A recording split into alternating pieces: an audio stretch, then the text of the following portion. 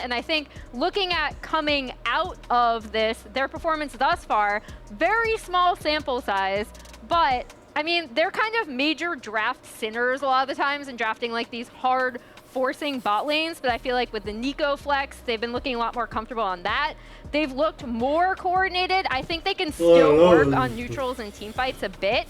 But the biggest thing is this to me. In that TES game, they actually were able to get a 2K gold lead by 8 minutes off of their early map movements. First turret topside, first blood onto 369. It was so much more well coordinated than anything I saw out of them in their run to get here, where they kind of barely squeaked by KT to make it. I think it's a massive improvement, and it's a struggle for T1 because they're always judged against the best version of themselves, and the best version of themselves is the best team in the world. It is a huge, huge glow up, but I do think when it comes to contesting the best in the world, there's still a little way to go, but the contrast between those regional qualifiers and today is astounding. Yeah. Saying there's a chance. There's a chance. There is a chance. I think we saw 8 games of this at MSI, right? And that is what's making me a little bit nervous for G2. Watching it back with my breakfast, I thought there was sour milk in my coffee because some of these games, you know, and especially that game 5 that they really had it in the palm of their hand for G2. And to think of the fact that T1 is a team that always levels up. They will have looked at that series. So I think it all comes into play today. Let's see what the fans think, because we're always wrong. And the fans are mostly right. They have like an 82%. I know, I think the fans are usually wrong based on this one. The fans, yeah, we can't trust the fans. So I'm not sure these numbers are right. For sure that G2 number should be higher. Oh, this is so cute. Okay, I'll give him that. That is very cute. I think G2, this is a tall task. T1 showing proficiency in the early game against a G2 who has not been consistent, who threw leads in their biggest game against HLE. It's a tall task, but if we get to mid to late game on even footing, I have a lot of hope for G2. Yeah, that's the big thing for me is how strong are T1 going to be able to come out? How well coordinated are they going to look? And what are they going to lock in? Because like I said, when they draft for comfort, a lot of times it is these early game compositions where they really want to fight you early or push through like a hard 2v2. And I think the draft is going to be a central point because when you look at that MSI series, it was all about the unique picks that G2 brought to the table, the Rek'Sai, the Zac, the Poppy. Do they have another creative angle today? Because we saw what happens when that angle was removed. That was the second best of 5 series where they got 3-0. So hoping for a little bit of that draft creativity as well to give G2 an early game edge they might not otherwise have. 2 games of that. 3 wins were close. Yeah. Okay, they're really close. Anyways, what a day we had to have ahead of them. Absolute glory waiting for T1 or for G2. MSI will be in the back of G2's heads, and they will know what happened when they were in the 2-2 match last year at Worlds. They want to erase that blemish completely, and they want to beat T1. But T1 and Faker want to show that they are still on top of the world. Match point for T1. The question is, can they finish it right now, right here?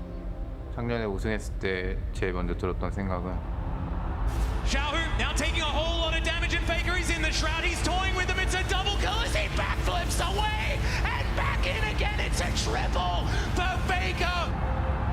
팬분들을 기쁘게 해줄 수 있어서 즐겁다는 생각이었고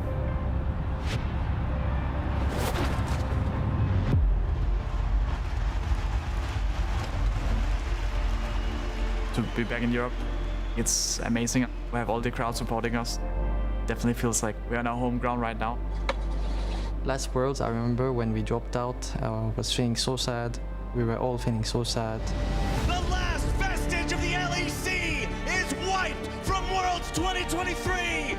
We really believe that we could achieve really amazing thing. We have another chance now. We're getting closer and closer. They beat G2 again. Twice in the same tournament, proving they are the better squad. We need to take our revenge, and I think we can. 이번 뮤비 제목이 Heaven is Crown인데 상영이 옆에서 봤을 때 그런 무게감이나 자리에 대한 압박감이 클 텐데도 그 자리를 계속 지켜내려고 하고 노력하는 모습이 멋진 것 같습니다. 그 왕관을 같이 지키기 위해서 최선을 다하겠습니다. If I win this match, then this will be my ticket to go home. Of course, I'm gonna take it.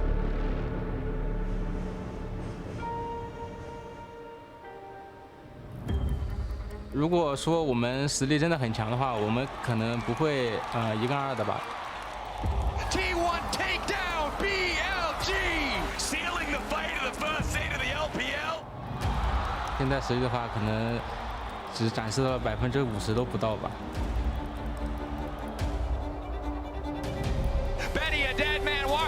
现在我们已经是1-2了，但是这种压力就是自己要想办法去承受。那你扛住了压力，晋级了之后你就会变得更强。但是你扛不住压力，那我们可能就是没有办法成为有办法进8强的队伍。我觉得以我们现在的状态，我们应该是走一步看一步嘛。毕竟先调好当前是最重要的。如果我们再输1场就会结束嘛，那我们肯定是压力是会有点大，但我们会把这个压力好好的掌握住。我觉得质疑我们没有关系吧，就是我们会自己一步一步再证明自己的吧，然后证明我们是 LPL 1号种子。对。上去虐一下。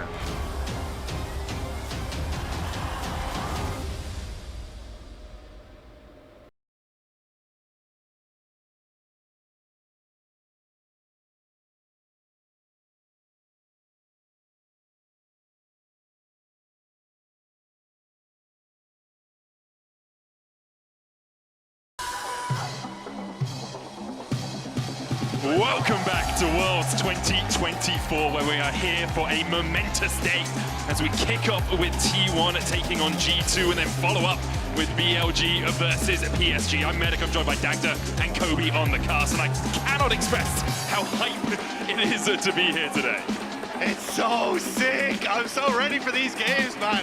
The second I saw this on the docket, I think everyone looked at each other going, this is the series to watch. Yeah, very rarely in international play do we get to have rivalries really built up because it's hard to keep drawing your opponent. But both of our series today are redraws, so it's really fun to kind of continue the stories. Yeah, obviously BLG playing up against PSG back at MSI, G2 and T1 had the same happen to them. It was very close in the first series, not so close in the second. T1 took that 3-0, and now we sit in the 2-1 matches. The winner of this goes to Paris, goes to quarterfinals, and gets to battle in the capital city of France. But the last time we were in Europe was 2019, and that worked out pretty well for G2, beating them in both MSI and Worlds, but it is a different beast that we're looking at here today for T1, so definitely an uphill battle for G2. It certainly is, and that's a good point, coming into this series, that the groundwork does need to be laid here. For both of these teams, in my opinion, it was a very different look coming into this tournament. Neither team really looking at their peak. T1 struggle is obviously well documented in summer, but for me, G2 as well, even though they did end up winning, a lot of the early games looking quite sluggish, having to come back in a lot of the games, and so it has been nice to see here at Worlds so far, even in the few games that we have seen really early on, that each of them have truly embraced their own metas and really started to improve on a lot of those issues from summer. And that's why someone I think who's really stepped up for T1 is Oner. He has been fantastic in their games, and specifically on things like the Vi. So I was wondering if we would get a Vi ban, but we're not going to see it. Instead, it's going to be the Renatic and Kalista and Braum taken away. So immediately, still an Orianna open available for Caps if he wants to go towards that. And I kind of like that from G2 because one thing that T1 have done, they've stayed true to Guma and Keria wanting to play really heavy attack bottom lanes, really aggressive, double range bottom lanes in multiple games there. Plus G2, we already saw the Orianna Nocturne combination. It was beautiful, but Nocturne has been demonstrated to work with so many other champions. Gen.G, of course, using with all kinds of other things, the Ahri, the Aurora, even the Twitch. So the possibilities are endless. Yeah, I think a lot of people think of Nocturne as only this champion that goes in, but you have to think about turning off the lights in a team fight and how impactful that can be. We talked a lot backstage, Dagda. You were pontificating on, if you leave the Nocturne up, will we see the Orianna immediately picked up by T1? But instead, it's the Ahri here for Faker. And that's what I thought we'd see, is the Orianna taken away, and then you'd have some adaptation for something like a Nico or something like that coming through for Caps to try and facilitate alongside the lights being switched off. But they're going to go back towards an Ahri Skarner, which I'm not a big fan of because I think it lacks a lot of damage in that mid lane. But it does mean that you're going to be relying on someone like Gumayusi to come out with something like a Kai'Sa or something along these lines to really be that damage dealer for the mid game and facilitate this low damage mid jungle combo. And the biggest thing to me is for T1 is almost always Zeus, and I'm very happy that he's on red side. So you're like, oh, okay, you know, they got a Skarner jungle, they're gonna have some tank there, but Zeus having basically guaranteed counter pick possibility for him, I think is huge for T1, since to me, Broken Blade has really become such a big force for G2, and his flexibility was one of the biggest tools that they used, you know, the Galio counter pick into the Rumble and whatnot, but in this game, he's probably gonna be forced to blind. I think it's also curious if you end up leaving the counter pick for Carrier, right? Because I think he has been fantastic in that role where he's been able to get that R5 counter pick, bring out some unusual supports like the Nico and that, and then try and terrorize you through that. So maybe that's it, but with the Jax now locked in, potential here to just take that counter pick immediately for Zeus. Exactly. Now you can counter pick with both roles. Best of both worlds. Let's see what they decide to lock in early here before the second round of protection bans come in.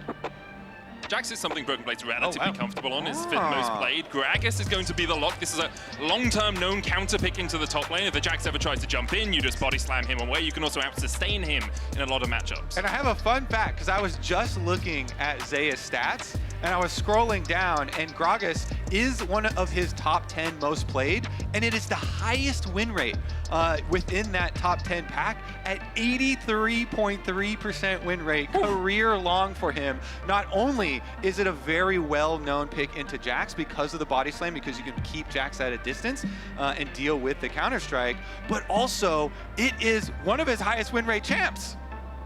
Yeah, I mean, he's been absolutely exceptional when he gets hands on it. I think when you're looking at a combo that is definitely a, hey, we want to jump in on top of you with Nocturne, with Jax, with more than likely another engage support for Mickey, having that disengage off the cast is going to be so important, and you can already see they're banning away a lot of those immediately. One on the Rel side, but on the opposite side, a lot of that anti-dive for the AD carries. The Xayah gone. I wouldn't be surprised with an Ezreal to be taken off the board here as well. Kai'Sa removed by T1, so we're not going to see Gumayusi on that in the bot lane. Yeah, I think this is the setup for the Ezreal pick. Kai'Sa kind of your traditional counter to that. And Ezreal at least has 2 dashes that he can try and avoid some of this engage, although it is still difficult. So I wouldn't be surprised with the Ezreal here. Keep the counter pick then for Carrier on R5 and see how it goes. But I'm not a fan of this one.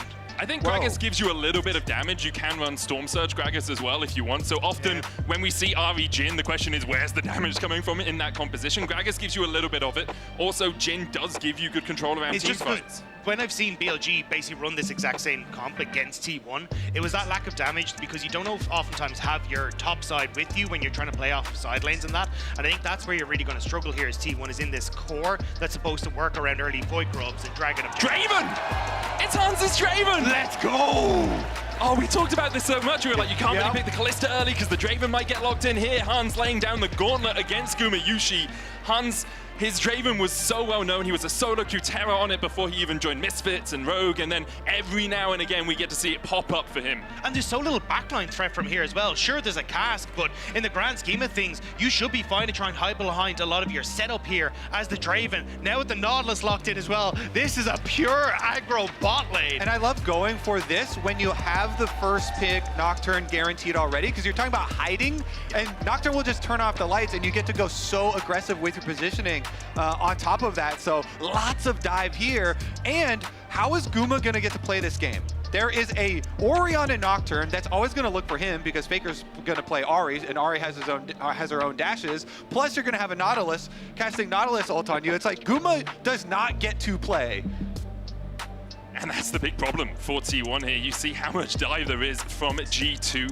I love the fact they've decided to go for this all-in composition. It's taking the fight to T1. T1, on the other hand, do have good disengage, and if a fight gets disengaged, Jhin can start to rain hell. Ahri's dashing around the fight. You have the Gragas ultimate as well to split it up.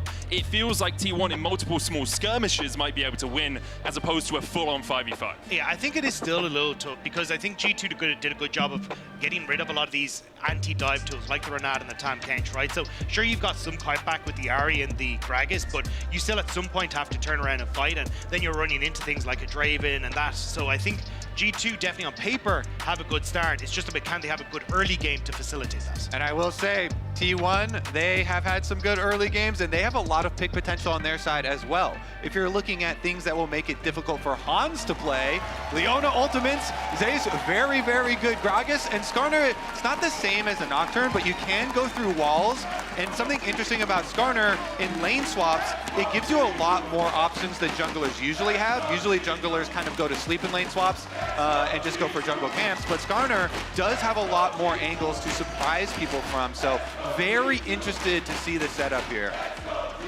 For the third time this year, we see T1 and G2 go on to the Rift in a series.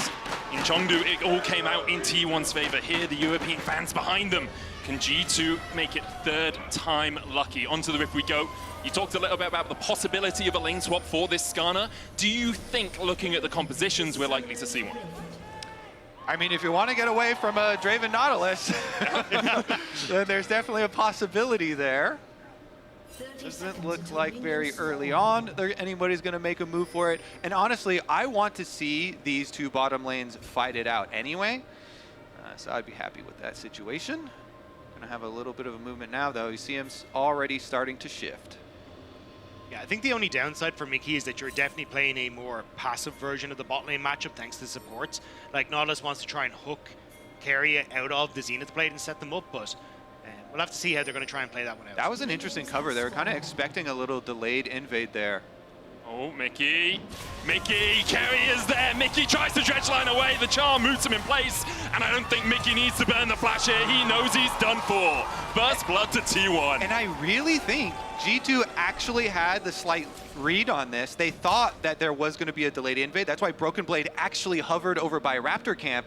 But then they felt like it had been too long and T1 wasn't still going to go for it. But T1, they just upset them with the timing. It was actually something that happened in game one of the first best of 5 at MSI. Faker got caught out moving around toward that Razor Beaks to get the ward in that he so often does. Here, G2 read T1, but T1 read G2 reading T1. And they just out-mind game them here. Mickey will get back to the lane, didn't burn either of his summoners. But that first blood going over to Gumayusi is so impactful for the lane if he can go back and spend that money. Yeah, even the fact that you just get push allows you so easily to do that. Now that you have that advantage as well, with Hans Sama being late to the lane, so you get to reset, set things up a little earlier. And as I was talking about, the fact that you have the Leona here actually makes this the more aggressive lane for Gumayusi, because he can look to play on that not only item lead, but the fact he has the barrier as well gives him a lot more trading power in the potential all-in. So I think if Oner is able to get down here off of the resets, I think T1 could look to punish further the G2 bot lane. And if you look at those junglers, Yike is the one clearing down towards the bottom side, but Oner's going to make a quick move over here because they know that they were able to sweep out Mickey's ward, and he's got a path towards Caps. Has been trying to pressure Faker in the mid lane.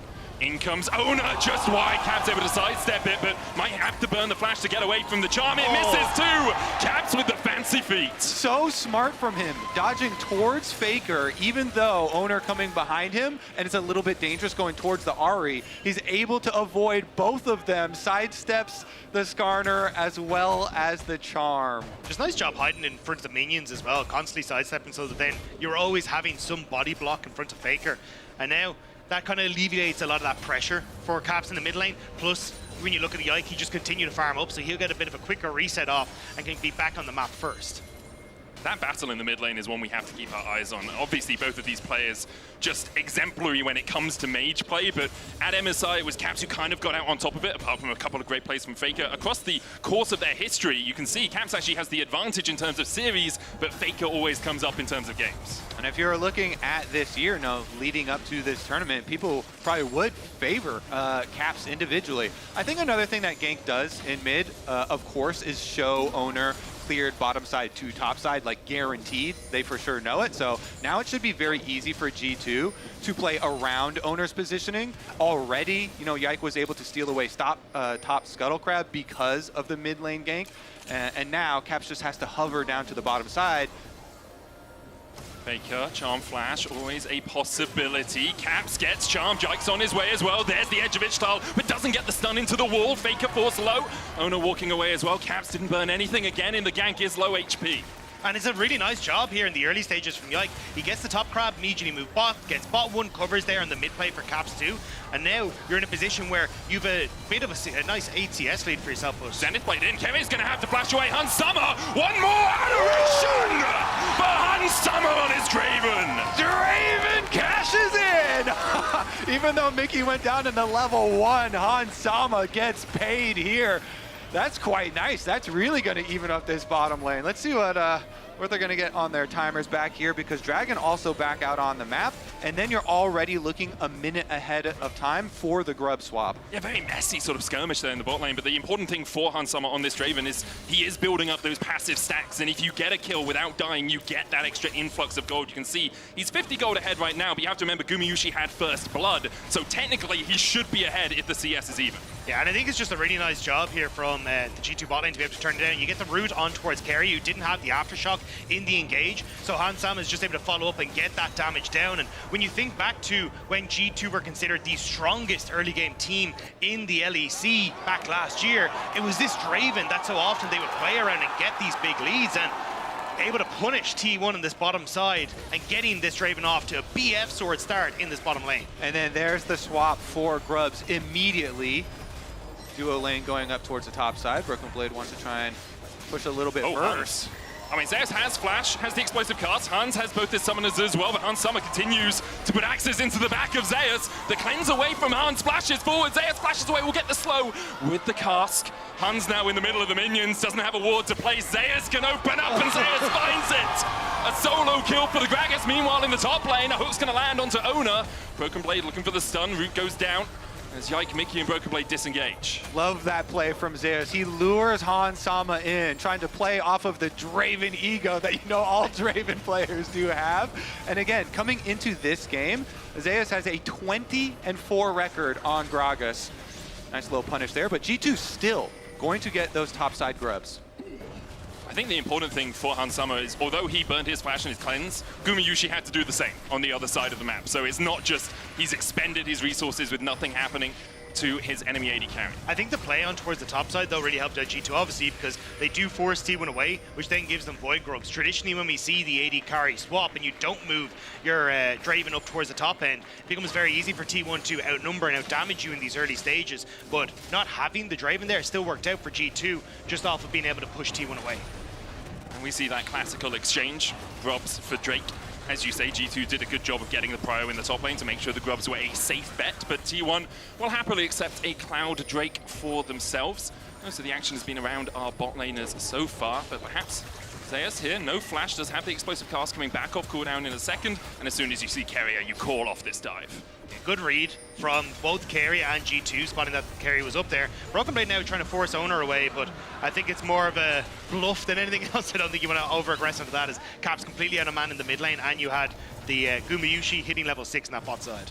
I think the Grub buff really is going to be critical in this game too, because both of these teams do have so many ways to pick off people in the side lane. So if you can get the towers down quicker, then you're going to open yourselves up to snowball very quickly with, you know, these compositions having some of the similar goals. So next spawn of Void Grubs is going to be a banger, boys. Yeah, that's the important thing. It's the breakpoints at 4 and 6 Grubs, right? So the expectation is in about 2 minutes, 40 seconds, we will see G2 and T1 making sure they have their top sides prepped and looking for that fight. At the moment, Broken Blade matching into Gumayusi. He's having a bit of a struggle here, trying to get as much farm as he can, but he knows he's on the weak side of the map. You can see T1 have wards in the river, one towards the Razorbeaks, where Broken Blade has no vision of any approaching enemies.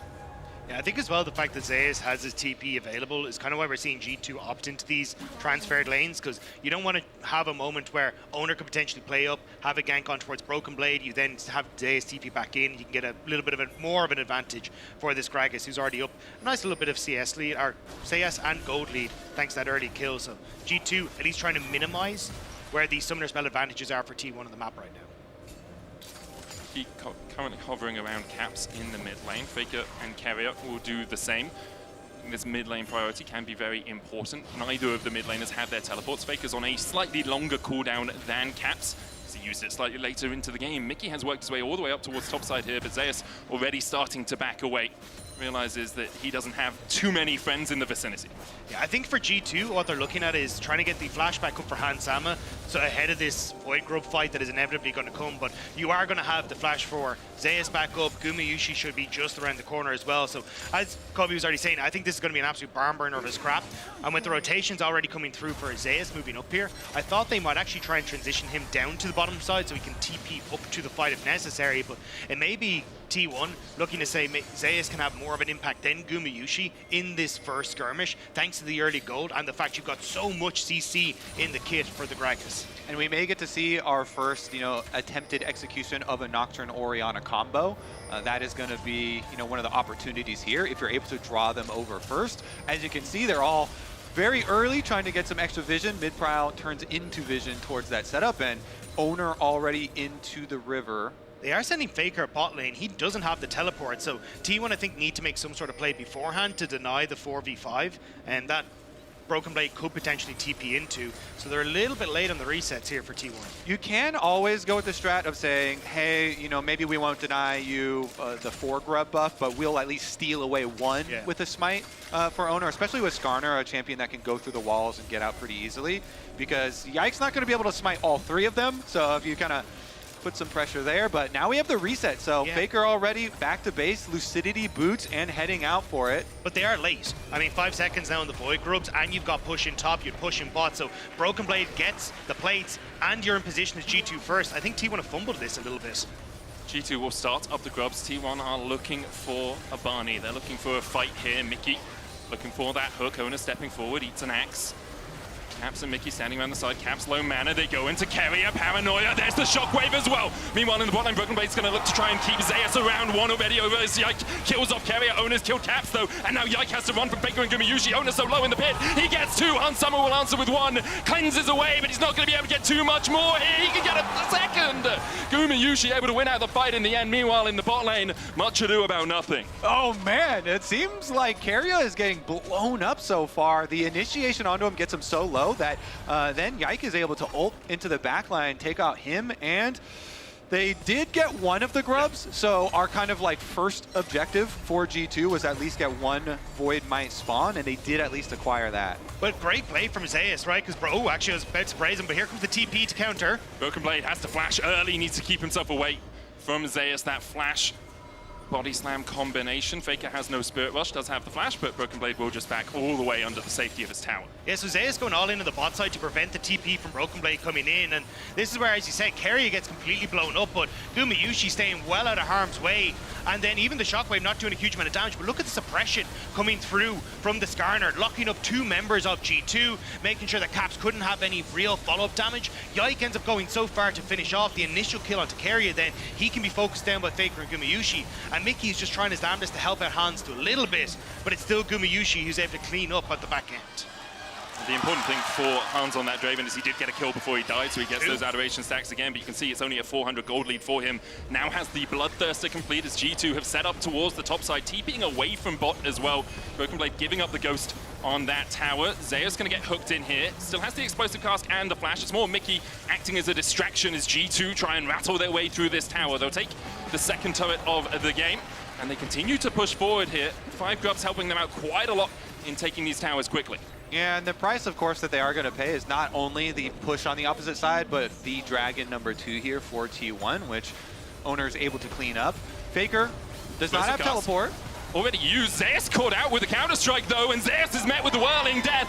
The curtains open, Unsummer so low, but Broken Blade can tank that up well enough as G2 managed to escape with a kill. Caps is looking for a little bit more, though. Gumayusi has the flash, has the barrier, and I think G2 realize they can't really dive this. Yeah, but look at the bot side. Faker's completely pushing in. Gumayusi's still looking for more. Broken Blade gonna have to place a ward so we can hop on out of there. There it is, but as they went for that engage, Mickey hooked on towards Zeus right as the cast came through, so I think it ended up a little bit more wonky than expected, but T1 are picking up so much on the map. Yeah, I think the calls from T1 in response to that commitment from G2 were very, very good. T1 did not panic at all. They also did not over-allocate resources. They only had 3 people to defend under the dive, and they're like, it's fine if you kill someone, we're gonna get a return kill and stop your 5-person push. And they just had Owner, instead of coming to try and trap, he just pushed mid lane as well. So not only Faker pushing bottom lane, but also getting that push there. It's these small things Caps locked against the wall, but knows there's no one else in the vicinity to really be a threat.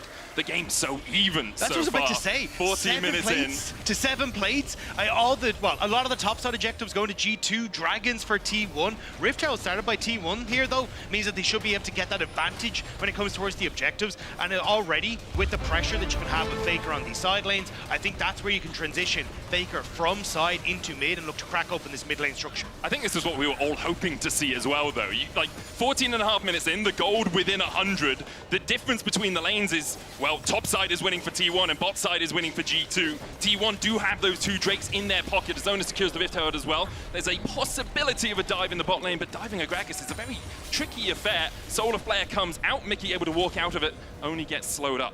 Yeah, Keria once again coming for the defense here under towers. T1 that has been the priority, and now after resetting with Rift Herald, T1 have a lot of options for themselves. Looks like they're going to try and fight G2 off of this bottom quadrant of the map. Saw this not work out for DK yesterday. We'll see if T1 have a better affair as there's to suppress immediately. They lock them in. The shockwave coming out as well as Broken Blade tries to survive. The tower will dive, but Caps is low. Faker diving forward, the paranoia on him, and Nicky's going to be the first to pull G2. All hail the retreat. Trying to get the hell out of here because T1 are hungry for blood. Faker will find another as T1 find 2 in the bot lane die. T1 read G2 perfectly. Faker had already moved in towards this bottom side, and the second Broken Blade leap striked in, Zeus was like, you're all mine. The cask into the blowback and immediately kill him afterwards. Great stuff by T1. This Zeus Gragas that he has pulled out here looks like he's going to even further improve on his win rate with this champion with how he's playing. He's just been... TP behind. Wait, Faker doesn't have flash, doesn't have Spirit Rush. Kevia's going to try and keep Caps busy. Ona comes across the wall with the Edge of Ishtal. Will get himself to the blast cone in time. Faker's still trying to retreat down towards the bottom side, but he'll get out as well. And all the meanwhile, Zeus just TPs the top lane and takes another tower. I think the next thing you have to look to for G2 is you're really worried about your mid tower since T1 have the Rift Herald in their pocket. Yep. So T1 just got a bunch of gold off this defense, and look at Zeus. He's so smart. He goes for the knockback plus killing the minions. And there's only 1 melee left, so it's right in the hands of Owner. It's just the coordination here is so nice from T1. They fully reset and they try and punish. It's also really smart just keeping their damage dealers away from the start of the fight. You can see the shockwave hits 3 people, but it's Owner, Zeus, and Keria, and it's like, who cares? They're tanky enough. So then Faker and Guma come in later and actually start putting the damage down. And that's where every single fight we've watched, it's been very difficult for G2 to operate with this Orianna Nocturne combo on towards the back line. There, you've got a Terror in the way. They don't want to dive too far and completely be separated by the structure. And in the initial team fight over at the second Void Grubs, everyone was clumped up, so they invite all that to be burst on towards the tanks. So T1 are just kind of setting up for these team fights incredibly well and being able to play through, as you say, the damage dealers constantly being safe and a massive threat in these fights. I think what G2 really need to leverage right now is this Nocturne's ability to pressure the side lanes, because at least the tower did go down in the end, even though it has been a little bit rough in the last sequence of plays for G2, and they're starting to drop a decent amount of gold. They still do have a lot of territory to work with now, and if Yike can get 1 more level, you actually get a nice range boost on your ultimate, but... Solar Flare. Yike puts up the shroud. In goes the Stinger, and down onto the backline goes Yike. Looking for that paranoia. Mickey knocked in as well. Gumayusi has to flash away. The Whirling Death coming out from Hansama. And Faker's on the flank. Keria chased out by Broken Blade. There'll be one. Faker trying to get onto Hansama as well. Lands the charm. Owner's there to help. The cleanse from Hans is not enough. And now it's a 3v4. T1 advancing again. Gumayusi was able to escape. Faker has another Spirit Rush. The charm goes wide. Yike and Caps alongside Broken Blade able to keep on to their lives right now. Zeus, though, can look for more. Broken Blade stepping forward into the darkness. Rift Herald pushed in the mid lane. That's going to take the tower, and it's only a Chemdrake. The T1 really care too much about it. G2 realize they can't fight around it anymore, and they'll back towards the bot lane. The cask again from Zeus, splitting up that fight perfectly in favor of T1. It looked a little dicey for Gumayusi as they had to flash over the wall, but T1, these team fights consistently going their way. And this one, yeah, Keria gets focused early, but Keria's a little bit of a bait. Track this Leona throughout it. Broken Blade ends up having to flash to finish him off. But here's a look at that initiation you're talking about. Yeah, you get the grab on towards Caps again, who just gets caught out, but this looks a little dicey as Gumayusi has to flash away, but it means that there's actually no backline, or front line for Hans Sama. Zeus immediately goes on him, Faker turns on to him, a late cleanse on towards that charm as well, means that he can't get the last little bit of damage out, and it's G2, they're getting pulled apart in these fights. Yeah, we talked a lot about backline threat on Hans Sama. What T1 are doing so well is having multiple avenues of approach. You can see Faker coming around the back there. You see the initial engage going out from Keria, from Ono, and then they really pincer in on this movement. T1 team fighting absolutely superbly right now. Yeah, pulled apart and pushed apart with the Gragas ultimate. Actually beautiful stuff there. And again, that did result in multiple objectives because of the Rift Trail that we talked about, getting popped from them as well. So now T1 are in a situation where they're going to have a lot of leverage to actually draw G2 to them. G2 really wanted to be in the position this game where they could actually dictate first before these objectives are coming up, but because of how the last few minutes have gone for them, they're going to have to be reactive and come up with some outplays. But it's going to be really tough because look at Faker's build. Hasn't gone for your traditional, like, pure control mage. He's gone for this blip push build where he's looking at the Lich Bane to say, hey, I can start to take structures very well. I can have a ton of threat on side lanes. And it's basically leveraging the fact that Orianna sucks in the side lane. She does not want to be there. She's incredibly vulnerable. And Faker just saying, cool, well, I'm going to push out everything on the map, making it impossible for G2 to try and play through Orianna Nocturne and just draw again G2 further around so T1 can continue to put the pressure on. And I don't want to like inject false hopium into you guys, but please do. In you might need some right now. In situations like this are when I've actually seen G2 shine a lot, when they are forced to come back in creative situations.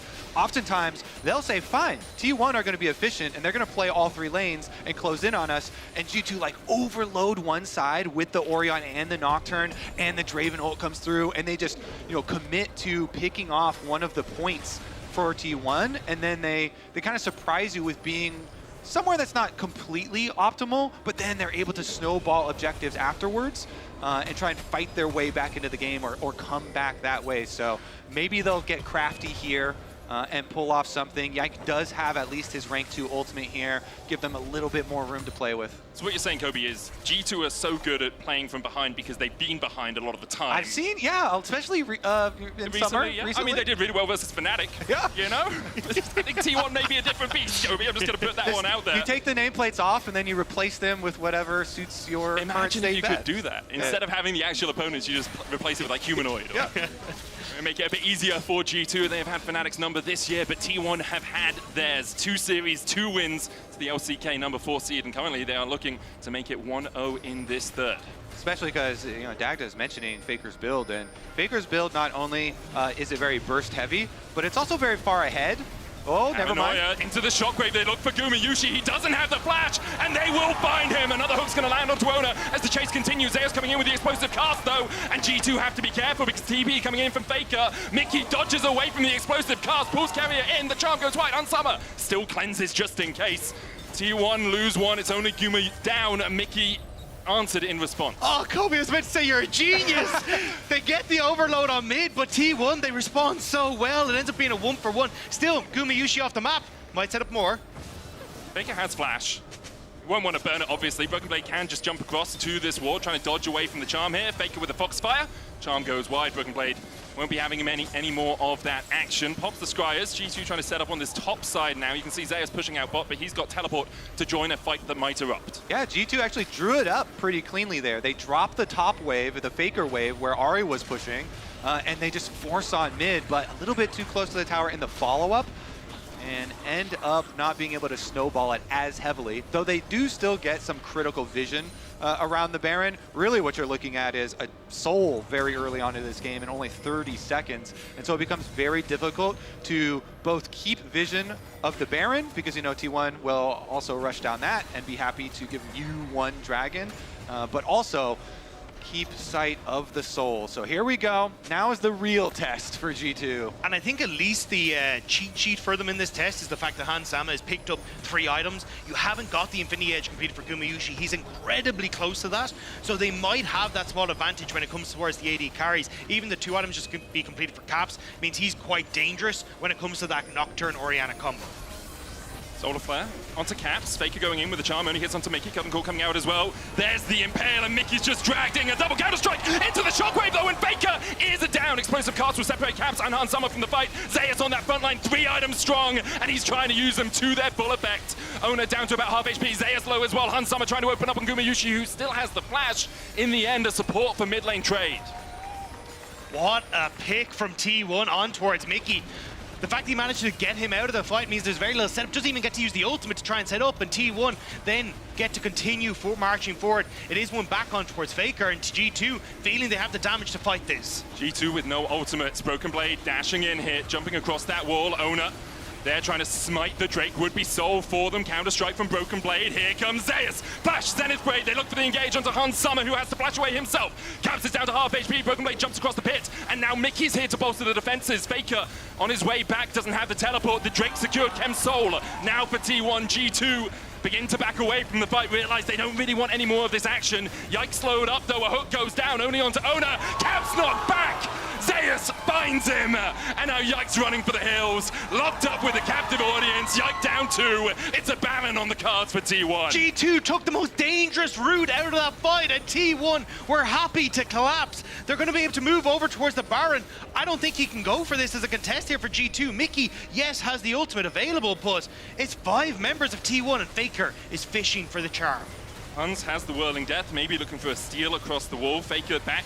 There's a little bit of vision here for G2. That wall just outside of the pit, giving them a sense of what's going on inside it. Broken Blade looking for the flank. No flash on him, but does have that Grandmaster's Might. Mickey looking for the engage, but realizes pretty sharpish that he can't go for it. Still charmed up. Spirit Rush forward by Faker. There's the Curtain Calls as well, and there's Curtains for Mickey. Carrier takes him. And T1 take the Baron. They are in firm control of the game as Hans Summer's overstepped 2. Hans Summer's down 2. T1 6k ahead, a Soul, a Baron, and maybe more of his Broken Blade's charmed. And T1 continue to collapse. The jump away from Broken Blade will keep them safe for a moment, but T1 are knocking on the door.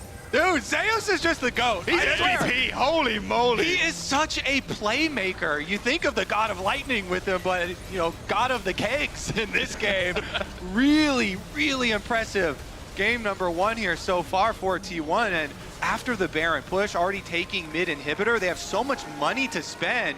You have to think it's going to be a quick reset for them and right back out to pushing. They have so much money and so much time. Still 2 minutes left on that Red Bull Baron power play. They've already got 3.5k off it. Mickey contributing to the Nautilus Death Thund. Misses the hook as Carrier goes wide with the Zenith Blade Tooth. Mickey has to flash away. It's another engage tool lost for G2. I mean, it was nearly another death for Mickey. Nearly going to be 0-8 in this game, but G2 now starting to push out. T1 did stick around a little bit long, so maybe G2, if Faker separated field, they have a chance to go in, but I think it's still incredibly difficult because, honestly, that's only a flank angle for Faker. Very small window there to engage. They did have a little bit of vision. A TP coming in.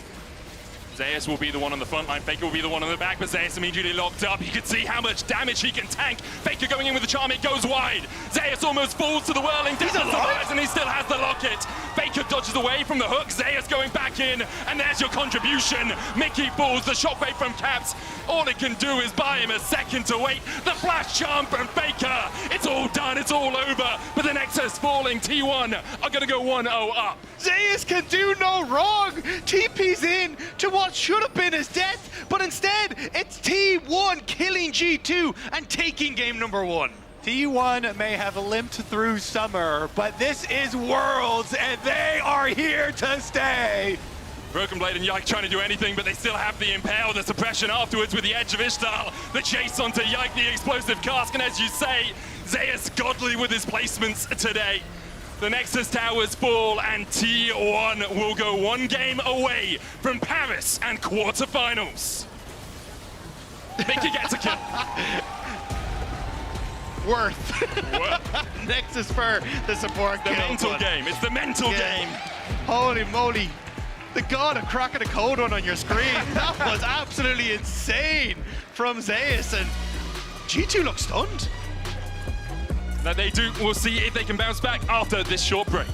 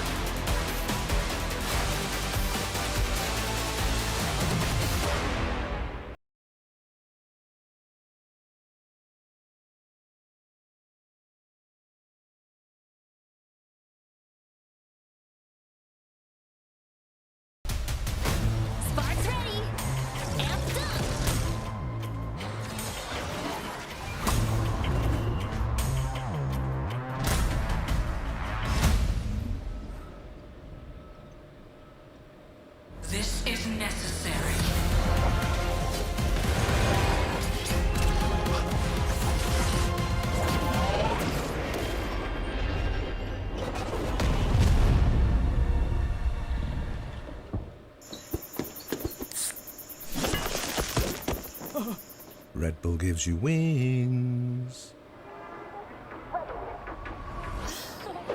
You wish. In the dojo. You want to pet high? In the dojo.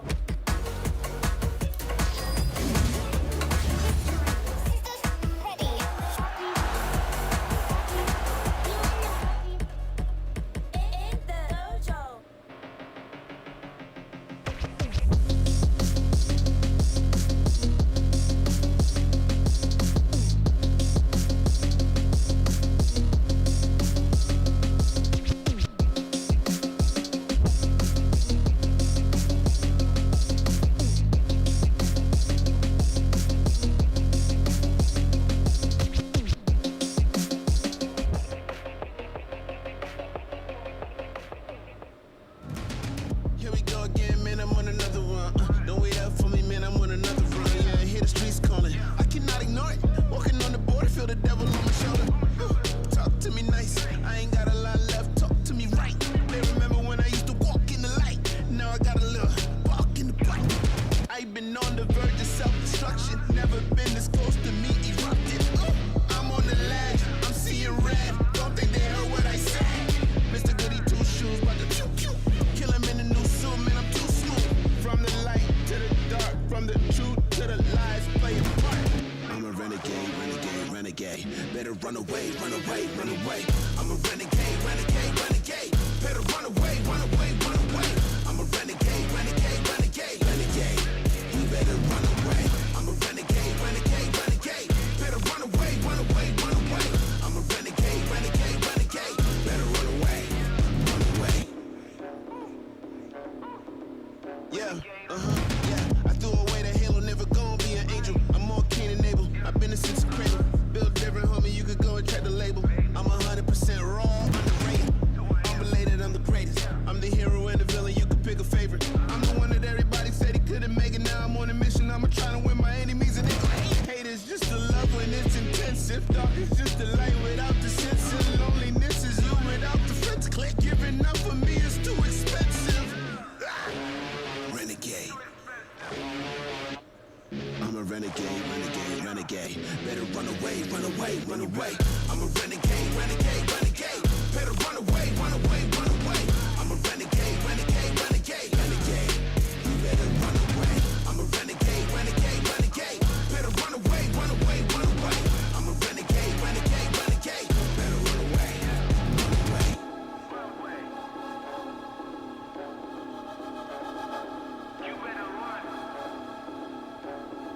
Yeah, I tell the world, never label me the same. I feel nobody could relate. You can't box me in the day. I'm breaking chains, I'm in the raid. And that's just me, just me, just me. Don't box me in, it'll get interesting. Cause you don't know the pain that I'm wrestling. I'm a renegade when I ain't resting. That means all day. You don't wanna test me, this ain't all play. I could be the warm breeze on a cold day. Or the one you gambling with after a parlay. Yeah, but that's just me, just me, just me. Don't push me unless you're feeling lucky. Or you gonna turn this into a must-see. And I don't wanna go there, trust me. Renegade.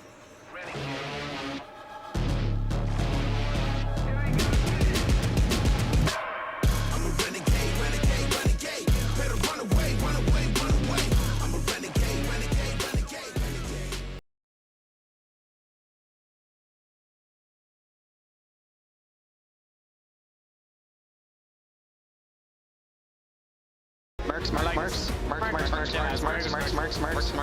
Plays like the most Mercs games in human history. Yeah, it is. ATS made pretty tough. Extended play in. Kemi's going to have to flash away on Summer. One more aggression! Zayas going back in, and there's your contribution. Mickey falls, the shockwave from Caps. All it can do is buy him a second to wait. The flash charm from Faker. It's all done, it's all over. But the Nexus falling, T1 are going to go 1-0 up. T1 saying we're 6-2 against you all year. You think it's gonna go any differently? Not in game one, it's not. And oh my god, can we just talk about the the Gragas pick that really glued everything together, not to mention that it was executed flawlessly. Yeah, I think the big thing with this composition, again, when I'm looking at the difference between T1 shakiness leading up to here to now, is pulling out this composition, knowing exactly how you want to play it, making tweaks like adding the Gragas in. Zeus had a phenomenal game. The Lich Bane Ahri from Faker really trying to spread the map and responding super well with this high execution composition to what G2 wanted to do with the Nocturne Orianna combo was really great to see from T1. And it's really a testament to T1's preparation that they were ready for this combo, because everyone has been talking about how good Nocturne Orianna is once the Auroras and the Yones are banned away. Clearly they were willing to give it up. Initially in draft we're super skeptical, but obviously they did their homework. They brought something that can answer. The Gragas picked the poster child for that, who has made Jhin, a champion that I otherwise really hate, seem much, much better, and also helps bring up some of the damage that an Ahri mid maybe won't otherwise have. Faker didn't go grass. He brought out Lich Bane, as you mentioned. So it feels like T1 took the meta that existed, refined it a little bit, and made a lot of picks that have not been looking great look damn good. Really good. I think me and Dracos are mad about the Jhin looking good a little bit. You Very know? mad about the Jhin looking We've been good. some Jhin haters over Jackie here. Love versus T1 made one piece of Jhin propaganda that people were holding on a little bit too hard, and it just really hasn't, other than that, hasn't been good. But today it's been different. I mean, It's been a good Guma game. watched it. It was against him, and he said, I can do better. He Don't did. you worry. And he did.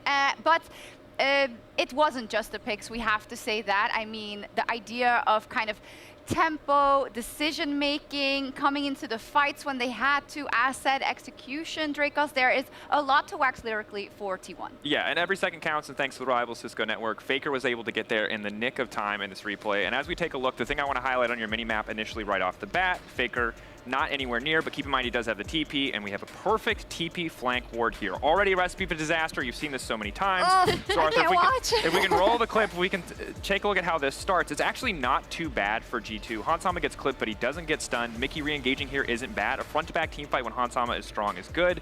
You pause, you can see the initial impact of the Nocturne ult is good. They're getting Orianna disrupting on the front. You're making sure that Jhin can't participate on the fight. But the beautiful thing here is that T1 aren't entirely reliant on Jhin for damage output, so it's not going to hurt too bad. Faker, you can see at the bottom of your screen, is already on that flank. And the moment that breaks this, as we take a look at the center of your screen here, is this Gragas ultimate on clear screen. If we can pause it one more time just to highlight what happens, we now have a perfect division on two sides, but Guma is safe and Faker is on the flank. And all of these people for G2, you go, oh, it's 3 people, it's going to be great. Ori has no ult. Nocturne has no ult. None of those people matter. The one person that matters is all here, all on his lonesome on the side. We can play out the rest of the clip. You know what happens. And the second that Hansama isn't free to auto-attack, you know how much damage he's doing. There's no room for G2 to play this out. Mickey tries to make a heroic effort to save the fight, but in a sustained damage battle, when Guma is able to just flash away to regroup with his team, T1 completely demolished. And the fact that they get double value, Gragas splits G2, which means Guma can flash into River. He doesn't have to flash any further back into the rest of the G2 team. River would normally be a death sentence, but this Gragas creates so much space and disrupts these fights so effortlessly. I think we're seeing this pick a lot more. Creating space mentioned. For Hansama, it's really one of those, oh, you probably wonder how I ended up in this position. And T1 says, no, we knew you were going to end up in this position. And I think, Emily, something you were also mentioning a lot is that because T1 sees how the game is going to play out, G2 had to use their Nocturne ult defensively a lot. And that puts T1 in a great position. Yeah, it's like Dracos mentioned, they're not as reliant on the Jhin as you would be in other like Jhin compositions. But then also like the way that they recognized how they wanted to disrupt what G2 wanted to do with this kind of instant burst from the Nocturne Orianna and be able to reposition with stuff like the Gragas and then on top of that the Ahri was so crucial in a lot of these fights. And I can't understate the coordination from T1 is, again, not something that they were as strong at in the lead up here. So to see this now from then could be a harbinger of doom for other Could teams. we play them in the best of ones, man? Wait, we just lost. It would have just been over. What are you talking about? We just lost the best of ones. This is the thing that I think is genius, is because obviously both comps have a similar identity in the terms of like Ahri wants to set up picks. You have this Nocturne Orianna combo to start a fight off favorably, but usually whoever goes first is favored. And the really big difference again is that Gragas ult, because you can reset a fight. So T1 get in, they get their cooldowns off first. G2 then go, all right guys, it's our turn. but it's not. The Gragas stops that from happening. Yeah, sovereign game from T1 in game 1. And I know there's like 2 LEC casters there and 1 NA. So Kobe, can you give them like a rallying cry? Can you give them, I don't know, some hope? Can you give us all a rallying cry, Yeah. actually? I was trying to give him some Lisa, hope, you know, some please. more. I've got a very large stock of hopium. I would say you don't want it to be a best of 1, because to Draco's point, yeah, you'd already be going home. So that's a good place to start. Yeah. If you lose this one, we'll just increase it to a best of 5. And it's a 2-2 after this, right? So That's true. G2 aren't eliminated. That's where my hopium's coming from. I'm kind of in this series, I just want to see good League of Legends mentality. And next series, you know, when we match up against Conquest. Keep your camera on Zeus then. You know, you just go to the pro view of Zeus, because he truly was magnificent in game number 1. You know, it got to start off all flashy with killing Hansama, who the Draven had just cashed in, just bought, was like filled with you know, courage, and kind of played him a little bit there by the tower. But then also the team play that came in, Zeus was just such a big part of it here in each and every team fight. And I think T1's team fighting has been absolutely exceptional at Worlds. You think back to their game against BLG where they win that 4 versus 5 at Baron. Now they're completely separating out fights to butcher G2 where they stand. And G2, they are opting back in towards the blue side, sticking to the same band. So I'm curious if we get a very similar, hey, we're just going to run it back and try and be better coordinated on some of these dives. I would say number 1 adjustment, because they're still, you know, banning the Kalista and Renata, but yeah, they add the Skarner here. I think a bigger thing was blind picking their Jax. Like versus T1, this team is so good at counter picking because both Keria and Zeus really benefit from it. And so you don't really want to blind pick any of your early matchups and just kind of go the normal route, which is you just go jungle and then, I mean, I guess if there's a priority on one of the Caps champions, but you could just go your bottom lane and not really reveal too much there. I am always a little nervous though when I see Oner on Vi, because he has been exceptional on this pick. I was even talking to Chronicler yesterday and he was saying how happy and thrilled he is to see Oner really stepping up on the world stage, and I think a lot of that has been his counter ganks on the Vi, being able to turn around quick plays, and we saw in the last game how good T1 were with that. So we'll have to see if G2 are able to contend with it as they go back towards the Orianna and now going for the blind Gnar in the top lane instead. I do think Gnar is a better blind. Like Gnar has been so versatile, and we've seen so many, you know, very strong Gnar so far at the tournament. We'll see if that's enough of an adjustment. It does open up the Rumble if we want to see that from Zeus in the top lane. We went all the way through picks and bans in game 1. Jax as well. It's more of a skill matchup, but Jax will start to take it over as the game goes on. Personally, I do like the Rumble with the Vi, just because you do get that equalizer Vi-ult combo, but they're going to go back towards the Jax and try and have more of a threat on towards the side lane, which can always work out incredibly well, especially when you see that Orianna already. I think maybe the adjustment is that Rumble does sometimes struggle against Nocturne because your ultimate, you can't get full value. You know, sometimes it's really hard to see the perfect placement. So maybe that's what he was thinking, not wanting to play team fights and having to work around that. Whereas Jax is definitely a bit easier, but Poppy again, yeah, T1, yeah, something we saw a lot at MSI from Mickey. That Halo Blades Poppy was causing problems. We also saw it from Broken Blade in the top lane in matchups into Cassante. Braum once again banned away by G2. They really don't want that unbreakable shield to have so much presence in the bot lane. I am surprised to see the Poppy though, because traditionally it's like, hey, a counter to the Jax, right? But you've already got the Gnar. And you're more than likely again going to see this counter pick for Keria. So I think Poppy only really works in that counter pick role. So I think if you end up taking Poppy, you could have gone back towards Nico or something and had this really devastating bot lane. I agree with you, but I think with the prevalence of lane swaps, there's always the possibility the Poppy just gets to be out on the map and you've lane swapped away from it, right? So I do get you. I think but Poppy it's only is for a short while. True. Right? So I think Poppy is more specific for counter matchups, but you already have 3 dashes on your team. You try and want to stop the Poppy from having too much impact. There's the Xayah banned away. G2 once again looking for that dive onto Gumayushi strategy. Exactly. They're very clear about this. They're trying to ban out anything defensive for the bottom lane. G2 really want to go very aggressive down there and kind of fight T1 on their own terms, honestly. So let's see what T1 do this time around. Very similar, just going to lock up the Jhin first.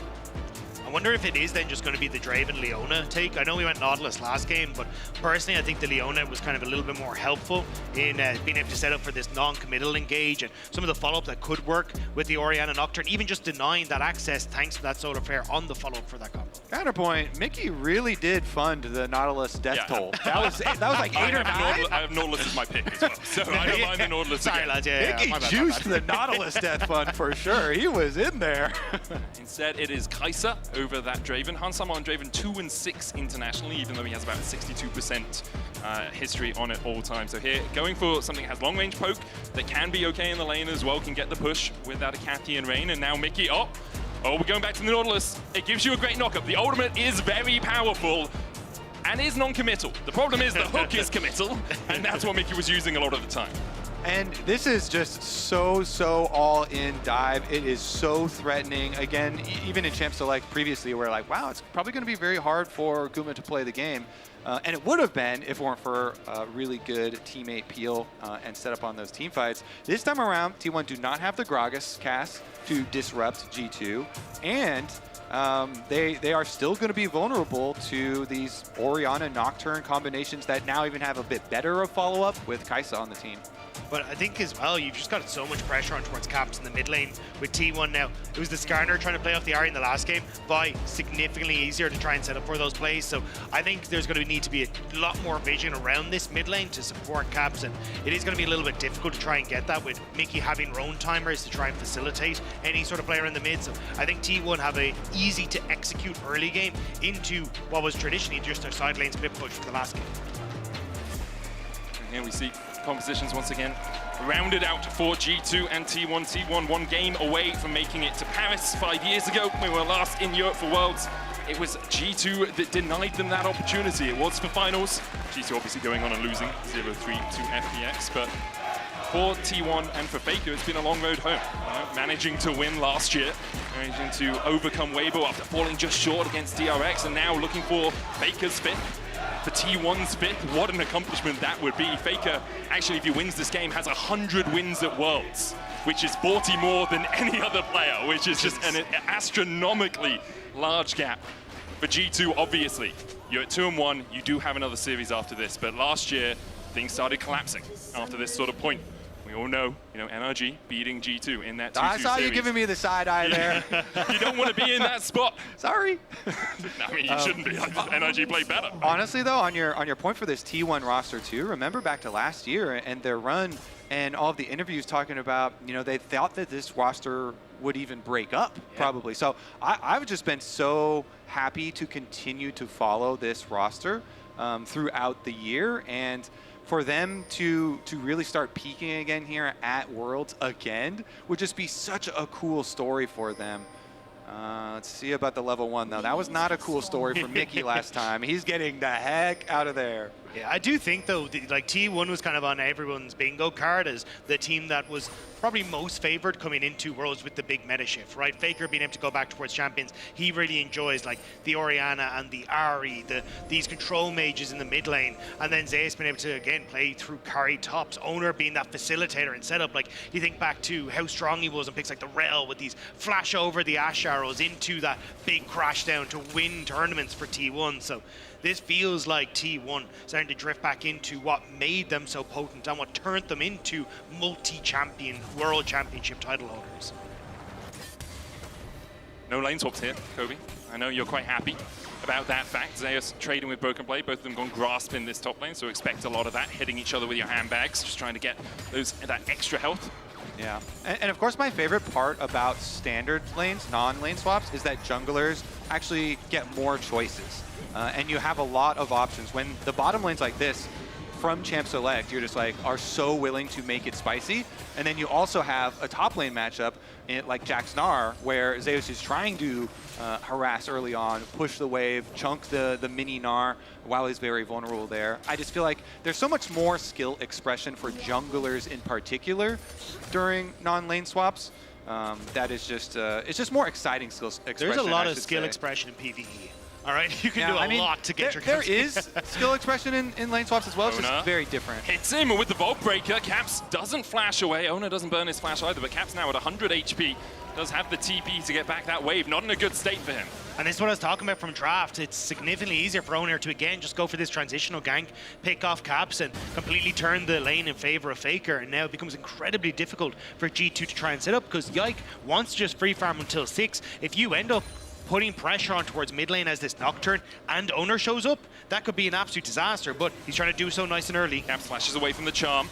Does spring it out from Yike for a little bit of extra movement speed on the chase. Faker here might have to flash because Yike is looking for that fear. Gets the red buff slow, but he doesn't know where Oner is, so has to back away. Exactly. You can't over chase in those situations, running past those mid lane brush. And so it is, in the end, going to be the advantage there with the flash. So we'll see about repeat ganks, because the #1 most obvious thing in the entire game is Vi plus Ahri. Level 6, guess what? You're dead. And now Caps does not have his flash.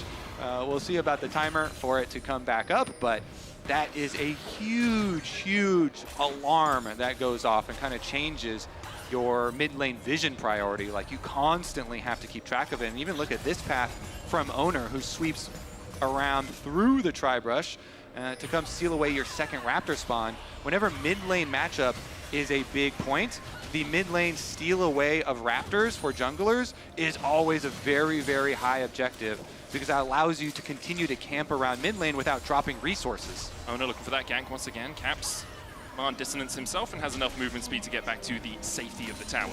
Yeah, Faker was pushing at the wave. He wants to try and reset, but I was a little nervous when I saw Oner taking those Raptors, because immediately you can just go in towards that mid lane, and if Caps is trying to play aggressive to deny Faker's reset, that could be where he punished, but didn't end up going that too far forward. And now it's Oner moving back up towards his top side for his own camps respawning to make sure that he's going to keep this little bit of a camp lead thanks to that Raptor steal. Yeah, and of course Yike on the opposite side, you know, doing some similar stuff there. They got the ward onto the second spawn of T1 Raptors, so it will see Oner's positioning. I think Oner, Zenith Blade going to go on to Mickey here, tries to dredge line away.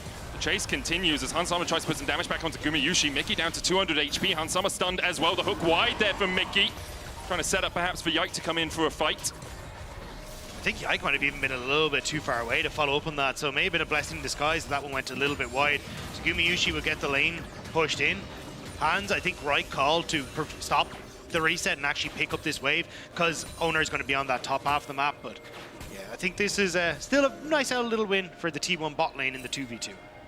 Yeah, much better than game 1 for them. We did see Oner topping the stats for most of the junglers here at Worlds so far. I think coming into this series, Oner would have been my standout player for T1. Zeus, after game 1, kind of puts his name in the hat as well. But Oner, I think, has just been so consistent for T1 here at Worlds. Especially on the Vi pick. Like, you think back to their game against BLG, where BLG were consistently trying to make plays on sides, but it was Oner showing up. Now you get Yike, who's trying to hover around mid with Mickey, and it's Oner in position alongside Keria.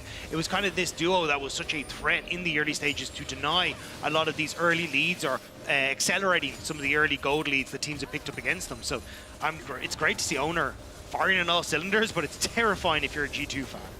Interesting sequence of movements here. T1 sending Zeus down towards the bot lane, where Caps has gone to try and push out that wave. G2 brought Hans and Mickey into mid to try and get the shove there as well. The problem for G2 is if they do look for an engage, Zeus still has the TP, where Caps does not. So this could very quickly turn into a 5v4. Broken Blade very low on rage as well, starting to build it up as he jumps onto Oner. He's only a third of the way there so far. Oner going lower though, Dustbringer coming out, double flash as Mickey looks for the flash hook. Meanwhile in the bot lane, Caps is trading up with Zeus. Keria going back in, Faker with the Spirit Rush, has 2 charges left.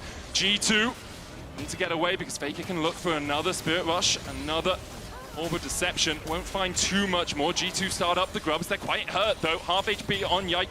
Broken Blow building up towards that Mega, looking for an arm into the wall if anyone advances through that choke point. I love G2's calls there, playing for damage. You saw Caps down here actually poking out Zeus, and then immediately jumping on the 2 separated in river to just play for some health bars to be able to get yourselves the objectives first. The small chunks in damage allow them the opening. Again, a 3 grub start here for G2.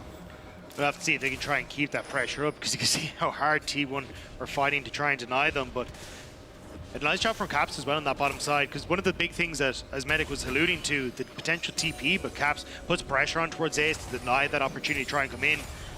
And T1 were trying to be sneaky against Broken Blade there, but the ward just spots them out.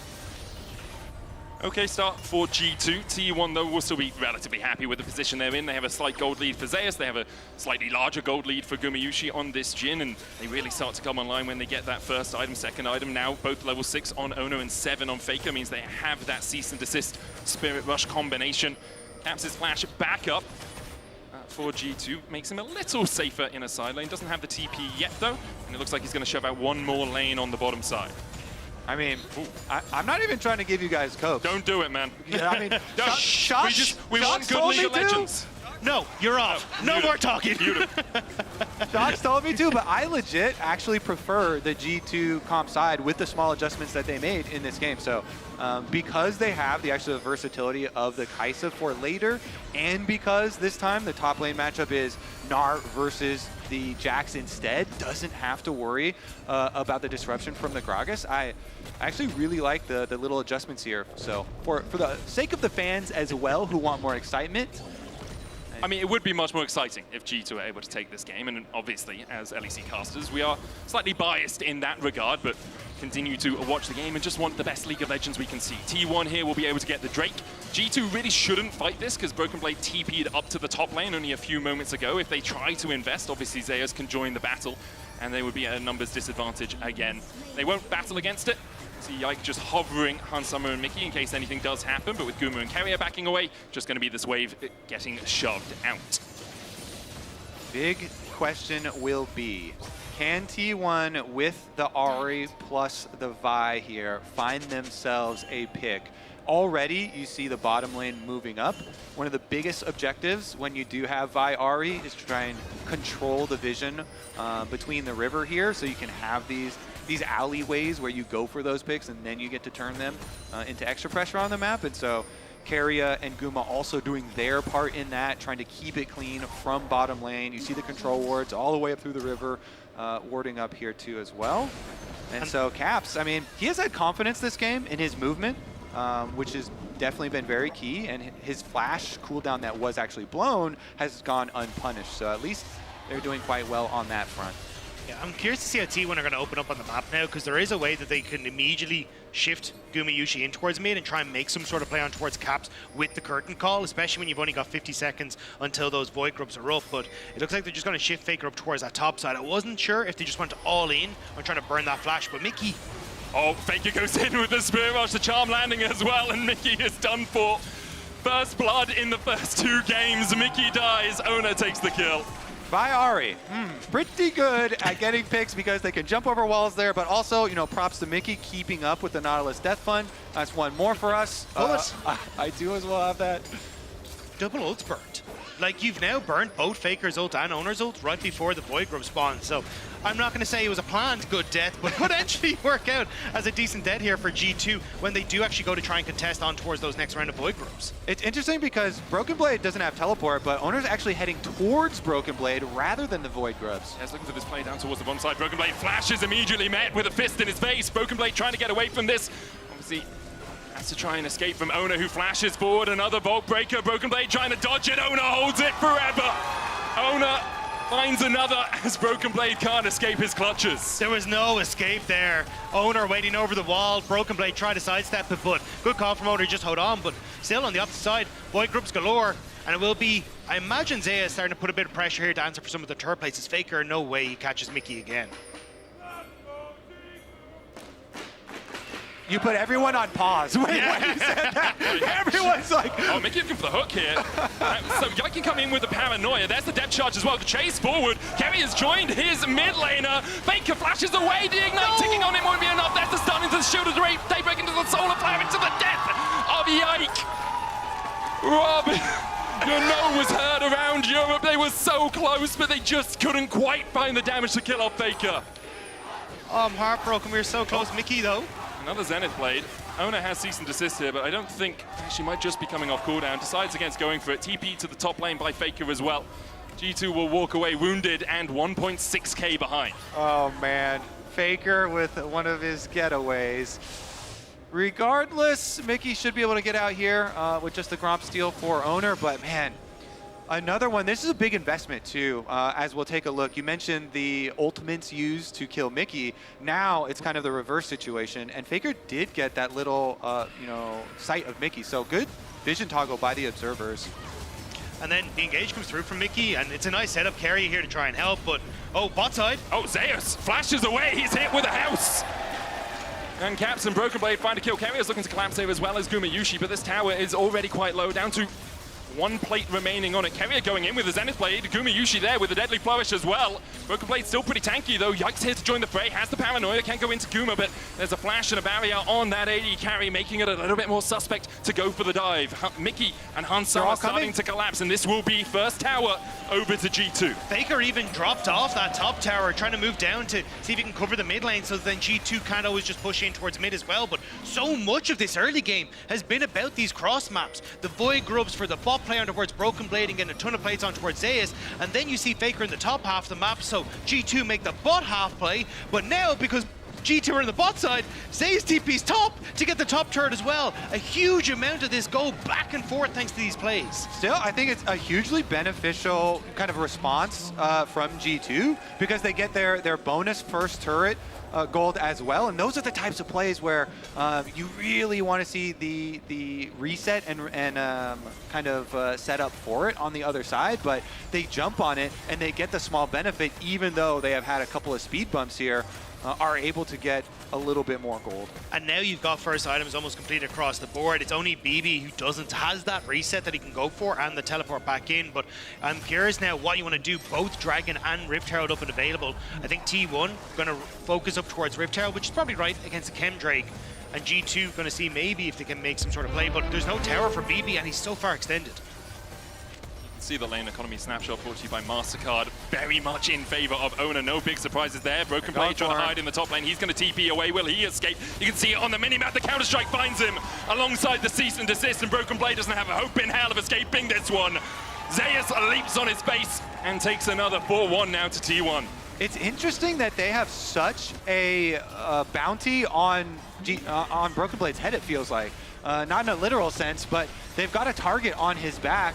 T1 keep on going for these assassination attempts onto Broken Blade. It's almost like when they gave up the 6 grubs, they were saying, you are not going to have a split pusher that can use these. We're going to make sure of it because while we did give up the 6 grub buff, you know, we killed Broken Blade when we did that, and then we're going to keep looking for kills on him and try and really put that Gnar behind to the point that Zeus is going to be able to control side lanes. Faker is going to be able to Another get charm hits. hits once again. Mickey thought he was safe in his own jungle, but there is nowhere safe from T1. And this is the moment in the game, in game 1, where we saw T1 begin to explode it away from G2's grasp. You can see already 2,500 gold ahead. Now with the Rift Herald charging through mid, they're going to open up the map and make it so much more tricky for G2 to do anything. Charm wide there by Faker, but he's just creating space. The Solar Flare hits. Hansama has to burn the cleanse, and Zeus is on the flank. The counter-strike, Hansama flashes it. Rift Herald charge forward. Zona can jump across that wall and look for Hansama. Yike with a fear, only onto Zeus. They're looking for the damage. The Shockwave will find him. Hansama surviving up towards the top side for as long as he can in the face of Oner, but now he's down and Keria is down alongside him.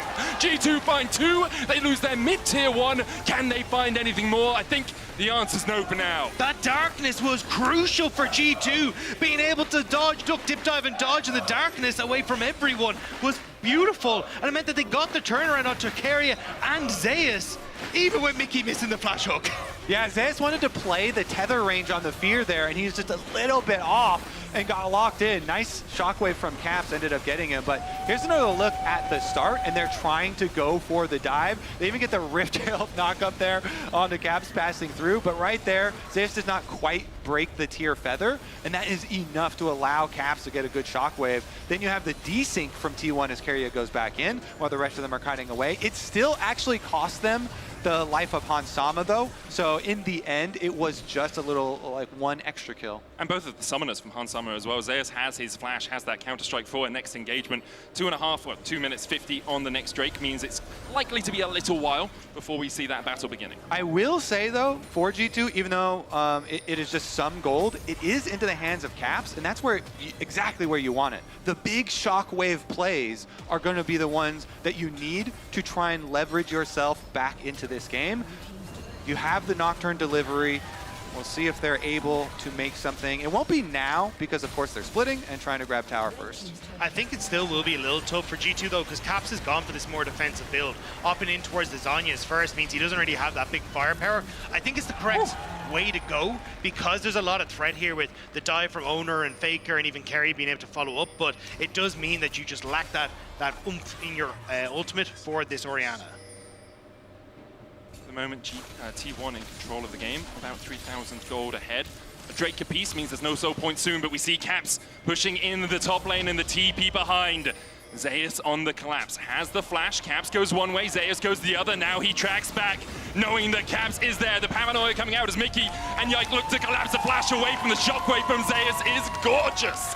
And once again, Zeus in this series puts G2 in their place. T1 have been doing such a good job of collecting G2 members on these side lanes. Every time they step up, there's a TP behind, they're punishing the overextensions, and that's twice now on that top lane that the solo laners of G2 have been caught. Yeah, that one was a little bit questionable. I know that they also have Gnar pushing on bottom side, but after Caps took the first tower on top side and then pushed the next wave, we kind of thought that was going to be the moment for him to actually back off, but the deep ward allows Zeus the ability to pincer. And the only thing I can think of is a potential Zhonya's completion. He wanted just one more wave to finish that because he's fairly close, it would seem, but still, I think very greedy for him. We'll see. There's always that mental edge of T1 just took our tier 2 in the bot lane. Let's at least get a chunk on their tier 2 in the top lane as well. As you say, Zhonya's almost there for Caps. One item as well on Hans Sama. Two, though, on Gumayusi on that Jhin is the Mosquito build, but Jins have been doing quite a lot of work with it at this Worlds anyway. T1 trying to gain control of this bot side jungle. Their vision control has been pretty solid so far. Mickey almost caught out, has to blast Cone away. No safety in towers in that bot lane. Only the inhibitor tower still remains there for him. 30 seconds on the mountain. Drake and T1 have control of the rift. Okay, Hans Sama, if they could wait a little bit and buy some time for his flash to get up, it's not a lot of time that they need, but it would be very impactful for the next team fight. It's only 20 seconds. He did just complete his Rage Blade, so they definitely have some really good looks here. BB's just finished his Mega now and he's gone in. He still gets the Gnar into the wall. The backline, Gumayusi flashes away. The shockwave, I think, maybe a little bit early there as Broken Blade is forced low. Spirit Rush forward by Faker as T1 begin to collapse. And Mickey's burst on the menu again. Faker with a Spirit Rush across the wall, looking for Yike. No curtain call connects, and G2 are able to walk away. Great target selection from T1. They see the Broken Blade is about to go Mini Gnar, immediately engage onto him, and Gumayusi, the perfect timing on the flash. Caps doesn't get the shockwave onto him, and T1 are able to win out on the fight. Just massive from Team 1. As you say, that flash timing from Gumayusi, absolutely perfect. They're looking for the third Drake. Oner will go back towards it. They were just kind of checking to make sure that G2 hadn't snuck towards the Baron to try and take that away, while T1 were getting themselves to 2 dragons in this game. Timing really has been the biggest advantage for T1. I feel like not only the defensive kind of timing there with the flash, but also they never hesitate on their engages. When you watch this T1 roster, when they're at their best, it is always these very quick, flashy engages that they do not hesitate on, and they punish you immediately. I mean, right there even, they jumped to, as soon as they saw their first target in River, immediately go for it, and pincer from the other side as well. It feels like this T1 are a bit more locked in, and they are not going to leave any openings for you. And this is the T1 that a lot of fans wanted to see coming into Worlds, right? A team that can be proactive in the early stages, play through a strong lane jungle, have that pressure down towards sides, and then start to cross-map really effectively. Their team fights have been outstanding this event, and it's everything else now that is starting to level up against G2 here as well. Dacty, you're also mentioning the Vi for Oner, which has already been good for him pretty good. At Worlds. It continues to be very, very good for Oner at Worlds, and you know that's the exact execution that you want. Faker now as well finished his Storm Surge, 6 stacks on his Dark Seal, so there's plenty of potential damage behind these quick reactions from T1. Now they're going to split into their 4-1 split push first. Zeus down there on the bottom side.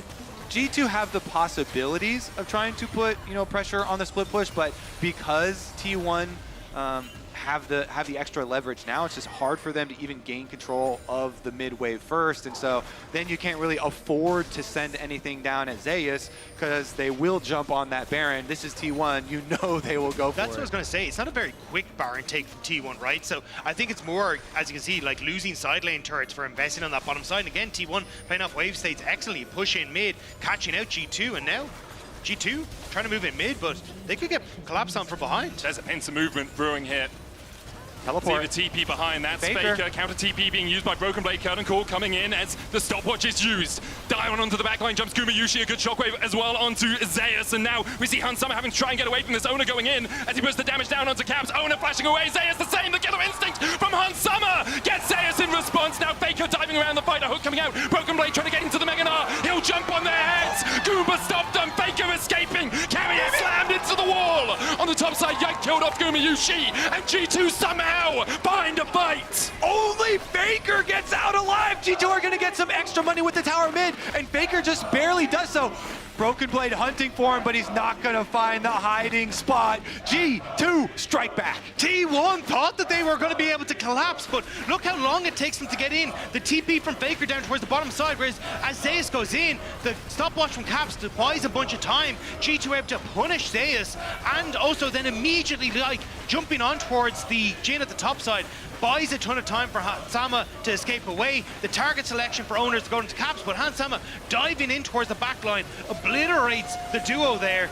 And then Faker, as he tries to go in, I think Broken Blade, the jump went on to Carry. Oh no, yeah, I think he went on to Carry instead, not being able to get that final proc, but still, they're able to win out on the fight. Faker barely escaping. Wow. Looking at each other's screens as well during the paranoia to get that little bit of extra vision. I love the not using the shockwave, but immediately they do. Paranoia in, Faker down, solo play onto the backline as well. We see Hans Sama falling for it. Mickey trying to get into this fight. Broken Blade on his way across as well. Carrier, Owner there as well with Gumayusi trying to get away. Doesn't have the flash. Owner doesn't. Carrier goes back in with the Zenith Blade. He's a sacrifice. A sacrificial lamb for G2. As there's 2 more on the board for them. Keep the pace up. G2, they do not let you rest. Firing off play after play after play. You saw it earlier where even on a failed play, they were immediately able to get back onto the map. But this time around, they do it after a successful one. Hans Sama, he had just a few seconds left on his ultimate. They still got the advantage though. And I have to say, the Nocturne going so deep in both of these plays, this is the real key playmaker here. In the previous one, soloing out Gumayusi, finding him isolated. See if G2 can keep this up, because T1 still with the gold advantage and still with the better play on the map. It is still the 4 people here. As you can see, BB and Nautilus and Mickey trying to come down from the top side. So they're able to burst out Hans Sama, and it's about now trying to buy time for the top laner and support to come in. But Dragon is now up in 30 seconds, and that's where we're going to be looking at the next pace. And BB doesn't have control at top. Wave on bot pushing in against G2. They have to sort out side lanes before they can really contest this. So I'm really glad they actually got to show us the beginning of the play, because I was under the impression G2 had just pulled the trigger. When it jumped back to us, I was under the impression that G2 were the ones starting out, but it's actually Faker who went forward, and Yike just tried to punish him. So let's see about the next Dragon setup here as they move in. T1 once again full access to the river first. G2 are forced to make a decision here. Is it going to be a dangerous face check, or are they going to try and get control of the mid wave first? You're looking for the hook. There's the charm. Deadly Flush going in. Owner looking for that back line. The solo play hits 2. Paranoia coming out. Owner can't go in with the engage. Zeus now locked out. Pops the stopwatch to buy himself a little bit of time. He's feared though. The shockwave hits onto Owner as he looks for the engage. Goes in with the cease and desist. The Guardian Angel still sitting on Owner's shoulders. Will bring him back to life. Broken Blade with a good double arm into the wall. Owner trying to get back in with that shield from the Vault Breaker, but he will fall. Baker can't escape Broken Blade. Gumayusi now trying to dance his way away, but the eyes are on Carrier for G2. They're looking for one more. Gumayusi will have the fleet, will have the move speed from this Jhin. Broken Blade chucks a house out, can't quite land it onto Guma's back. Caps with the dissonance. There's the slow from the red buff. They dodge the captive audience, and Guma's down 2. An ace for G2. G2 are coming alive. This combo finally working out for them. And Caps in the middle of that used the darkness to hide the Orianna ball in the brush as T1 went to walk forward, and it catches them out completely unaware. Their team fighting is just so much better this time around with the small adjustments that they made from game number 1. Zeus does have his teleport ready here, but he's not going to go for it. You have to think that it's still going to be a G2 Baron. Now you said it in game 1, Kobe. G2 great at fighting from behind, and here we see them coming to life in Berlin, looking to get themselves to 1-on-1 against T1 in this quarterfinals qualification match. But you can see the difference that Zeus is having when he doesn't have the Gragas and that big ultimate. He's trying to play in the front line and get involved, but it just doesn't have that same effect. And as the darkness comes through, they're able to buy space then. Zeus has to go in, goes golden, but watch the Orianna ball. It moves in towards the bush, then sets up for that big shockwave as well. And it's after that, again, just moving back, buying space here as BB using that ultimate, clears out 2 members, and it's G2 constantly rotating this front line to block spells, block abilities, until Broken Blade is just able to take over in the back line. Yeah, T1 could not pressure Caps there. Caps actually just taking over on the Ori. Really good kite back from G2. And then pushing forward on the transformation of the Gnar as well. Now with the Baron buff, they can get so many rewards. Tier 2 tower doesn't stand a chance. That's another 800 gold for the team, immediately picked up. Void Mites from their 6 Void Grubs spotting out. Faker being forced back to the fountain, has the flash, has the TP, but G2 are trying to open up the base. Owner looking for that flank. Is GA not back off cooldown yet, about half the way forward. Inhibitor tower and Inhibitor for G2 in the top lane. They take a gold lead for the first time in what feels like the series, at least in the last 30 minutes or so. They'll all reset. Broken Blade was adding pressure in the mid lane. Drake still 4 minutes away. G2 have a minute and a half of this Red Bull Baron power play to really try to put the screws into T1. So, earlier, when you didn't have hope, I was trying to give you guys hope. Now, take it away. Take it away. now, it started to bubble. We are close to Faker getting a death cap on a very iconic champion for him, the Ahri here. So I think that is going to be one of T1's main goals, to get the death cap for Faker and then have one of these kind of classic Faker plays to try and pull out a big pick and dissect G2 as they're looking to push in, as Geotor are looking to close the loop here on T1. You know, they already have topside taken care of with the inhibitor. Now with the Baron buff, it's very easy to 4-1 split push. But will T1 be able to pull something magical out? But they're trying to. Zeus is in this top side trying to shove in. They sent Ahri to try and help him out, so looking to go for that cross map.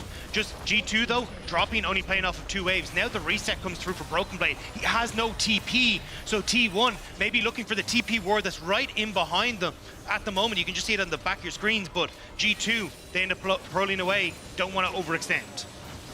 That ward had my heart in my mouth for a second because you could see it. Zeus TP's in, catches a couple of stragglers off the reset.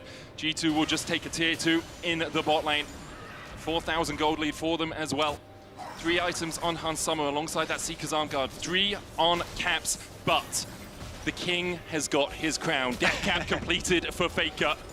It may be heavy, but Faker was the one that stepped up at MSI in that 5-game series to deny G2 Game 5. Will it be Faker again to deny G2 a chance of making quarterfinals today? Fitting he also has the ring to match the World Championship ring, you know? Yeah. I will say, though, this G2 comp, with the small changes that they made, they're so much more durable. And you see not only the Sterix Gauge that was on Yike here on this Nocturne. Wait, Mickey flashed into a wall and hooked? Never seen that before, eh? No. I think he was looking for the flash. I never saw what he did, actually. It's just crazy. Back to Yike, though, he's also got a Guardian Angel. So, you know, Yike is going to be able to go deep, and Caps has been able to stay so safe with his Zhonyas in the back line, just constantly providing so much threat. So we'll see here. You even have another stasis built by Hans Sama. It's just so durable for G2. They're just bullying them. Solar Flare, Hans Sommer dodges, only gets slowed. Broken Blade goes in with an arm only onto Owner. Zeus is TP'd in behind, and he dives onto Hans Sommer immediately. And Hans Sommer has a stopwatch, but he doesn't have much life left afterwards. He manages to get away with the Killer Instinct, but Mickey and Caps are only down. Owner face past the wall this time. Broken Blade left it to his own devices, and T1 clean him up. The flash in from Zeus with a counter-strike. Mickey trying to dredge line his way out of this one, but Faker's on the chase, as is Keria. And Mickey, those hooks are sending you to Davy Jones's locker. Faker will take it. T1 will take the fight. Mickey is gone 6 feet under, but G2 cannot fathom how T1 have got in behind them so consistently. It was a delay played on the TP. It's a delay take on Mickey because 50 seconds until Dragon will deny a lot of control to G2. But T1, again, these great teleport flanks for Zeus. And even though that looks funny to follow him around, and Mickey knows he's a dead man, it actually is strategically sound to delay the Nautilus death for a longer death timer there. So they actually even hurt them further, knowing that he is a dead man walking, chasing him around, but it's all about the teleport. And look at this setup as well, right before the tower goes down. Yeah, he's Broken Blade goes on towards Owner, but it's Faker as he starts to shove out, who buys space as the Zeus TP comes in, and it's Hansam who's basically dead to rights as this play starts off. The teleport flank gets right behind him. Their back line has to scramble. Both Hansama and Caps have nothing left here. Even though Owner fails to flash over the wall and isn't able to go get Caps, they do chase down Hansama, and the Dragon's Soul is theirs to set up. Wait, Zeus has hiding once again. Look at him. You can see Mickey's only just getting up towards where the red buff is. The Paranoia comes out. It's Guma that secures the Drake. They're looking up towards the top side. Zeus caught out with the Paranoia, gets the counter-strike, but there's the fear as well. The Killing Instinct coming in from Hansama as they look to catch out Zeus. The rest of T1 trying to come back to defend their top laner, but Zeus will be down before they can get there. G2 find one. They lost the Drake, they lost the Soul, they go mid, Kobe. They can hear your call. G2 knocking on the doors of the Nexus now is T1 trying to defend. Shockwave is still up and available for Caps. You have to be so careful as T1 as you try to defend this. How much do G2 want to try and take super minions on the top side as well? It's so big. 3 inhibitors here. You're gonna get, well, can they get 3? Top just respawned as they were taking the second one, so it looks like it's only gonna be 2. T1 able to hold on, not have those double supers pushing in every lane. But Baron is still there, and if it's all inhibitors exposed, that could be the death knell for T1. G2 starting to move over. Zeus, 20-second death timer, no teleport. It's so risky though, because you have no wards left for Mickey. He puts this one control ward down. All Owner needs to do is get into this pit, and he might be able to snipe this away. The curtain's open. An encore for Gumayusi. Owner gets into it! And he takes it! Owner will pay the ultimate price for his ability to steal the Baron. He keeps T1 in the game, and G2 just couldn't dot their I's and cross their T's. Owner has been a beast for T1 at this championship. Barely getting in over the wall, gets the smite, and G2 now, with that dead timer though, they want to try and end it. Zeus had pushed in mid with Gumayusi and Keria, so G2 trying to fight back against the Baron buff. They should be able to get another inhibitor for themselves, but T1, with that Baron buff, should be able to defend. The tankiness the minions get from the Baron buff, they'll be spawning in a few seconds time for T1. There they are. They'll help them defend. Faker goes in. Dead charge. Shockwave! There's 2 knocked up, but Zeus is already on the back line. The Gnar coming out from Broken Blade as well. Zeus is doing so much work. Caps down. Hansama running for his life. Faker charms up Broken Blade. Zeus is just ripping through G2. Faker survives on the backline. Yike trying to do everything he can. The Paranoia will help him take out his enemy jungler. Hansama trying to survive here. Zeus has to call off the chase, but T1 once again hold on to the game. Guma's gonna chase them, but they're gonna get out. At least 2 there survive for G2, but the defense from T1 at Nexus Tower, 4v5, they pull it off, they chase G2 out again. Man, the tankiness on this Jax is insane. The Wits End MR and also having that Abyssal Mask means that this primarily AP damage Kai'Sa cannot get through him. Caps cannot get through him, and because Broken Blade is spending so much of his attention trying to buy space in this fight, there's just no one to take him down. But there, the steal, just barely able to get in towards the pit. And you'll see it here in the team fight, right? Faker goes in, good charm, the Shockwave is great, but as Broken Blade goes forward, it's Zeus who nobody can get through this health bar. This Kai'Sa relies primarily on the passive damage, but it's just not doing enough with this much MR on the Jax. Yeah, the layering of the Leona ultimate into Zeus Jax jumping onto the backline there was so big, got them so much space. And then the chase down there as well, getting the extra couple ones. You can see how close they are to extending this series, but you're never fully there against T1 until you actually can blow up the Nexus. Here we go, though. This flash as well. As you say, G2 looking for another push here. Hansama, Mickey, and Caps pushing out that bot side. Can't see if Zeus has his teleport up. Faker does. Any flanking wards, G2 have to do their due diligence here and clear out as many as possible. Double supers pushing in for the next minute and a half for G2. Zeus, though, an absolute monster so far this series, continues to be a thorn in the side of the LEC #1 representatives. Most painful thing for G2 is that they have to fight into this Mountain Soul. It is so difficult, the extra durability on T1. And T1 constantly, you're seeing that how much burst damage they can apply. Ooh. Faker here, swing and a miss though. That might be a nice opening. G2, again, double stacked up, lines of super minions coming in, so much inevitable pressure. Look at top lane as well. Faker is the charm, only onto Mickey. Deadly Flourish will find him as well, but Mickey tanky enough now, has the Knight's Vow and the Locket.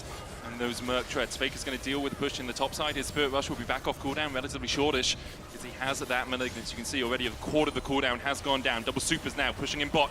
Faker being met by Broken Blade. Mickey on that front line. Caps trying to do what he can here as well. The Nexus towers are under siege from the super minions, but they've been cleared out. Ona charging up the Vault Breaker, looking for a little bit more. Doesn't go in.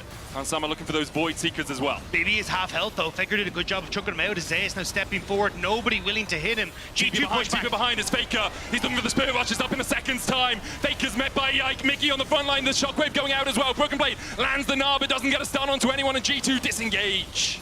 They're desperate to try and get anything here, but T1, they just cannot be fought back. The health bars are so good. The waves are still crushing in, but Zeus is standing tall, the difference maker for T1 once more. Honestly, it is a slight, like, that's a mini win for G2, the teleport, because teleports are very big when Elder Dragon is coming back onto the map, you know, only 30 seconds. And while both inhibitors now here respawn for T1, and they kind of deal with that extra pressure from mid and bottom, they're still going to be forced into a situation here where G2 should be first to the objective, the biggest one on the map, the Elder Dragon, the evening factor. The big thing for G2 as well is T1 haven't left their base in about 3 minutes time, so there's no deep wards possible unless Keria has snuck his way in behind somewhere. The hook's going to land onto Ona. They look for the engage. Ona now has to burn the flash.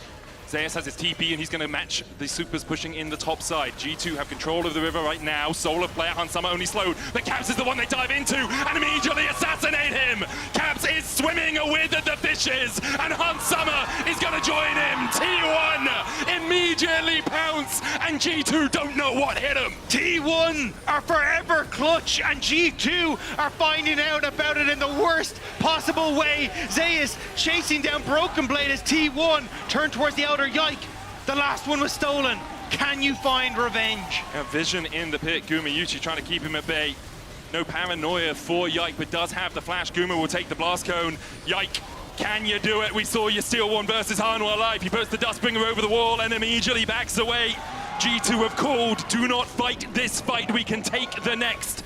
But the next will be versus a very scary T1, an Elder and a Baron buff. And so little stands in the way of T1. Inhibitor turrets are the only thing blocking them in Europe against a double buffed up T1 that have been relentless at denying you in this game. That was crazy. The face check there, then Owner flashes away and they use the blast cone to jump onto Caps' head. Even with these defensive items we keep pointing out for G2, the Guardian Angel and Sterix for Yike, the double Zhonyas for both Caps and Hansama, T1 just keep on assassinating them. Yeah, they get to see it here. Owner flashes over the wall, and then as they start to step up again, I mean, they spot Caps for just a second there at the back, and it's the setup that they need. They follow up immediately, and they absolutely destroy the Orianna. God, Owner is crazy. He's just done so much this game, you know, not to mention stealing away the Baron, but constantly good engages for them. A minute left on the Elder Drake. 2:20 on the Baron. All three inhibitors stand for G2, but I don't think that's going to be the story in the next minute's time. T1 now advanced down mid lane, 5 strong. They have been for the last 2 years, looking to defend their world title. A minute left on this Elder Dragon as well means that 2 more waves that you have to try and hold off. But I don't even know if you get that. Team 1 can just start to look at Nexus turrets off this wave. It's got to be something miraculous. You've got a GA on Gumayushi, you've got Faker with the Spirit Rush, the curtain's open. I don't think G2 is getting a second act. The dive onto the backline by Yike, but immediately he is low. Caps already assassinated on the back, and T1 are just ripping them to shreds. T1 absolutely melting G2 under their Nexus towers. History doesn't repeat itself, but it damn well rhymes. It's another Friday, it's another T1 win. Monumental stuff from T1. The incredible performance from Zeus in game 1, showcasing how good their team fighting is, into some of the most clutch after clutch after clutch plays to bring the 2-0 win against G2. T1 are such a hard team to finish off in any game. That they are. T1 advancing to the quarterfinals. We're going to hand it over to the analyst desk before we get into the second series of the day. This is exactly why we were so excited to see this matchup. Not because G2 lost, mind you, but because of how these games can play out and how if you put T1 with their backs against the wall, they will find solution after solution to knock you down. And you have to be pixel perfect. It is what we've seen from T1 versus G2 all year. And I'm not excited about it. I'm actually really sad about it. But I'm happy for the side of T1 and the side of Faker. He now has 100 Worlds wins with this one. And we gotta say, he was instrumental once again with the flanks in this one. Yeah, the Ahri pick has been great for him. He's looked great at this Worlds, again, coming from domestic performance to here. He's looked way more comfortable. The thing that stuns me is not that, obviously, I know that T1 are very capable of running high execution compositions, but again, I cannot stress enough the glow up from qualifying to regionals to fighting back in these team fights. Owner on the Oh Vi, my God. insane. Crazy. He was crazy. This man, other people Faker. spend their lives trying to get a trophy, but he lifts them like Skittles. As we head over to the Verizon post-game interview. Oh, I just tossed an interview, but I'll do it again. It's Zeus for the Verizon post-game interview. Oh, not ready yet? We'll see. Okay, I right. think we're gonna reset. It happened to me before. All We right, gotta fair sync it. We gotta sync it with everyone around the world. Hence, it needs to be pixel perfect. Everybody needs to hear what that man in top lane has to say, and it's Yeah. fair. We saw the Gragas. True. The Jack started a bit rougher, but rounded out incredibly well. That T1 topside is, Oh, it's so as terrifying. an EU pundit, Yeah. infuriating. We are going to Infuriating. the interview now. So Zeus in the Verizon post-game interview, standing by with Lore for real this time. And welcome back to the stage for this interview with Zeus after a commanding performance from T1 against G2 Esports. I have Jason, of course, to help me with the translator. Songri 축하드립니다. Thank you so much for joining me after this series. 2-0. I feel like everyone was hyped about this matchup. People even talk about a rivalry between G2 and T1. Would you say that it's a rivalry, and what was the excitement for you guys playing against them? 오늘 많은 분들이 정말 기대한 경기였는데 2대0 깔끔하게 승리하셨습니다. 또 이제 많은 팬분들이 T1, G2, G2, T1의 라이벌리에도 관심 많이 갖고 계신데 제우스 선수도 양 팀 간의 라이벌리가 존재한다고 생각하시는지 그리고 오늘 경기 많이 기대하고 오셨나요? 일단 G2가 19년도에 T1을 떨어뜨리기도 했고 그래서 저도 항상 복수한다는 마음가짐으로 임하는 것 같고요. 그리고 확실히 대회에서 좀 더 뭔가 말하지 못할 그런 마력 같은 게 있는 것 같아서 까다로운 것 같습니다. Well, G2 knocked T1 out in 2019, so I was coming here looking for a revenge here. And G2, every time, there's something with them that I cannot really put in words, but something makes it really difficult to play against. It is always a special matchup for you guys and for the fans. Zeus, how would you rate your performance today? 오늘 본인의 경기력은 어떻게 평가하고 싶으신가요? 사실 요새 탑라이너가 경기력을 보여줄 만한 게 교전이랑 한타 정도가 좀 많은 것 같은데 좀 교전이나 한타에서 아쉬운 부분이 많았던 것 같고 그리고 뭐랄까 두 판 다 초중반에 좀 더 이득 볼 수 있었을 것 같은데 잘 안 돼서 그걸 좀 팀적으로 다시 돌려봐야 될 것 같습니다. These days, all top laners can kind of display and showcase as skirmish and team fights, but today I feel like in both games, my team fights and skirmishes were not ideal. I think I left a lot to be desired, so I think I have to work on it. And All right. also in both games as well, I think we could have pushed a little further in the early games, so I think as a team we have to rewatch the VODs and talk about it. I see. It is interesting given the fact that people talk about T1 at Worlds, regardless of the fact that playoffs were not the greatest for you guys. You always show up at Worlds. You always defy the expectations. Do you feel like Worlds is special for you? And how do you explain the fact that you always can bounce back? 그리고 많은 분들이 T1에 대해서 이야기할 때 사실은 뭐 정규 시즌이나 플레이오프에서 최고의 기량을 보여주지 못했더라도 월즈만 오면 정말 다시 한번 회복해서 정말 표현할 수 없는 그런 슈퍼 파워를 보여주면서 놀라운 경기력을 보여주시는데 월즈에서 T1은 언제나 이런 특별한 힘을 갖는다고 생각하시는지 그리고 언제나 이렇게 바운스백 할 수 있는 원동력은 무엇이라고 생각하시나요? 일단 정규나 시즌에서 좀 안 좋은 모습을 보였던 거는 여러 이유가 있고 그냥 좀 안 좋은 것들도 많이 겹쳤다고 생각해서 아무래도 선수들도 좀 그럴 때는 잘 넘겨서 그냥 롤드컵 때는 진짜 전력을 다할 수 있는 환경도 갖춰져 있고 다들 선수들도 엄청 치열하게 얘기하면서 잘 하기 때문에 더 그런 것 같아요. Yeah, sometimes we have some like bad things happening throughout the regular season. Same thing happened this season as well. I think it was a collaboration of everything really bad for us, but we all know that we can just move on and also focus on Worlds entirely. So we were able to give our all here, and we always have a lot of communication about it. And focusing on Worlds and the next step, we will see you guys in the next stage. Last year was about being the last seed of the LCK, fighting in Korea to finally get the victory. What is this Worlds about for you personally? 이제 8강에 진출하셨고 작년 서사는 이제 T1이 유일하게 남은 LCK 이제 팀으로서 4강부터 달려나가는 그런 이야기가 있었잖아요. 올해는 T1 어떤 서사를 또 그리고 있을까요?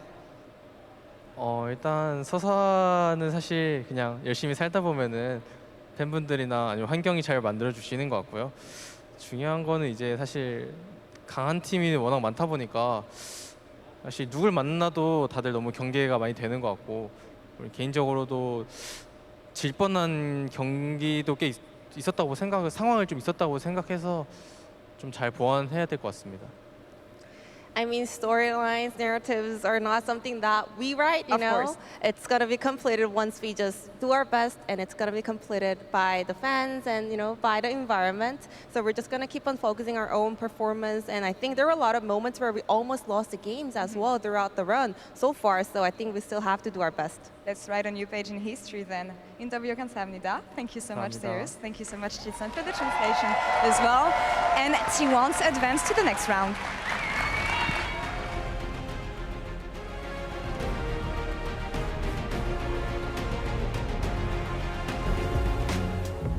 Let's go, Liquid! Fnatic, let's go! Lift the trophy! Let's go, Genji. This is yours. 하나생명 화이팅! 우승해주세요! Jayo TS, let's win it all! Let's go, G2. This is yours. T1 fighting, let's do it again. Let's go, Top Esports! Let's get it! Let's go, Fnatic! Let's win it all!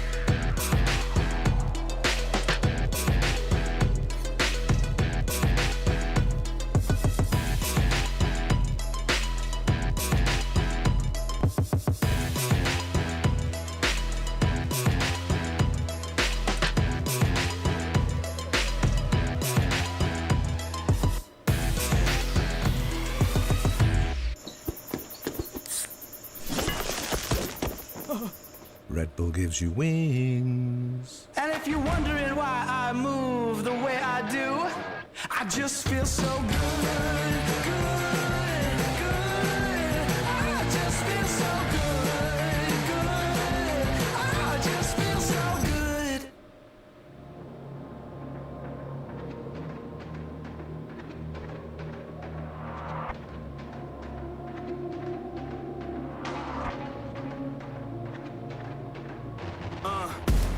Hit the ground, I'm on code.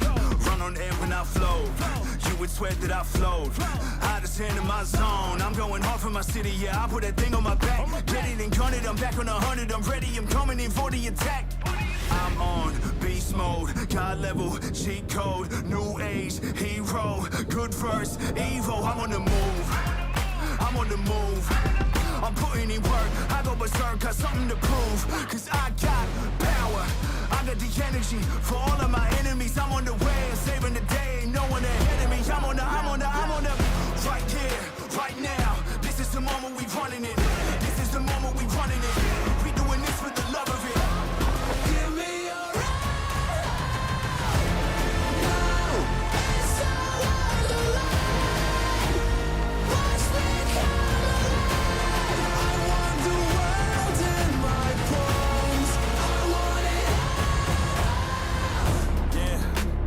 fire lives in my soul.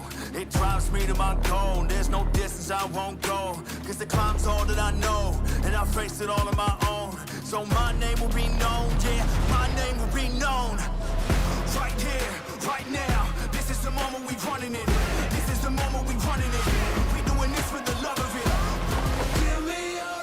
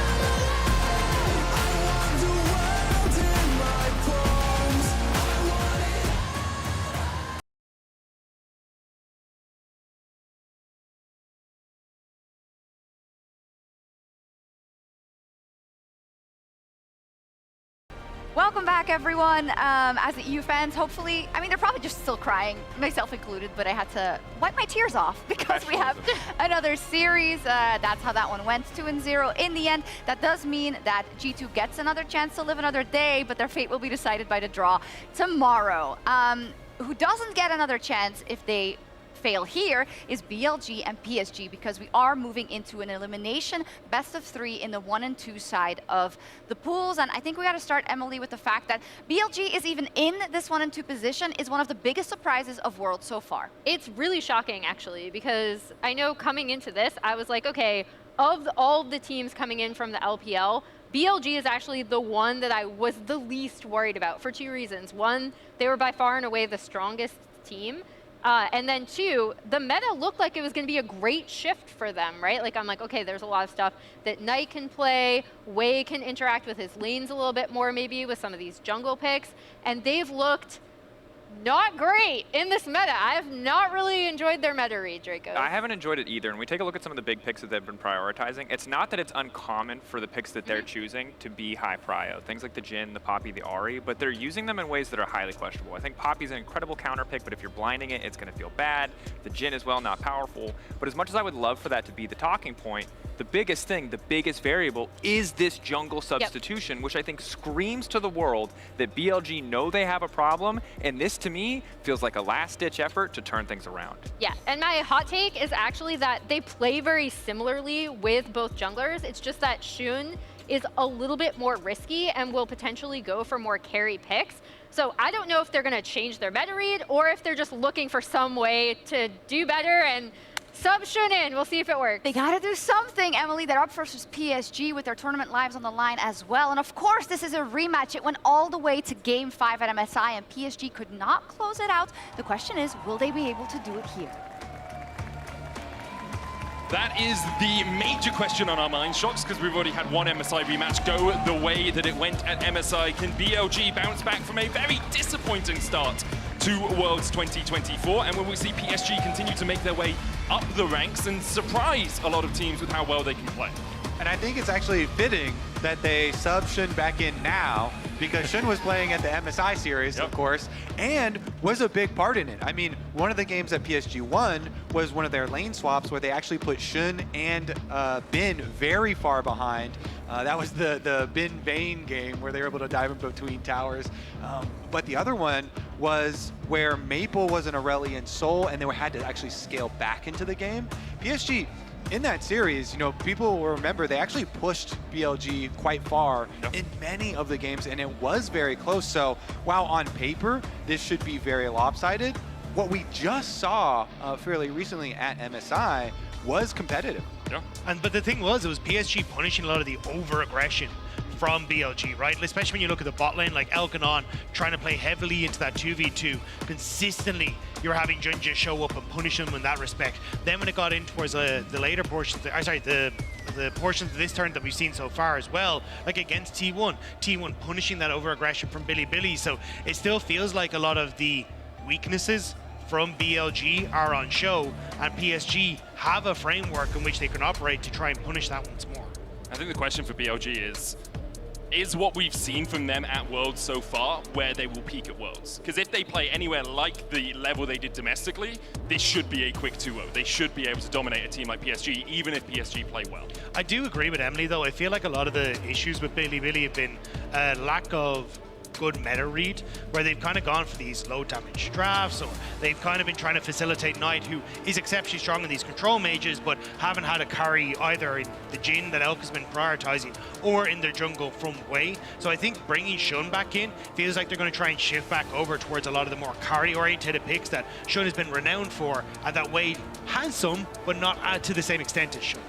And they've been pretty open that both Shun and Wei have been sharing scrims, you know, at different times. So both of them playing with the team. If they slam a Kindred pick, like that will actually be insane. You know, Kindred or Nidalee, Nidalee comes out here for Shun. It would be super hype, but not really the way that this meta has gone. Whereas at MSI, both of those were very prominent picks. For PSG on the other side, you're looking at Betty, you're looking at Maple, both of whom are having very good tournaments so far. Also, Woody on Engaged Champions is a force to be reckoned with. So that's where my eyes are really focused. I think Azure is a serviceable top laner and can have moments to shine. And obviously, the battle between the two junglers is going to be paramount in this series. All right, Yone or Aurora here. You actually have to give one of the two over. Both of those have been highly prized power pick solo laners here. I and much of the community would favor the Yone ban side of it, but Aurora, Nocturne, okay, so they actually give both, and they want whichever one you don't pick, we are going to snatch 2 prio picks instead. And this is actually what we got to trade like this. I can't remember what game it was earlier in this tournament as well, where we got the Yone first pick and the Aurora counter, and the Aurora actually ended up coming out on top. I want to say it was Cream being able to play in that mid lane because you do have a lot of control, you're able to push back, and I think Aurora as well, while she has a lot of great utility in her kit, her scaling on her ratios is absolutely insane as well. So I'm not surprised to see Bilibili going towards this. One, because it can match up into the Yone fairly well, but 2, you also get that flexibility where you can put it top if PSG don't take the Yone here. Feels like PSG have to take the Yone, yeah, right? I agree. Yeah. Give it either to Azure or to Maple. See how well you can do. Maple's played it once already, of course, here at World so far. Alongside that, are you looking towards jungle? Skarner's already been removed, Vi's already been removed. Do you want something that has non-committal engage, which is what we always talk about? Sejuani fits that wheelhouse very well. Yeah, you would have had to ask that question way earlier because Sejuani is always instant lock with a Yone. The very, very straightforward melee synergies there to lock up the Suns. Really puts that pressure on a lot of the matchups where the Yone does rely so much on these E trades. Pop the E, go in, put a bunch of pressure on your opponent, but if you have the threat that Sejuani, it turns it into a whole new level. The next kind of mind game, though, that has emerged that I actually liked what FlyQuest did when they gave it over was that they know that if you're going to go into this style, you are going to be committing to some melee short-range compositions, very often dive compositions, and then you can try and craft counter dive or large AoE answers to that. It is very dangerous, of course, but I actually do think the Aurora was a good place to start, and they're going to follow it up here. Yeah, with the Wukong, again, kind of that more carry-oriented pick that we were talking about, potentially coming through for Shun. And I think it facilitates well in the, hey, I'm going to use the Aurora ult to group everyone up, and then Wukong comes in and just swings that staff around and knocks everyone up. So a nice little combo for BLG. And I think this is definitely a shift away from what they came into the last couple of games with. This feels a very different style, and at least one that BLG have already kind of identified that meta shift they need to make. Kennen the pick into it, though. You can see there's this kind of battle of zone control in team fights of these big AoEs, the Cyclone versus the Slicing Maelstrom. Obviously, it's going to be Knight on the Aurora, has a lot of ability to control where a team fight is fought. Like, Kennen can't get through the Between Worlds. You can't break that shield unless you go through with a flash. So we'll see how effectively Azure is able to play. This is one of his most played across the course of his career. Now we move down towards the AD carry and support roles. Ashe banned away by PSG, removing some of the pick potential and also the knowledge of where people are on the map by taking away that choice. Yeah, a lot of times if the opening of the draft is very AoE and very cluster oriented, then the AD carries start looking at, all right, we either got to be able to follow along with all of this dive and action that's going, or we have to be able to escape it. And so you see stuff like this, you know, like the utility of the Ashe Arrow getting banned or the Kai'Sa follow-up, or you can also start to think about things like Ezreal that have more mobility that can try and play around that. Kalista is also the one that stands out to me that he could be trying to eye out for, just take that on this next rotation, and even then it opens up for Renata too, so be interesting to see what Betty decides to end up going towards, because you've already got that AP unlock from the Kennen, so you're able to just go into these heavy AD focused picks.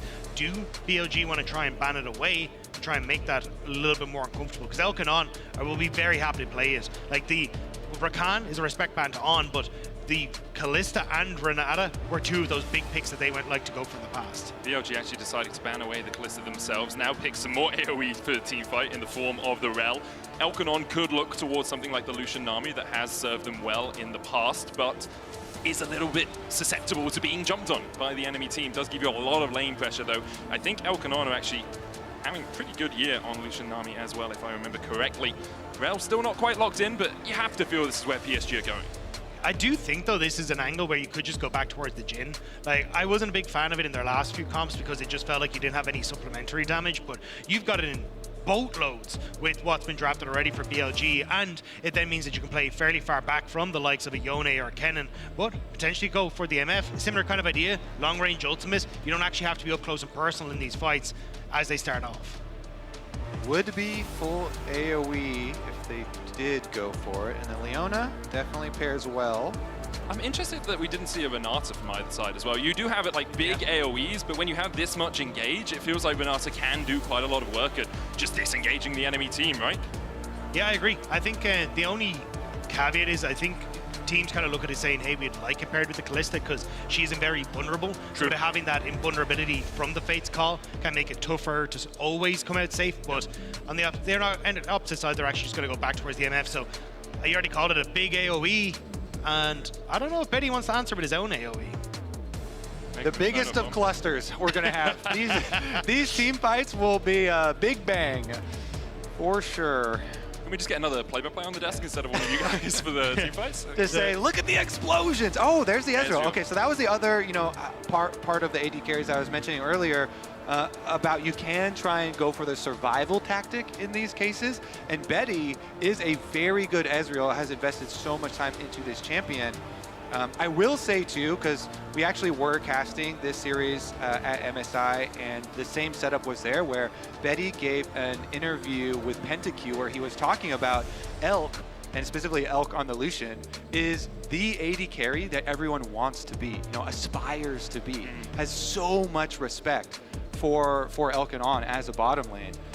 And he really showed up and proved himself against kind of his, heroes or players that he looks up to in that series. So I'm really looking forward to the part 2 to this and kind of the follow-up.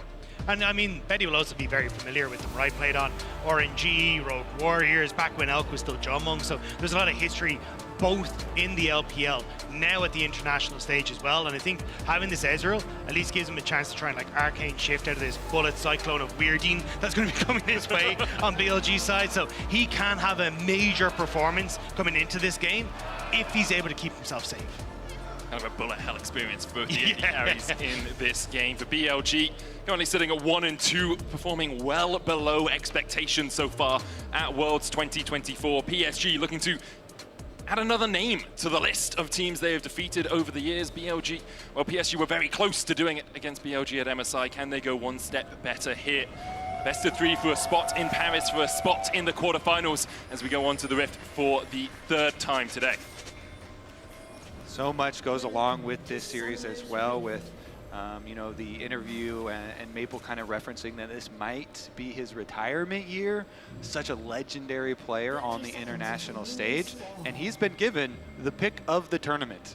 That pick of the tournament, the Yone, of course, was not free, did come at the cost of giving over Knights Aurora, but definitely will be looking at Maple, especially with the support of a Sejuani jungle at his back, to make some big plays. And we'll be looking at the mid lane, but you guys need to remember to look and log into your Riot account at lollysports.com and watch Worlds live to earn exclusive Worlds emotes, icons, and capsules. Get yourself all those little trinkets, all those little toys. I know I'm a bit of a completionist myself. If I see something shiny on the ground, got to pick it up.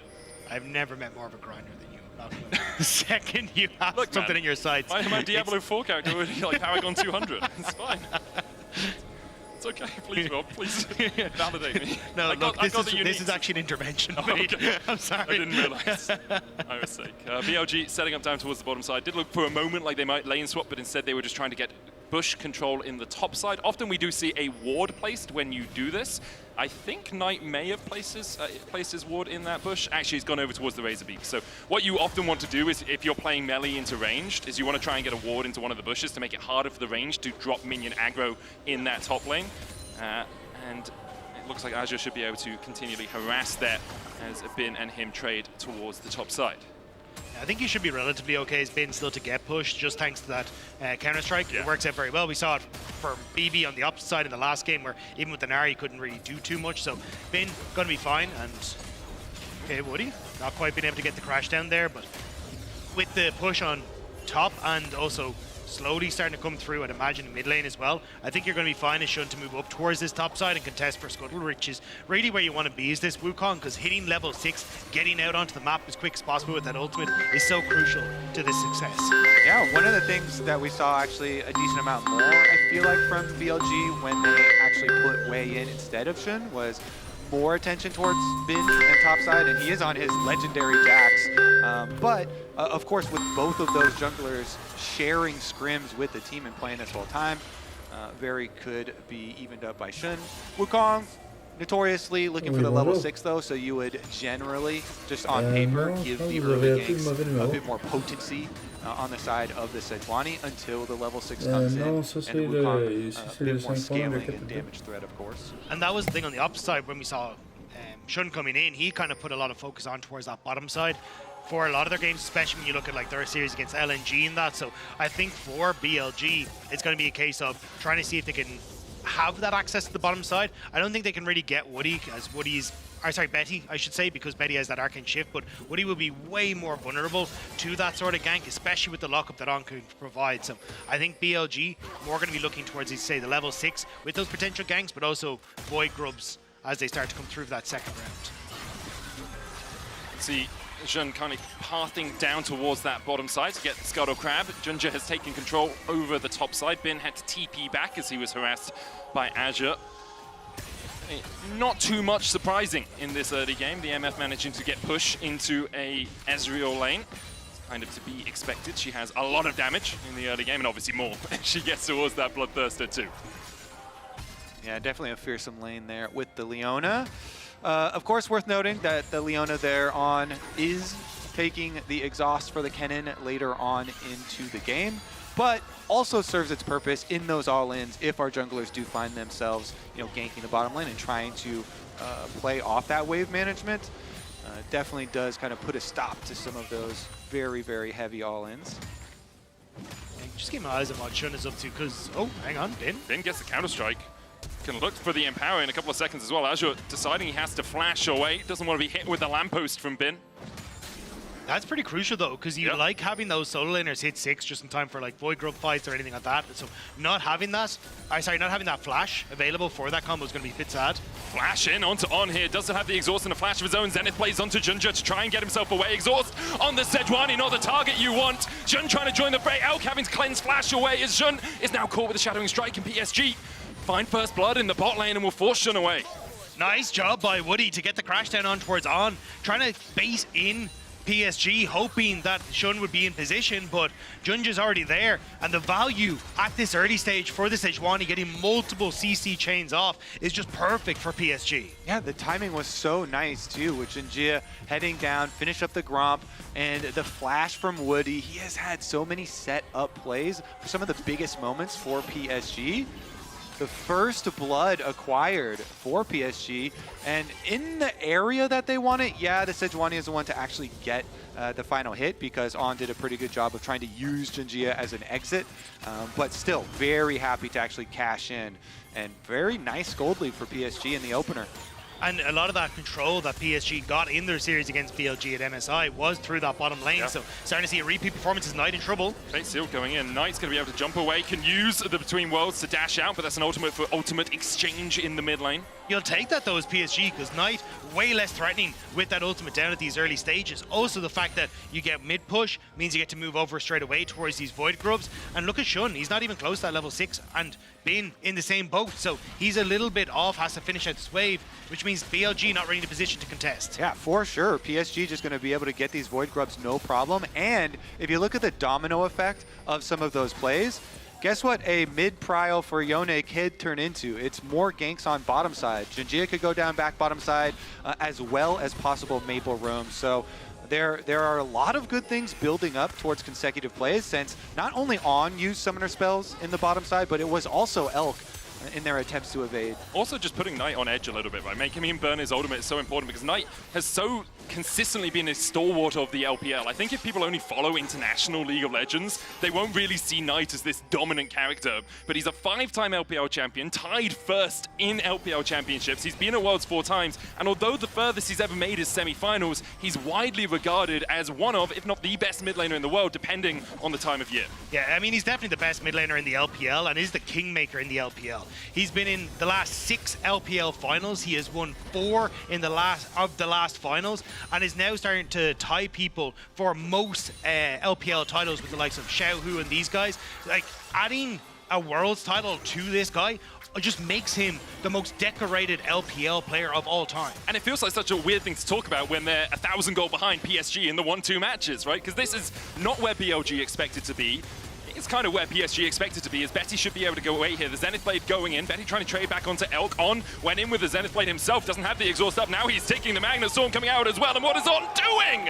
Looking for the engage, thinking Shun would back him up, but he was left to his own devices. And in the end, he's left to his demise. Well, the thing is, one of the players that has been involved in some of these Worlds-winning rosters was Junja, and he's keeping it going. Goes in with the Glacial Prism. The cleanse was available for Elk, and he holds it. The bullet time opens up. Shun going in with the Cyclone, looking to make a Tempest. He'll take one. Junja falls. Woody trying to get the CC onto Shun to keep Betty alive. Shun holds it and dies in the end. Tried to flash away, but Betty puts him in the dirt. And PSG, the reason they keep forcing on this bottom side is because all the setup work that they had done, all of these extra advantages going into it. So even though Shun is there to cover on the first attempt, and it actually takes the second attempt for them to finally get a counter kill, it is still so much more worth for PSG, because they blew all the bot lane summoners first time around, and then as you can see, Junjia could just kind of walk right by Shun, and they punish On again. He was still only level 4 to Woody's 6. Like, massive, massive difference. There's no way you can ever fight the even numbers, and it's just by the skin of their teeth. Like, what HP was that, like 30 maybe left on Elk? That it didn't even go catastrophically wrong for BLG. So while in the end you're kind of like celebrating Shun got one counter kill at least, it is still so overwhelmingly into the game plan of PSG for them to continue to play around here. And we'll see if there are extra knock-on effects if Maple becomes unleashed as well. Well, the thing is, the knock-on effect is Ash just had a free lane to himself, and he's been doing a great job against Bane. You can see a 600 gold lead opening up thanks to CS and the turret plates he's been able to get. And now, when you start to look at things like dragons that are still up and available, the Void Grubs in a minute's time. Aja is in prime position to be an outright carry for PSG Talon. BLG need to find some way back into this game, or PSG Talon can just run away with this. Just look at the bottom of the screen. It's like a good library. Red, red, red, red, red. You know, it's so strong for PSG right now. Gold leads in every single lane. BLG trying to get mid control so they can fight over this Scuttle Crab and the Grubs that are coming up in 40 seconds time. But PSG are using the time to take a Drake for themselves. They know they can then go across and even try to catch Knight out, who'll get the Blast Cone, but Ginger's going to follow him across. Knight still has the flash, has the ult, has the dash with the weirding. Caught out with the Glacial Prism. True Shot Barrage coming out as well, and Knight now has to invest that Summoner to escape the clutches of Ginger. So much damage could have come through, and that's a key summoner spell again. They still have 3 people on bottom side. You see Leona coming to hover, but Knight just has to stand and watch. Look at all these minions dying to the tower. He's waiting for On to come escort him into safety, but another very smart play here from PSG to cut off more resources from the hands of BLG. So many minions dying. And Funnel Betty, who has just been such a monumental carry for this PSG roster as well. Like, after he left the LPL and came in towards the PCS, this guy was an absolute beast, and he's only continued to show up for this roster. Now that he's on 2-0, he's going to have this Triforce completed off of the 3 set as well. He's in prime position to play out of his mind to try and carry PSG across the line. Plus, again, you don't have a huge amount of lockup that can really keep him in check. He has the cleanse for anything that On has, then has the Arcane Shift and a flash for so much of what BLG are trying to bring to the table. Exactly. One of the few AD carries that doesn't completely pull out their hair and scream that an Aurora is on the enemy team. It's true. Actually has some options, some playability. Plus, as you can see, PSG obviously targeting Knight over and over. Multiple ganks towards him, catching him in transition, constantly trying to burn the flash, take away resources from that Aurora, make sure it does not become a nightmare for them later on. The one they're going to have to watch over these next few minutes. Still a while before the next Drake, and we saw Grubs exchanged for denying Knight a couple of waves in the bot side, so it's 3 Grubs apiece for both these teams, but a TP coming in by PSG. They know Knight has no flash. Wait in the darkness in the Tribush. Will Knight expect it? Maple here to catch the wave. On and Shun on their way across as well. You can see the ward placed there. Ginger and Woody looking for the invade towards the red buff. They are pushing mid, they are pushing bot. Betty here to join the battle. Maple gets the first move, can look for a flank here with the Fate Seal, dashes forward, unbinds his soul, On down to half HP. The Solar Flare goes in with a bullet time, and that's 2 locked up, and Woody's the first to fall. Maple was distracted by Knight. Betty dashing back in between worlds. Knight can look for more. Maple dives in with a Fate Seal, but BLG will happily take the triple for Elk. And just like that, it crumbles in PSG's fingers. It almost turns to dust. A triple kill for Elk is huge. That almost brings them back to gold parity. Still a lead for PSG, but you have to be so careful when over chasing into the jungle like that, into so much AoE. The idea was there, but the execution was off.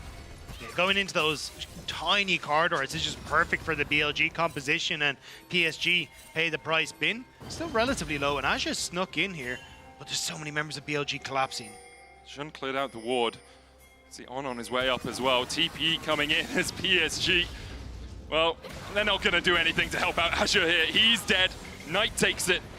BLG will get the push in the top side, and that gold is even now. And that was just good timing from BLG. You could look at the rest of the map, and PSG hadn't set up their waves to really be a threat anywhere.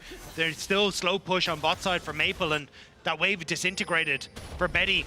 So BLG getting time alone with this turret.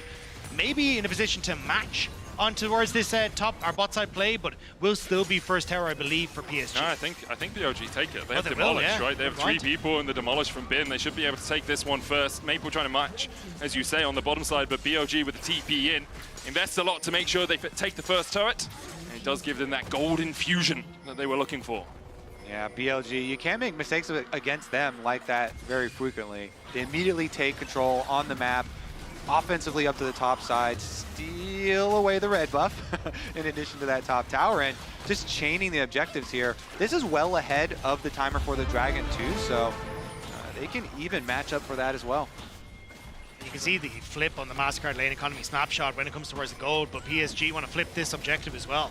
Bin has no teleport, so the fact that Aja has walked here and BLG see Aja here, they should know, all right, fine, PSG, you have the numbers. We're just going to keep Bin splitting on bottom side. You can have a Rift Herald, which will at least be a nice takeaway. Yeah, get more gold back for Bin, who is 24 CS down, as expected in a ranged into melee matchup in the top lane that was left to its own devices, but he's only about 250 gold out of pocket right now. Woody looking towards top lane though. Knight does have that between worlds in his flash, probably about 10 seconds away from coming off cooldown. He'll respect it and back away. Because of that, PSG should just be able to secure the tower. Knight might come back though. Wonder, is he going to step forward? They don't have vision.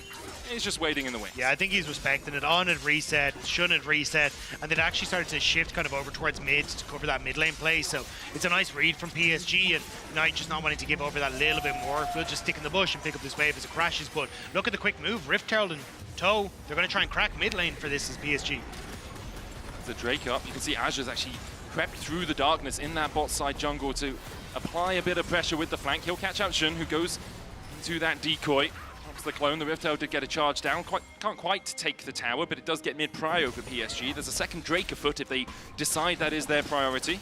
Maple has TP, Knight doesn't, so Maple kind of hiding out, seeing if he can wait until Knight disappears so we can put threat onto the tier 2 while also keeping threat on towards Dragon.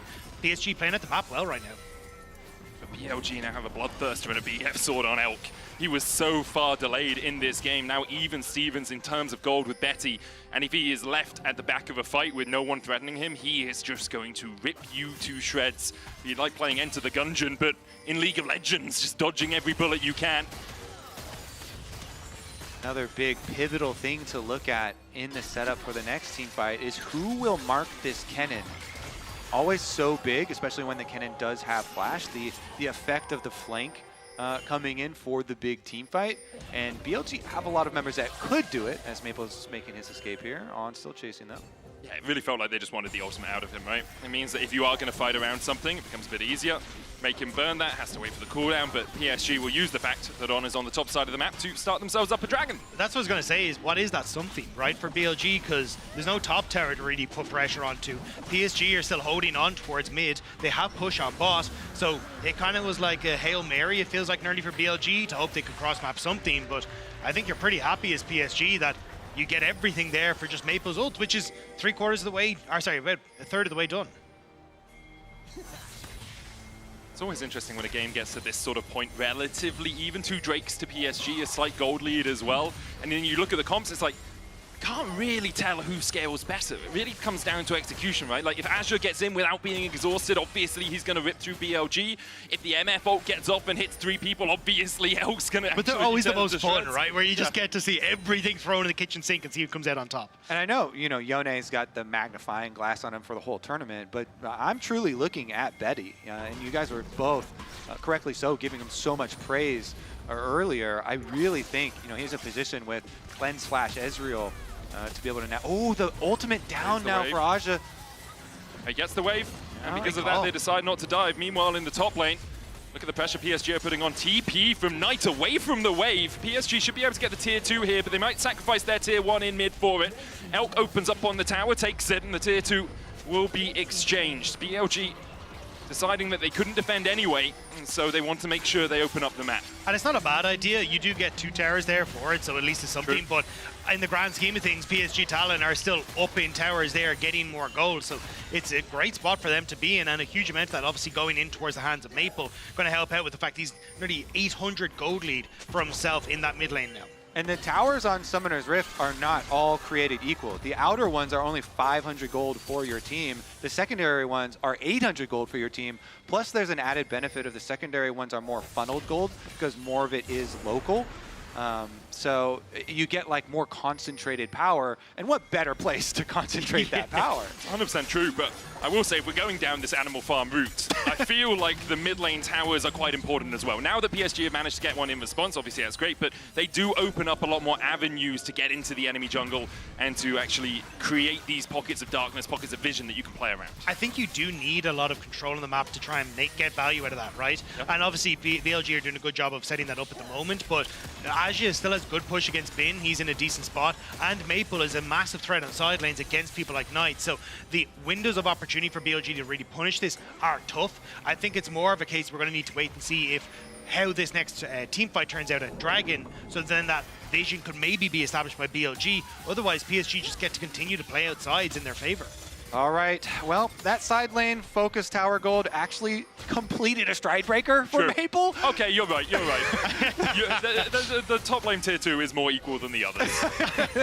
yeah. I mean, the power of concentrating gold in any MOBA, honestly, is just so big. So we'll see what Maple can do with it. Of course, we were talking about the setup too of his interview and possibly even being his kind of last stance here. Would be a banger if they were able to pull off a really big upset. Yeah, what a last chance it would be. Around since 2013 on Gamina Bears, all the way back in the age of yore, you have to feel, when it comes to modern League of Legends, has been so consistently on top team, so consistently challenging at World Championships. It would be an incredible performance by him if he is able to make it to the quarterfinals, obviously alongside his compatriots on PSG. The game's still relatively even, though. We talk about it with a slight PSG tinted glasses because they are slightly ahead, because they do have this Yone and this Ezreal and so much power in their comp. But PSG can definitely fight back from anywhere. On court, out will burn the flash. Trades it for that Glacial Prison. Solar Flare coming back onto Woody, who has a flash of his own and won't burn it in response. You're just ever going to back away from the moment. But yeah, I think, as you say, the PSG to be able to take down BLG, just the #1 seed, everyone who was expecting to be an absolute beast. But even for Maple as well, like he got replaced by Knight replaced Knight on Suning back in the day as well, which was just kind of like a big kind of talking point where people were like, oh, we're getting Maple in. He's been such a stellar mid laner first, but Knight then kind of moving on to bigger and better things on top esports as well. So I think there is definitely a little bit of a friendly rivalry between the two mid laners as well. Very much agree. For the moment, though, although it is a slower game, there has been a lot to talk about. We've had a lot of trading across the map. My expectation is things might speed up in the next 20 seconds or so, lads, because there's a Drake on the cards and it would be sole point for PSG if they can find it. Yeah, and I agree. And on the side of BLG, they were like, all right, we don't want to fight into your 2-item power spike before we get our 2 items. That's not fair. So they want to delay a little bit. They want to wait until they can catch up in inventory here. One to remember, On did burn his flash towards the top side. Does have the Solar Flare back in 1 second's time. Now it's up. PSG start the Drake. BLG looking for an avenue to approach. Bin looking to reset and get a TP in. Maple going to that Gromp to stack up his Q3. PSG still fighting over this Dragon. TP coming in from Azure as well. He's just finished the Shadow Flame. 2 items on the cannon. Bin will TP to the control ward down towards the top side of the fight. Jun is in the pit. Azure is behind them. There's a control ward there. Betty putting damage into the on right now. Jun going in with the Cyclone onto the backline. Finds Maple, but doesn't find Betty. Azure and PSG will disengage the fight. Jun has to flash the wall, but he's locked up with his fate sealed. Bin now in the pit, trying to battle against Jun and Maple, but BLG are all retreating. Will PSG look for more? Azure has the flash, has the Slicing Maelstrom, but PSG decide that's enough. We got Soul Point, and now perhaps the Baron as well. The patience from PSG there was so beautiful. Their setup was way better with Aja teleporting in and coming onto the backside of the team fight. I mean, he had such an amazing possible flank that they all have to run. They get completely chased off, and BLG just end up separated. PSG, they're on Baron. In the last team fight, they divide and conquer. Can they just get this objective? Bin uses the Hexates there to see the information. Woody diving in, and he stops Elp from putting on the bullet time. The Slicing Maelstrom on the back line as well. Knight's in the pit, but Maple puts him in the dirt. Bin now going in for a little bit more, but can't land the counter-strike onto Maple. Another is down. On has fallen. PSG are somehow beating BLG. They're running circles around them. Divide and conquer again, right over the wall, and Maple comes up huge. They get the Baron, and they get the team fight. And Bin goes over trying to see if he can get into a position to come into the pit, but it's so well played by Aja. He never used this Storm in the last fight. He just stood there menacing as this mouse, and then as he comes into this, interrupts Elk. The weirding doesn't do enough. Betty barely survives in the backline as well. The smallest thing, the Between Worlds wasn't quite far enough away from where Elk was ulting to stop the Crashdown hitting him. As soon as Woody hit him with the Crashdown, he gets bounced back by that wall. We're talking a matter of like 2 centimeters there.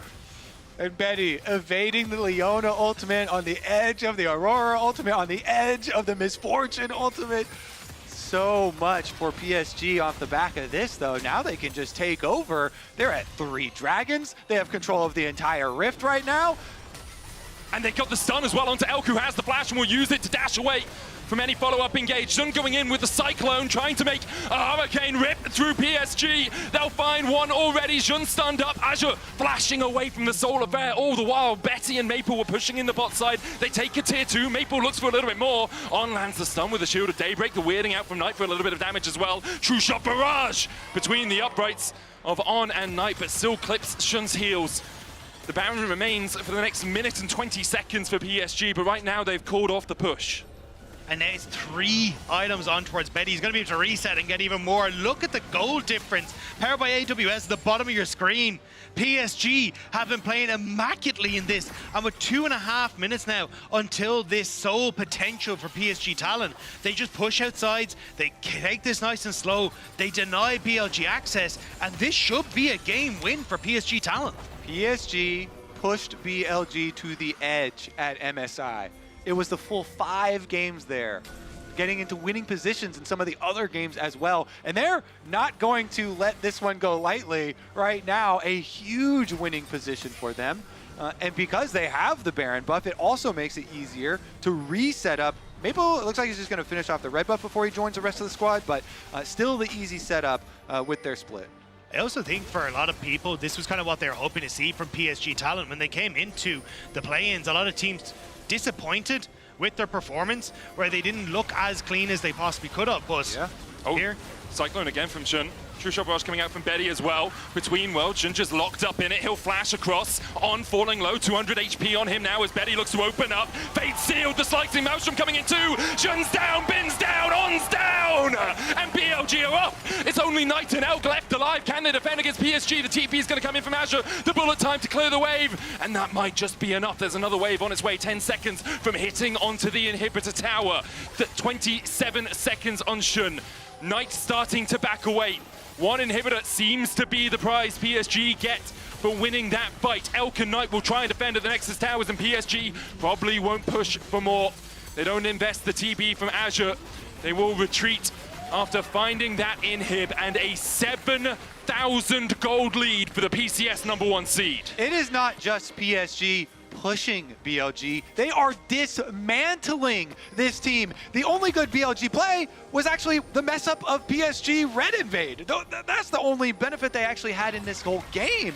PSG have been running it from head to toe. Let's take another look at this. Even with this Sejuani ultimate, not able to find the full chase here. And because On was on the other side, this Ezreal just takes them down. They have no further openings here. No possibility of even escape there on the side of BLG. They're just so far behind now. Completely out-itemized. They're the ones that have to pull out the surprise play.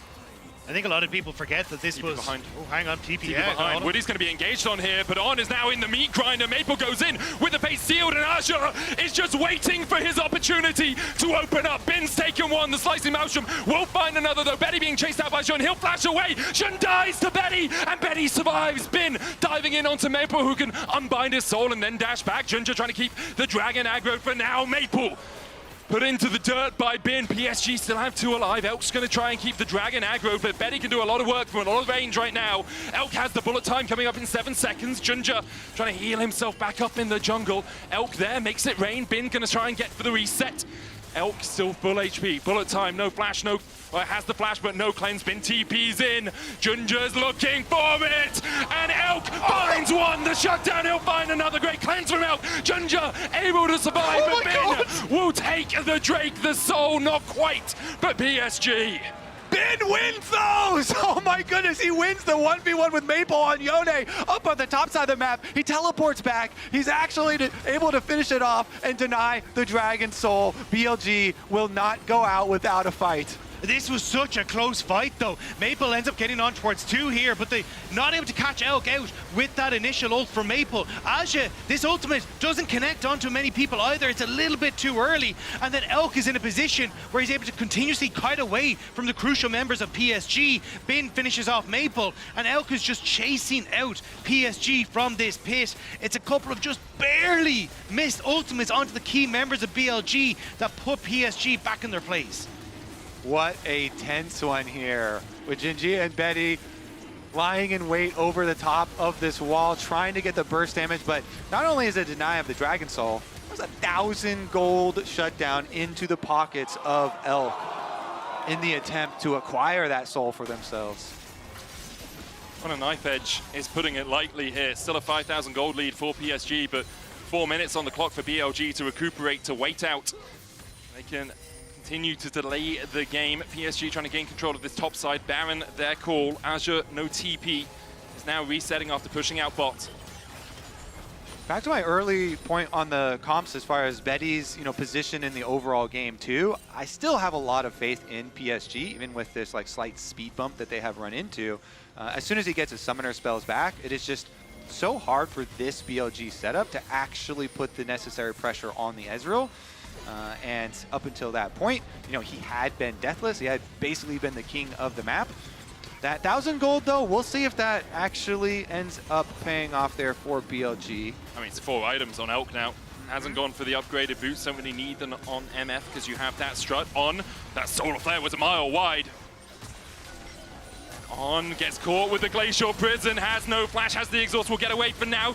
The world's between is Woody trying to escape, but he's just burst out by Elk. Those 4 items coming to the fore for BLG. A Cyclone onto Ginger, who has to flash as well. The bullet time comes out, the Slicing Maelstrom, as Bin is trying to dive across them. Betty and Maple, the only 2 left alive for PSG. Maple will flash, but the bullet still finds his back.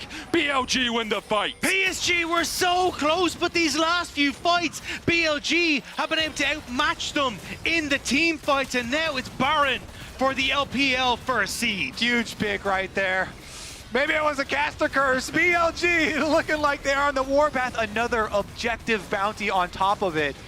A lot of bounty gold, both objective and champion, going the way of BLG. Huge, huge comeback swing available in the last couple of plays. And a bunch of tier 2s still for them to take. You can see the goal basically even, about 800 between the two now. After On missed this, I thought PSG had a way into the fight. They catch out On, but he's able to escape. They don't really have the CC follow-up, and then this between worlds is just so devastating for PSG. Yeah, especially since it denies Maple access to the fight. He went with the soul back towards the original starting point, which meant he couldn't get involved. The ult here as well, just barely denying Aja access to Elk once again, means he gets the full unleash of the bullet time and is able to rip through them. And you can see there for BLG, Lumao laughing a little bit. He knows he's getting away with this one. Oof, yeah, BLG fighting their way out of a very tough spot in this game. Now they're the ones with the push available, though. You mentioned all the towers and the standing gold here available on the map. Let's see if they can close in and get it, because Aja's trying to find a way for a flank. This Kennen constantly looking for the devastating flank, but On has his exhaust ready. So goal number 1 for BLG, On mark the Kennen, always be on the same side as the Kennen. You can keep him out. There's no flash on the Kennen, so it honestly should be pretty easy for BLG to avoid that devastating flank.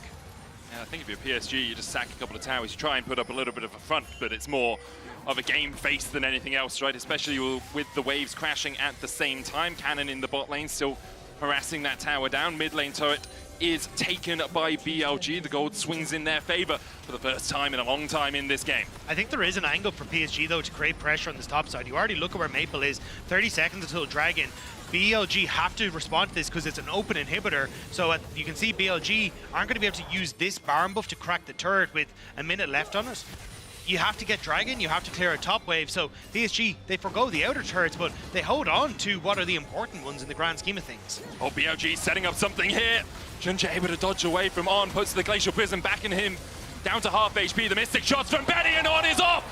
Betty now locked in the pit with Knight, but do you really want to be locked in there with him? The TP in from Azure as well, looking for that slicing mushroom. Remember, there's no exhaust as well, because On is down, no flash for Azure, but the Drake up, and Soul on the cards for PSG if they can find it. TP behind by Bin, as they're looking for the pincer movement. PSG trying to get the push through mid, through Maple. Bin still looking for that flank. Woody's going to try and mark him. They see him, the counter-strike goes in, the bullet time as well. Azure's ripped to pieces. Fate sealed from Maple isn't enough. Bin diving onto Woody, and that's two. Betty forced away, has to dash away from Shun, and Bin is just doing so much work on the back line. It's a double for Elk.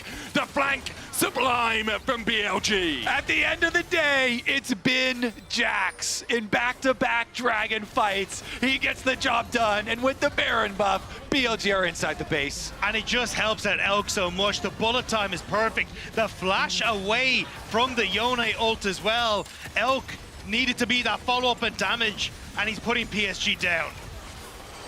It's Betty's time to shine. He opens up on Elk, who tanks the tower. Bin going in with a counter-strike as well. They'll just take one Nexus tower for now, but Betty gets the slow. Knight goes in, and Betty dashes away. He can't survive the weirding. Puts him 6 feet under, and now BLG will open up on the second Nexus tower. Woody going back in, looking for Bin again, but Bin somehow still survives. PSG wiped away under their Nexus towers. Azure spawns just in time to watch the Nexus fall. What a comeback for BLG. They woke up just in time, fellas. Barely. I think if they had given one more play over to PSG, that would be a very different story. Taking the dreams apart a little bit too seriously about like this one, because that was a roughie. But Riot Games is celebrating all of you and the ways you have made League of Legends so much more than an esport during October's Player Days. Level up your fan signs for your favorite team with a free kit available for download on LeagueofLegends.com.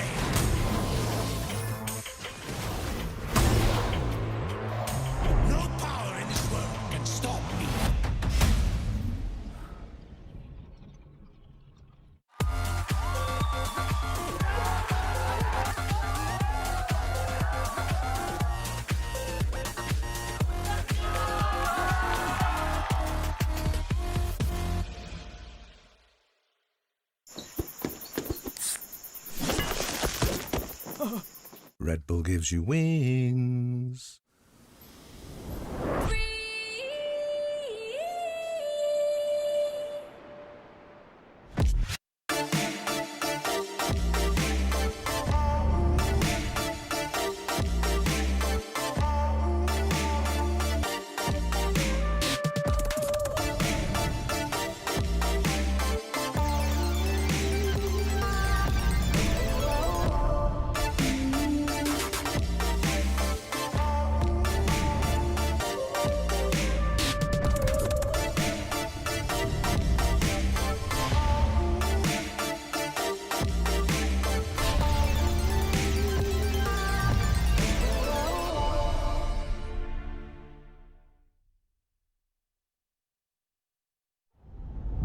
"在抵达那一刻之前，你能做的只有等待。如果故事再重来一次，我想 Jackie Lau 还会做出相同的选择。等待比分失衡，企图从中看清胜负的端倪。等待一切安静，好听清自己脑海里的声音，直到抓住那一刻。他们可能会因为激进而失误，但是不会因为胆怯而畏惧。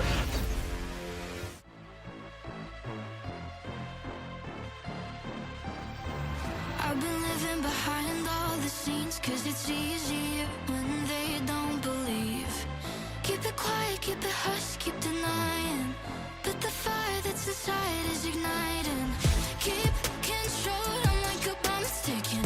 Hit, explode, I won't be so forgiving. Cross me twice, no, I won't let it go. Hit you from your blind spot, hit you where it's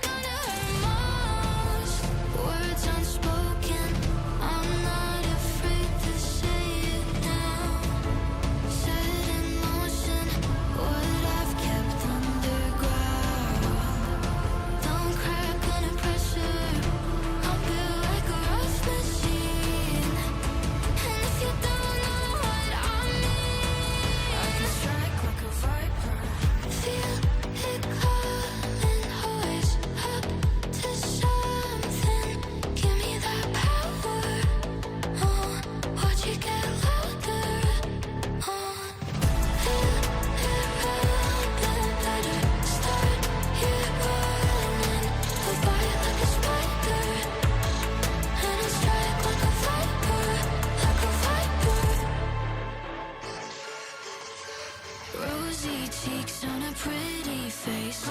Promise I'm nice, but that goes two ways. I can scream, I can howl, it's performing. Don't wanna let it out, just take this as a warning. Me and my shark tooth digging in honey. I'm all self-made, not just lucky. Cool girl with a temper. Hits you from your blind spot, hits you where it's gonna hurt most. This has been a long time coming, building up my courage slowly. Ready if I have to fight, got no doubt. Don't crack under pressure, I'm built like a rough machine. And if you don't know what I mean, I can strike like a viper. Feel it coming, always up to something. Give me that power, watch it get louder. Feel it rumbling, better start here running. Go by like a spider, and I'll strike like a viper, like a viper. Hiding in plain sight, there's never time to run away. Slide like a tiger, baby, I'm not here to play. Hiding in plain sight, there's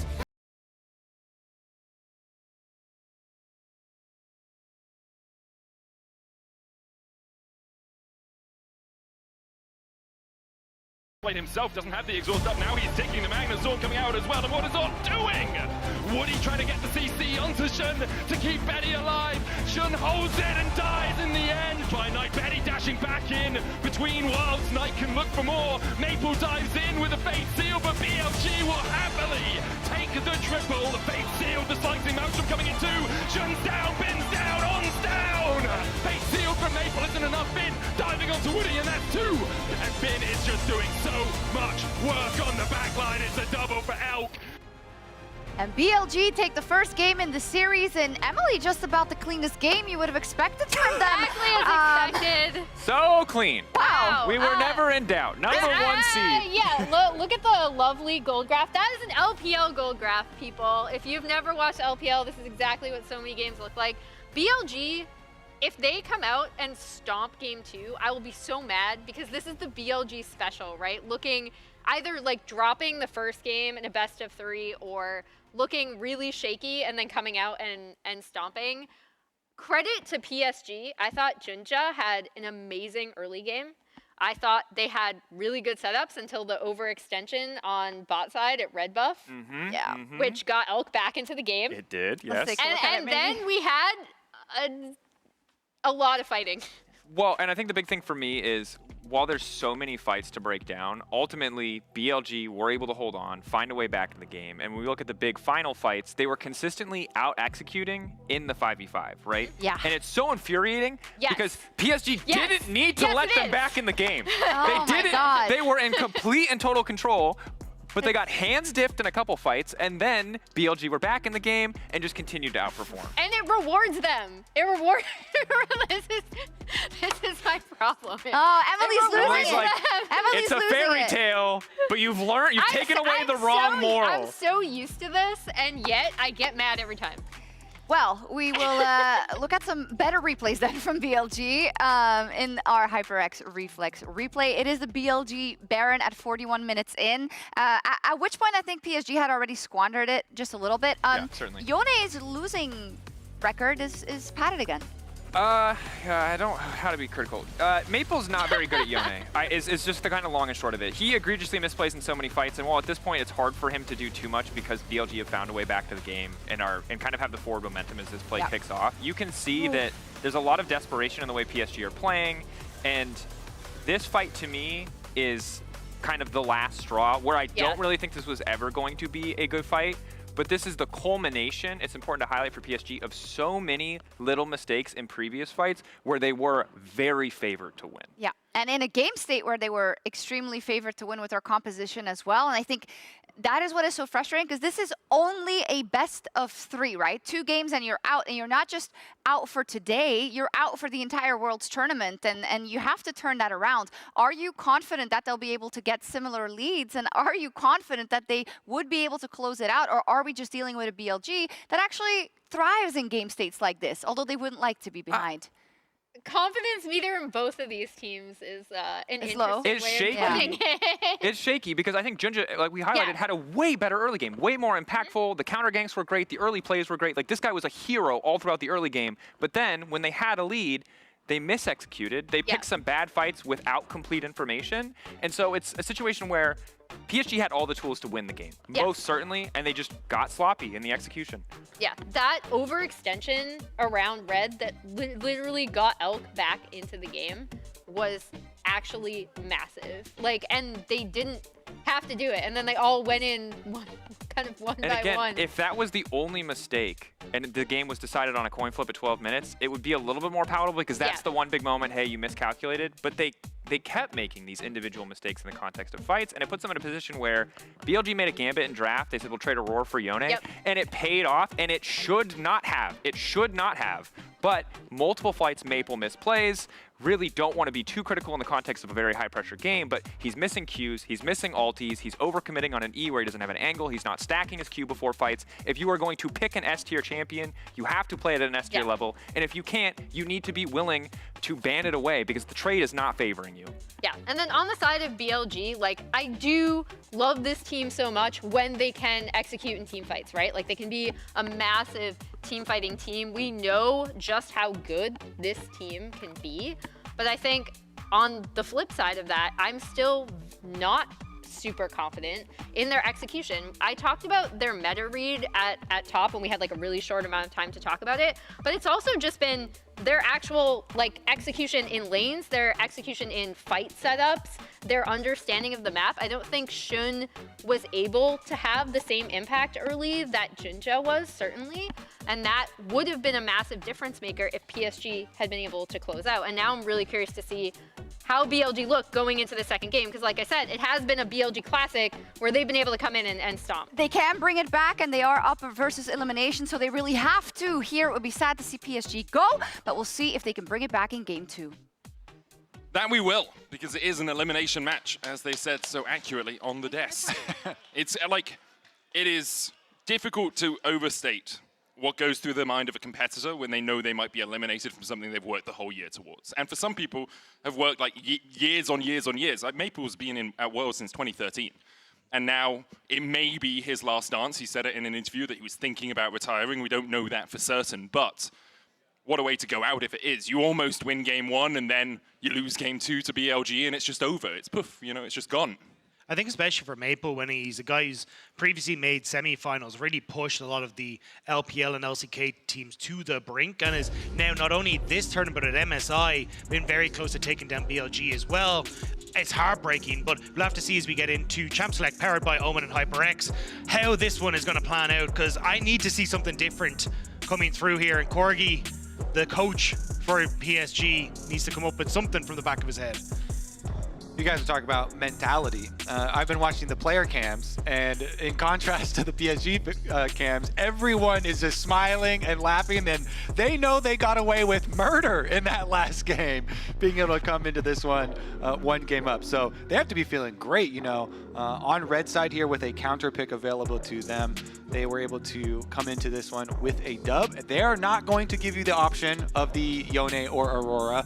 On blue side PSG, they are going to deny it, so they're going to cover their bases and kind of the more expected red side bans here. But it means that BLG have to now ban the Aurora as well, right? Otherwise you're just giving it over to PSG and they have the option to pick it. Nocturne is something we have seen first picked a couple of times today for G2. Obviously works really well alongside the Orianna, but then you are giving Knight his Orianna if he wants it. Also the Vi up and available, and I think Junja has been exceptional when he can get his hands on this pick, so potential to try and hyper-focus on towards that jungle matchup, because I think giving Shun that across could be a bit worrisome as well. They are covering the Skarner here. I think Skarner does work well into champions like Vi, where it's a bit more telegraphed when you're going to go in and you can preemptively get off that Skarner ult, but I still think the Vi kind of a tier above it in my eyes. Well, at least PSG did ban away Knight's Ahri, so the very famous Knight Ahri plus Vi turbo threat is not there. And instead, BLG are going to go the melee option. Grab that Sejuani synergy for the Jax very early on. Bins Jax, right? He's just like, hey, can we just pick Jax all the time? Because I'm really good at this champion. I can win us team fights later on if you just give me this champion, please. And he just won that game. No, I'm curious if they're trying to bait the Orianna pick out for Maple, and then Knight will go Sylas into it, because you've already got the Sejuani, and Knight's a really strong Sylas player as well, and this could work out very well when you've already got, I mean, not a huge amount of ultimates like available right now to be known, but I still think it's strong into some of the picks that are here. Instead, it is going to be the Smolder. Very strong scaling, something we saw kind of fall out of the meta for a little while, or at least we thought it would with some of the changes that happened. But in terms of scaling, he's just as strong as he has been for the last few months. Obviously not as strong as he was when he was first released, but still gives you that execution, still gives you that burn. You can still stack up to around the 20-minute mark. Poppy now locked in as well for PSG. And the other good thing about the Smolder is that it's flex pick here too, so you also don't have to fully give away, right? And the Poppy pick I really like as well, because it denies something like the Kalista, which could be taken here, because it's already going to be a matchup that's decent for Ashe in the top lane against the Jax, but it does deny a lot of these other picks. Even things like the Kai'Sa can struggle because that steadfast presence can't block the ultimate, so makes things a little bit more difficult for Elcon when he wants to try and take these fights, but still going to go towards the Kai'Sa and still have that backline threat for what BLG are setting up as a dive. All right, and then in protection bans, because Kai'Sa doesn't have the strongest of lanes, want to take away the Ashe, want to take away some of those bullies down there, and BLG drops some bans in it. Good to still see the Jhin coming out from PSG. It's interesting because you kind of want something to bridge you towards your Smolder getting stacked up, right? You need a little bit of damage in the early game if you're going to take fights. Obviously, you also have the option to just try not to take the fights and get towards that point, but I don't think that really is how either of these teams always play. And that's why I think a Kalista ban for BLG is really good here, because you deny something like Kalista Renata on this next rotation. It's also something that can bully out the Kai'Sa and gives you that bridge to the later portion of the game. I think it's just the easiest takeaway in this position. And then I think it becomes a question of what do you want to see for Betty. Maybe it is just the MF to try and go for, hey, Skarner grab into MF combo and something that can bully out on that bottom side. But no Kalista ban just yet. It's going to be the Renata problem instead. Interesting too, because PSG are going to have to fit some AP into their composition. So, you know, you're also looking at the previous Rumble ban. The Kennen didn't really have the big Kennen moment that you wanted in the previous game. And so he's going to have to dig way deeper, because the Aurora's ban, the Rumble's ban. We'll see how deep they go, or if they actually do want to swap the Smolder. Instead, the Tristana ban comes out here, away from Knight. Azure, I feel like I'm trying to remember this correctly, and I want to make sure I'm right before I say it. Udyr. How do we feel about Udyr top? I think he just gets Poppy. I think he's fine with the Poppy, right? It's a decent you don't think the matchup Poppy into you Jax. reflex? I don't think you need to. I think you're just happy with where it is. The fact there's no Kalista either kind of takes away a lot of the value on this bottom side for BLG. So we're actually going to get Knight going back towards the Jace. So this was something he was really good on back in like the 2021s and that. When he was playing back on top esports. So not fully surprised to see it, but it's not something that I was expecting to see with the shift away. But obviously lethality build is not something that you see a huge amount, but at least can match that push against the Smolder and not actually give over a ton of stacks to the Smolder because you're not playing that melee matchup in the mid lane. And this is something, you know, people were like theory crafting on the 14-18 buffs that the Jace got, but never really had a strong foothold. You only saw like very small instances of it. So I do like, you know, pulling it out here. Gives them the possibility of that double poke. You know, Kai'Sa, if Elk does go AP heavy route, then you also have some poke options later for the standoffs. And then Nautilus, the last pick here for BLG. Contributing to that death fund again. Betty and Woody went for the Xayah Rakan, which gives you a little bit of safety as the Xayah, obviously later on with the Featherstorm, but also can do a lot of damage in the late game. I think it's also really interesting because BLG have kind of identified, hang on a second, PSG talent don't have a lot of engage tools. They're a lot better at disengage. And when you look at BLG, Jace and probably an AP Kai'Sa, you're going to have a ton of poke damage that's there. And then the immediate follow-up from SH1 or a Nautilus. So I think BLG, as long as they can play this out slow, are actually in a really good spot where PSG talent just can't push forward enough to hit them. It feels like a range difference, really. BLG have much more range when it comes to poke later on in the game. Jace and Kai'Sa, as you say, teaming up. If PSG can find an engage, they can do a lot of work in that position. You have a lot of control of areas in team fights, but it is going to be very tricky for them to find those engages. For PSG, it is do or die here in Berlin. A loss here eliminates you from contention at Worlds 2024. And after you had such a strong game one against the LPL champions, you'll be hoping that you can put up a good show and at least take us to game 3.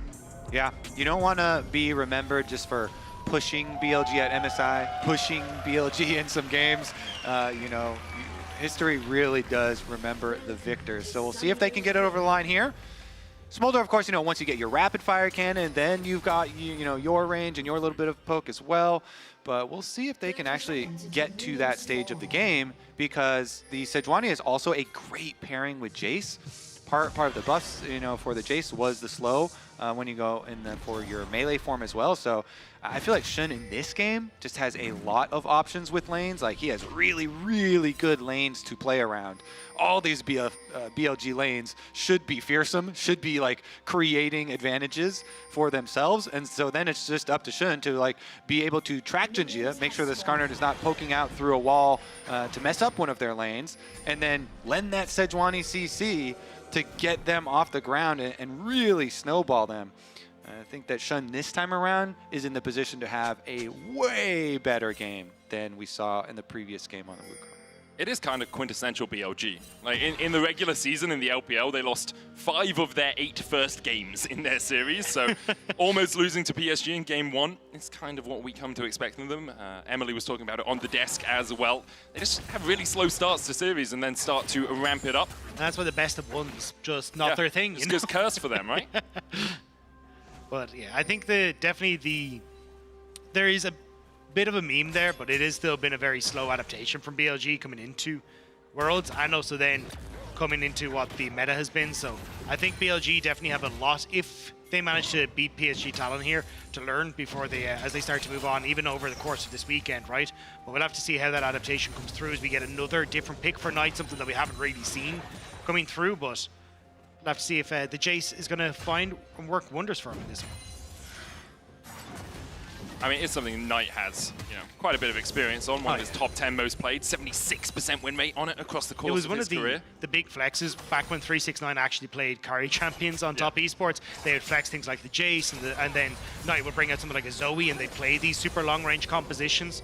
But now working instead in conjunction with Elk, I think it is going to be something that he'll feel right at home at, if he can just find some of that early success. And as Kobe was already saying, the ability to play around Xun, go into melee form, stack the passive stun for the Sejuani is going to be perfect for BLG. Maple currently getting the push in the mid lane. Looks like Jinja took a long route around his jungle, has only just got to his blue buff after clearing out his wolf, so he's a slight bit behind where Xun is. Yeah, kind of going as expected here for BLG with their top pushing, with their bottom side pushing as well. Elkanon kind of nicely getting Betty and Woody under tower, trying to deny as much as they can. Both junglers, as you say, will finish here towards the top, towards the crashing wave. And Bin will be able to, can he fully get this one in? Those ranged minions just outside. A little bit annoying there, but junglers might meet up on that Scuttle Crab regardless. Jinja's already pathing towards it. Xun actually looking for the mid lane instead, deciding he doesn't want to battle over the top side Scuttle Crab. Instead, he will go down towards the bottom side, use the fact that Elk was looking for a cheetah reset to get his cull, to then move up as well. It looks like Jinja might try and sneak behind Bin with that wave not in the best of states for the BLG top laner. Yeah, and you can kind of tell on the moment of the comms too. Bin backing off after he killed off those last couple of minions, because the Skarner is one of the few junglers that actually still loves, well, I mean, it's just stacks. That's all they want, really. Jinja almost dies, but he'll be okay. Meanwhile, in the bot lane, there was a look in from Xun, but even with Betty and Woody having the wave pushed up, Xun wasn't quite able to find the gank he was fishing for. This is dangerous, though. Jinja trying to get his camps right before Xun arrives. He'll get them, but Xun will arrive in time to flash away from Jinja. Gets him to safety, no longer has that summoner for the next 5 minutes. So Junja reading correctly that Shun was going to try and go for the respawn of his Raptors camp there, but having to burn his flash makes this Skarner way less threatening on a dive, or a gank even. Now Shun, hovering around bot side again, he's going to reset. Hey, Shun off to a nice start in this matchup. And again, he's got lanes that want to fight. He's got the flash advantage over enemy jungle. It just seems primed right now. It definitely is. And I think that the big thing that you have to look at as well, Kobe, is the bot lane. Look how far Betty has fallen behind Elk because of the way that wave was frozen, because of the fact that Shun came across. Like, Betty and Woody have actually struggled to unfreeze this lane. Now they'll be able to do it. Junja path towards his Krug, so he can be there first, but it's going to be about, 200, 300 gold at the end of all things. And that's with Elk having got a reset to get his cull. Yeah, and again, he can continue to freeze here once more, so this doesn't have to realistically crash, because you do have the Nautilus coming up behind. Can he hold it out? Yeah, should be able to just hold it out from the wave. On is now reset, getting his own boots, and you've got the Sejuani still in the vicinity, so they're moving the Skarner here to show his face onto bot side, just to try and bluff, essentially, threat that they can crash the wave, but BLG not having any of it on, essentially faking that his jungler is in behind him and kind of calling Junja, saying, are you really going to try and play this when you have no flash? I love that point, especially because On does this so much. All the time. Oh, yeah. Where he fakes that someone is behind him, even not in front of his own tower, a lot of the times, walking into enemy territory. If you can get free vision or free plays like that, it's so beneficial to both you and your jungler. Of course, it kind of allows your jungler freedom on the other side of the map too, but here we are on the Grubs, and that will be number 1. Shun has to use the smite for it though. Knight's coming across. Maple working his way towards the river as well. Junja should be able to secure at least one of these. Chucks out another rock at Shun and Knight. Bin now moving from the top side. Junja using his smite to secure the second grub, or the first for his team, but the second in totality on here. Woody joining the battle as well. Bin still keeping that grub aggroed. Shun has his smite back up and can get the Scuttle Crab and the grub as well. But that was kind of what you want to see from BLG, this slow pace when it comes to the fight, so then you have to try and back up his PSG, because without Woody there, they don't really have a big engage tool. Maple had already used his ultimate on the wave, so didn't have that poke to answer for Knight kind of chipping away at him, and you can see how much respect PSG give. And it's even good for the 1v1. Elk here, level lead down there, poking him under tower. Betty is definitely in pain this game. Meanwhile, the rest of the team here, and they pick this up. Looks like should not be, well, actually Skarner heading back over. We'll see if he just clears out. I think he's just going to his camps. Don't really think he wants to challenge this. And it's so interesting how many things kind of domino into each other in that bot lane, right? Like Elk getting the reset, then being able to freeze it out. He has the cull. There's already 49 stacks left on it, so he's over halfway towards completing it. But because of the way that they then push the lane out, see Junja actually getting caught here as Jun going in for the engage, On with a great hook, and Junja falls for first blood. And to your point, Medic, this is what Prime BLG looks like. This movement from On, constantly shifting around the map, holding positions so then he can get out and work his magic. And now Maple is running, hoping that he can find some sort of way to teleport out of this jungle, but short of magic or a miracle, I think he might be done for. And he gets clipped as well by the accelerated shock blast, meaning an execute is no longer an option for Maple. Shun should be able to chase him down, who dash across the wall with a flap, flap, flap. Knight still chasing here, Glacial Prison used just to make sure that this dragon is going extinct alongside his buddies. Knight will secure the kill, his second of the game. He was able to get one turret plate before he had to run into enemy territory and was chased all the way through. It's a good death, good death. A couple extra smolder stacks on his way down, at the very least. But yeah, I mean, BLG, really good kind of transition there, up from the bottom side of the map all the way through to grab the extra objective. And I think this is where you get to see BLG kind of continuing up on this pressure. The fact that, again, On is free hard. He's controlling that wave on bot side, sets up for Elk. He's going to take over to level 6 fairly soon and can start to move up towards Void Grubs in a little bit. That's a little cheeky Ultra Maja, though, denying Bin access to this wave, but now has no ultimate if Shun wants to try and move up here into this top side. So yeah, I think he rightfully kind of backs away after picking up the plate. Perfect damage calculation, gets the plate, denies some extra minions there. And they're gonna need that money because PSG, like, their whole comp is set up for late game, front to back team fights. BLG have poke advantages, BLG have options for later for pushing on sides as well. So PSG trying to funnel all their money, kind of huddle together, wait for their later stages where they can really synergize with their 5-on-5s. I will say, if I'm trying to funnel my gold on this PSG comp, I don't think Azure is the one that I really want to funnel it on. You got to point it somewhere else. Yeah. Try and get someone Maple, who's about 700 gold behind in the mid lane and maybe more, as there's the flash engage from Xun. Maple down again, and Xun joins Knight on the scoreboard. And great gank in the mid lane, managing to get that flash onto Maple, denying him any sort of way to get out of that. And even the ultimate a little bit late from Maple, so he doesn't get the heal. And now for something like the Void Grubs, Maple has no real access, so that should be going to BLG's way as well. This is exactly the game I was envisioning for Xun when we kept talking about, oh, it's Dream for him. He got the Sejuani, he's got all these lanes I want to fight. This is him definitely executing quite well on it. This is also very similar to how MSI went between these two teams. You know, really close sort of games where BLG looked like they're on the ropes, PSG obviously picking up a couple there. But then Game 5 was a one-sided stomp.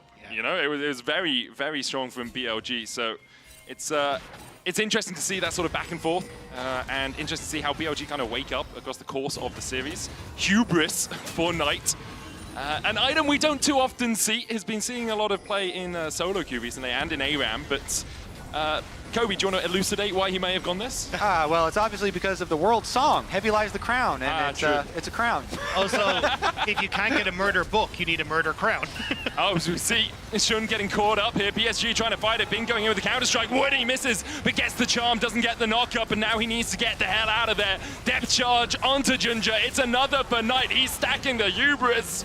Put them back under the ground. Knight finds another double, and there's 19 stacks on his Hubris already. Yeah, this is kind of the Knight speciality. He loves his stacking stacks, and he's managed to stack up a huge amount already.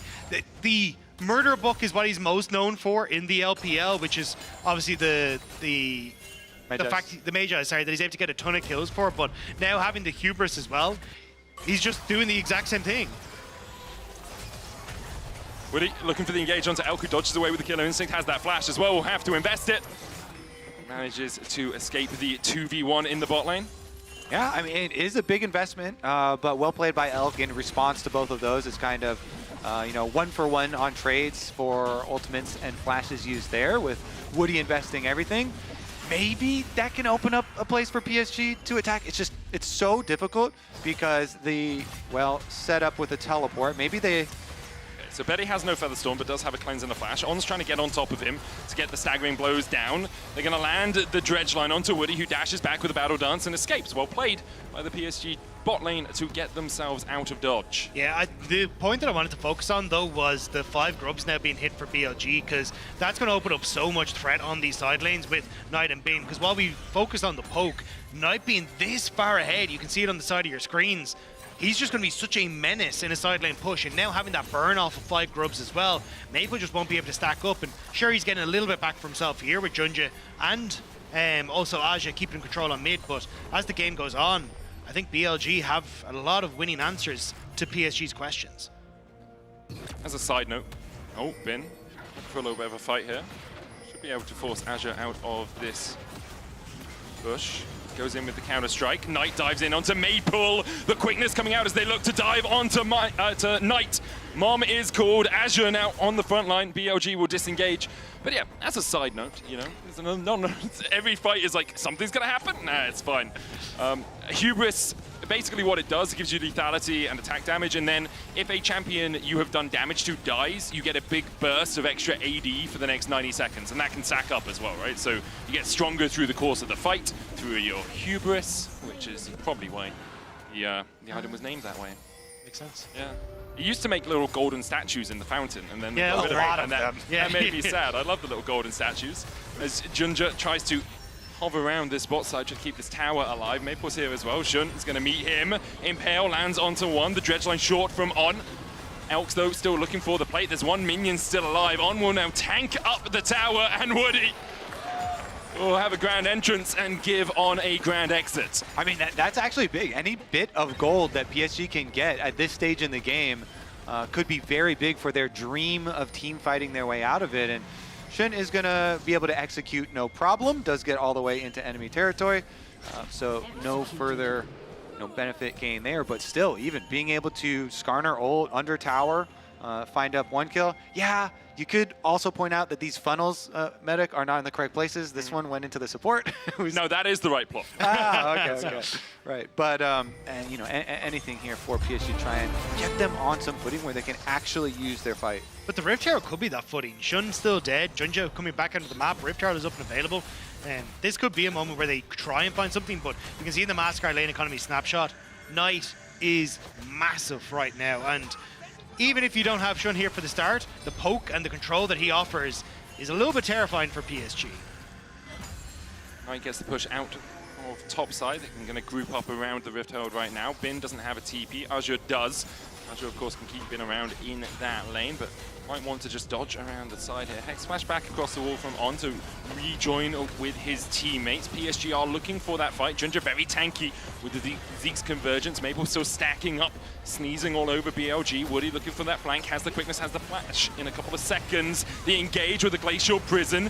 Featherstorm coming out from Betty, quickness from Woody. They're looking for On, but the Depth Charge will lock him up for a second. On now, sacrificed by BLG. As PSG managed to find a kill. Bin still pushing in the bot side. Jun being chased out by Aja, but doesn't quite land the stun into the wall. Jun just still looking for Elk, who has the cleanse, but goes for Knight instead. Pulls him back. Where's the damage? It's Aja right now. The keeper's verdict is that Knight is guilty. His hubris has been his downfall as Junja puts him 6 feet under. There's no way BLG had the correct timer on Aja's teleport, I feel like. You know, they kind of walk into this, and even if they had gotten the smite there, this is huge for PSG. Also, just great decision-making from PSG. We talked about the potential poke and everything else that can come through from BLG, but in a straight-up 5v5 front-to-back, PSG, if they can close the distance, are going to be so much stronger, and we get to see exactly that. BLG group up to try and force On towards the Rift Herald. Woody putting pressure on towards the back line, and it's the engage on towards On here that really spells disaster for them as Aja TPs in. On goes down, but trying to even get away from this. They think they're safe under the tower. Maybe they can start to poke back, but the front line of PSG is so tanky. Elk only has the static shiv, and it's the turn onto Knight that really seals the deal. That's why we've been warning about this PSG team fight, you know, fully grouped. They're the ones with the few seconds extra of teleport advantage, and they make it work. That is not a mistake that you kind of give lightly here. And even the silver lining of getting bot tower was just answered by top for PSG. Now, BLG will get this tower, but you can already look at bot side and see that PSG are going to trade as well. So what had been a good start for BLG is really starting to disappear as Aja now solo under the tower. This could be a bit of risky play. He has the keeper's verdict in a few seconds, still has his flash. Betty trying to come across as well. He's met with Knight. The accelerated shock blast doing a lot of work On, looking for that turret. TP coming in from PSG as they look to collapse. On not tanking the tower yet, has that concussive blow. Steadfast presence coming out. There's the quickness. It's only onto the tank so far, but On's the first target. Glacial Prison coming down as well with Slow Maple for a second, but Junja's here to join the Barney, to join the fight. PSG find another bin, is pinged to hit that mid lane tower, but there's still a couple of seconds before he can get on it. Betty's going to try and answer him. He has the Demolish and 5 grubs. It will be enough to take the turret. But it's the exact same thing again. BLG not respecting how quickly PSG can get across the map. They reset on bot. Aja goes for Elk. Gets the cleanse out of him in exchange for his flash. Junja and Woody, though, can look for this, and Elk back in a precarious situation. Junja just go for the Kaiser. Killer instinct out. TP behind by Bin as well. The Impale hits on to Elk. Bin looking to do what he did in game 1, but the verdict is that he can't get in there.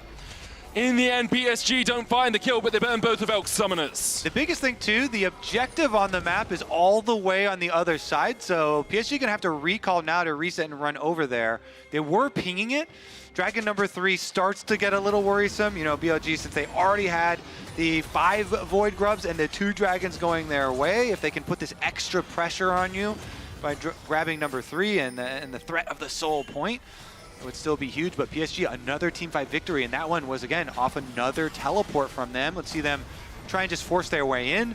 They do have to face check, but they can do that because they're so tanky. And they know Knight's top, and they know that Elk is bot lane, right? So Knight still has the TP, but right now, PSG get control of the river with their numbers advantage. Betty's going to be able to push out mid, can open up on that tower as well. BLG going to send Elk across to try and answer the pressure in mid. I don't think BLG are going to fight this, though. They're just looking for that tier 2 in top, trying to accelerate this chase even further. PSG not really sure how they want to approach this. Aja has his teleport up, but he's still going to run there. Terra goes down, and now if this Hoppy shows on the wave, Jace TP's in. There's the TP in. Aja can TP as well. Will answer with one of his own. BLG Grouped up as 4 for now. Bin's going to join them. Junja trying to get in towards the pit to take the Drake. Unlocked up. The Blade Caller coming back as well, and Junja will land the smite.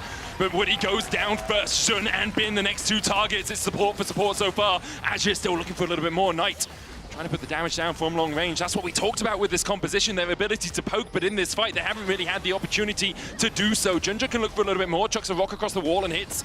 Knight in his back, PSG trying to open up towards this mid lane tier 1. Elk and Knight here to defend. There's another wave on its way, though.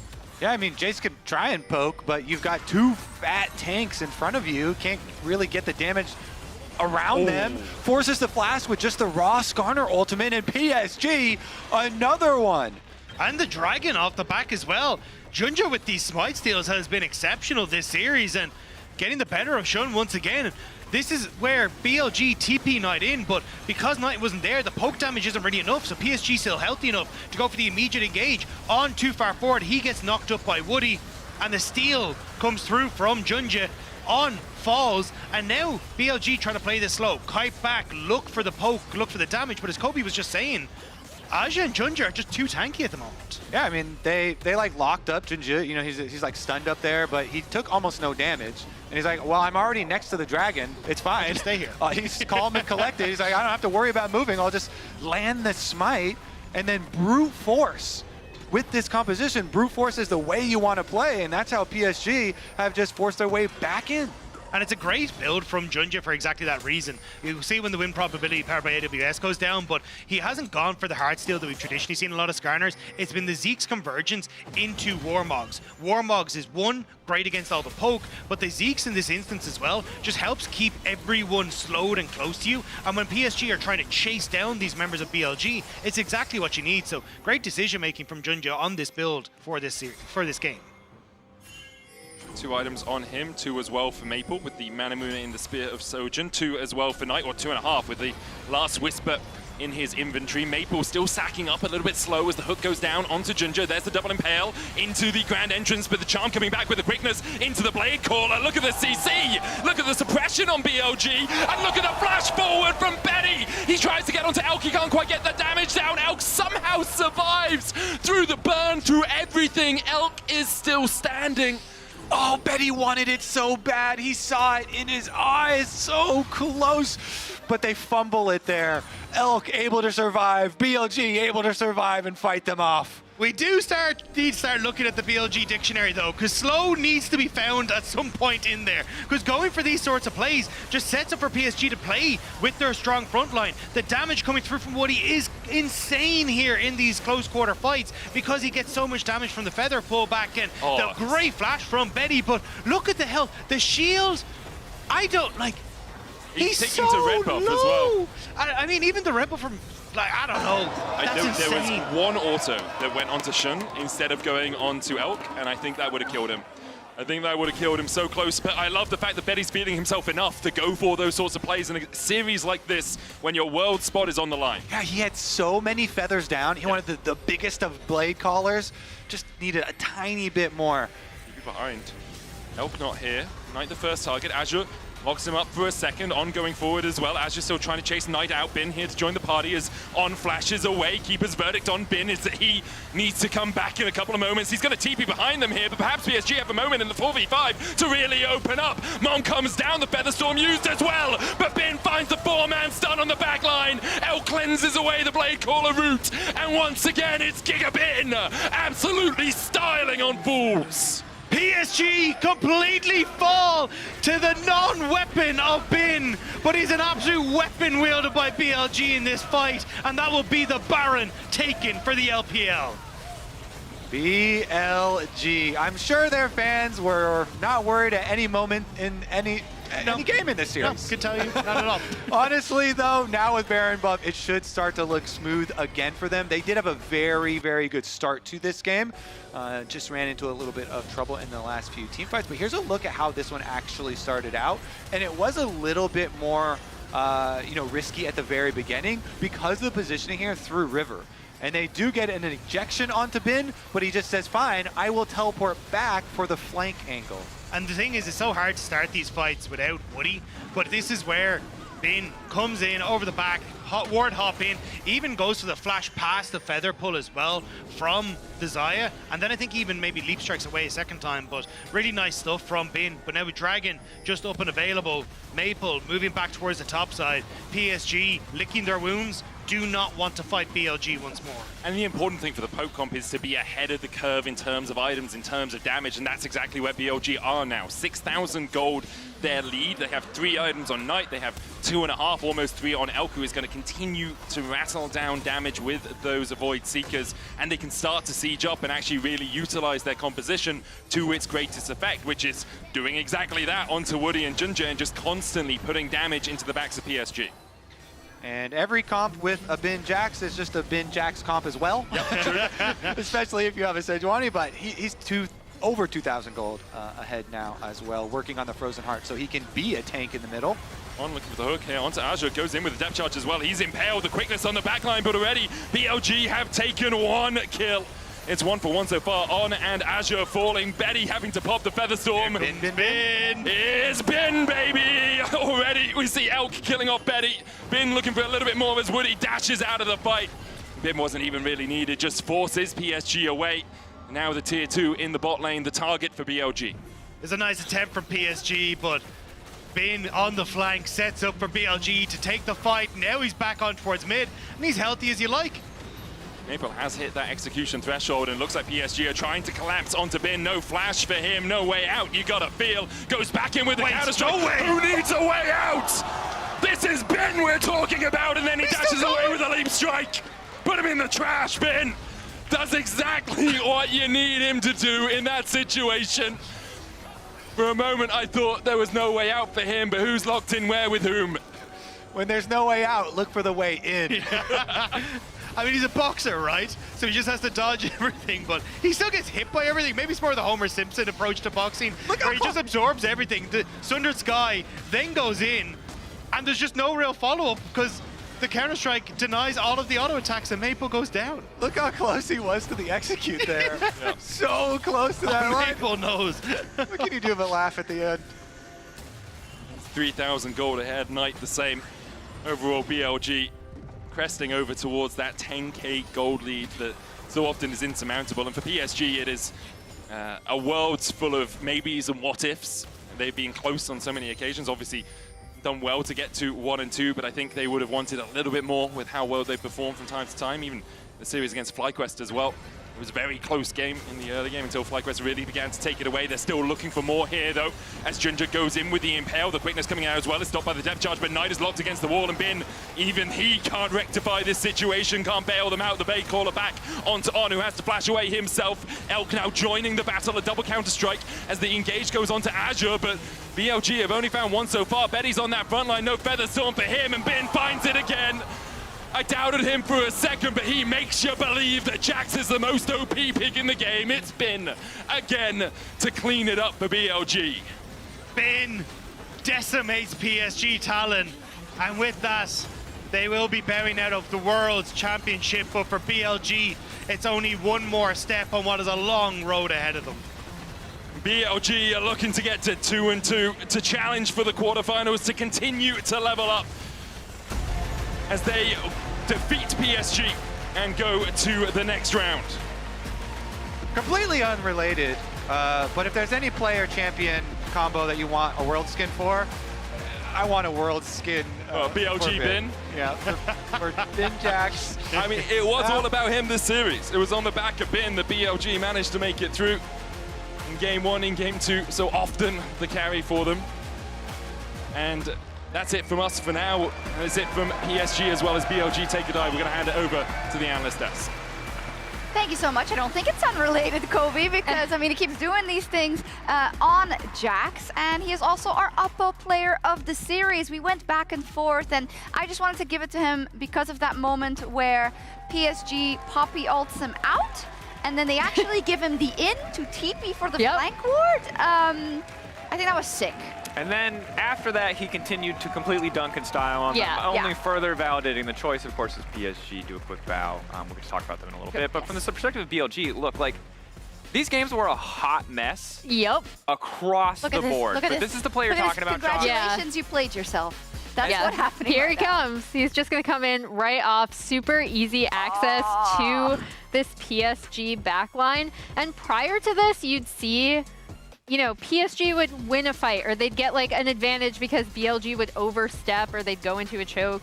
And Bin got so much gold because they were just like, no, Bin, you stay bot lane, you get that turret. You stay mid lane, you get that turret. And then in this fight, he's able to get the TP flank off being Poppy ulted out and shows up with already a lead.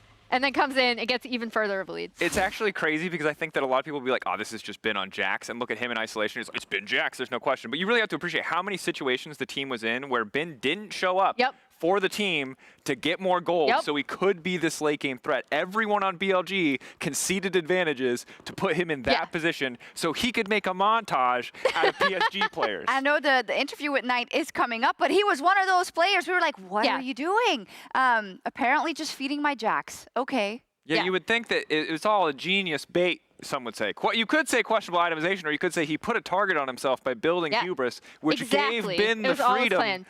It's just, I'm so coping. Please. I did. I can't explain BLG. I mean, I've tried. We're watching the game really together. Tried. Yeah. I think the other thing I did want to point out with this Jace pick, it was super interesting from Knight. We will get to that. Oh, okay. I think we saw this at MSI previously when Knight was looking super, super strong. This is a pick he's defaulted to. When it came to that point in the draft, I was like, oh, he's going to bring in the Jace special. And he's standing by with Laura in the Verizon post-game interview. And welcome back to the stage for this post-game interview with Knight and Wendy. Thank you so much for joining me. Ni hao. It's been an amazing series, but also a lot of back and forth between you and PSG. Can you talk me through the expectations you had coming in today against this team? 那首先恭喜你们获得本场比赛的胜利，但是我们纵观这一局 BO3，还是有非常多打得有来有回的部分，所以说也想问一下，在面对到 PSG 的这场比赛，你们有什么样的一些期待呢？其实我们赛前是想抱着没有那种压力去打的，但可能打的时候还是会有点压力，就希望我们接下来比赛就都没有压力吧。 So maybe before today's game, we try to have this kind of mindset, like, okay, guys, have no pressure. But actually playing on stage, we feel like there's still some pressure on our shoulder. So hopefully in the future, we can fully enjoy the moment of playing on stage without any nerves and pressure. Interesting. I will follow up on this a bit later, but I wanted to ask, why Xun instead of Wei today? 但是还是想要问一下，为什么今天是勋而不是打野薇呢？ 也是我们整个赛训组的，就训练赛选出来的人吧，就赛训组安排的。 So it's actually based on our screams results, and also this is also decided by our coaching staff. All right. Well, I guess it made more sense here to play with him today. Can you tell me about Jace? We haven't seen this champion at all, mid lane especially. Do you think it's the type of champion that we would see again, and why did it make sense in this draft specifically? 那说到这一局比赛，不得不提到你的一个杰斯，其实也是在这一次世界赛当中还没有在中路见到的英雄。想问一下，为什么会选择杰斯这个英雄？觉得在今天的这一场比赛当中，为什么他会是一个比较好的选择？未来我们在赛场上会不会看到更多的杰斯登场呢？我觉得杰斯这版本在中斗的话是有点逆版本的吧。我个人选择杰斯，可能是因为我杰斯玩的比较好。我可能接下来就要考虑这英雄是否比赛上好不好吧，感觉没那么强。 To be honest, I really feel Jace is out of meta a little bit at Worlds, but it's actually the champion I'm very comfortable with and really got the confidence in. Because of this, I pick it on stage today, but in the future, I like to rethink about my choice as well because I think Jace may not be a very strong pick here on stage. All right, you talk about confidence and I want to follow up on this because I don't feel like BLG has been playing to the fans' expectations, especially considering the fact that you're LPL's first seed. Is this a confidence stage issue or is there anything else going on for you guys? 那其实你刚才也提到了是个自信的英雄嘛，让我们来聊一聊自信心的问题。其实很多粉丝朋友们可能会觉得 BLG 的一个表现没有达到他们理想中的那个预期，因为作为 LPL 的1号种子，大家也会对你们寄予厚望。所以说也想问一下，你觉得目前可能队伍状态没有那么好的一个原因会是什么？是因为自信心的原因，还是有其他的因素呢？ 我觉得状态不好的原因可能是因为就我年龄小的选出来比较少吧，就大赛经验可能也没有那么丰富，就我们会接下来一场比赛就用比赛去调整的。So I think why we have some fluctuation maybe here on stage is because there's some players with not that kind of experience. So sometimes we still be a little bit nervous playing here, and definitely we're going to use our stage performance to prove ourselves and also use the stage performance to just enjoy the games. Do you have one final message to the Western fans, Knight? 那最后有没有什么想对大家说一点的呢？ Thank you very much. We are fighting. We are fighting. BLG is indeed fighting. Thank you so much, Knight, Sheshe, for the interview. Wendy, thank you so much for the translation. And BLG moves on to the next stage. They stay in it, indeed. They're not quite in quarterfinals yet. May I just shout out the exceptional PR training of our LPL players, because, you know, it was perfection. Also, the question in terms of why has the performance not been there? Lack of experience is cited, which I think I don't really agree with that, right? As a reason, but it's a great answer nonetheless. Yeah, no, it's kind of a non-answer. You know, we'll give it to them. You know, obviously the players are pretty experienced, especially compared to a lot of the names and faces. But you never know. New environment, you know, new studio. Maybe there is some adjustment. At least studio, we've heard things. We can give them whatever the reason is. The performances up until today certainly were not there. And while today was a hot mess, I think at this point, if you're BLG, you're happy to get the wins where you can, and you want to just start building this momentum as we go forward in the tournament, especially because, like, again, we highlighted Bin. This is a tournament where Jax is blind pickable, and BLG are clearly the best team in the LPL. Like, you're really set up for success here. Yeah, and I think as we look through some of these highlights, the big thing for me is that when it did come to some of the team fights, the way they did fight with Jax was better. I actually don't think Bin's been having a super great tournament thus far, especially compared to expectations. This is the top laner that we kind of unilaterally said going into this would probably be the best top here, and he is definitely not. This is kind of the first series where we've really seen him pop off, and they gave him a lot of resources to do so.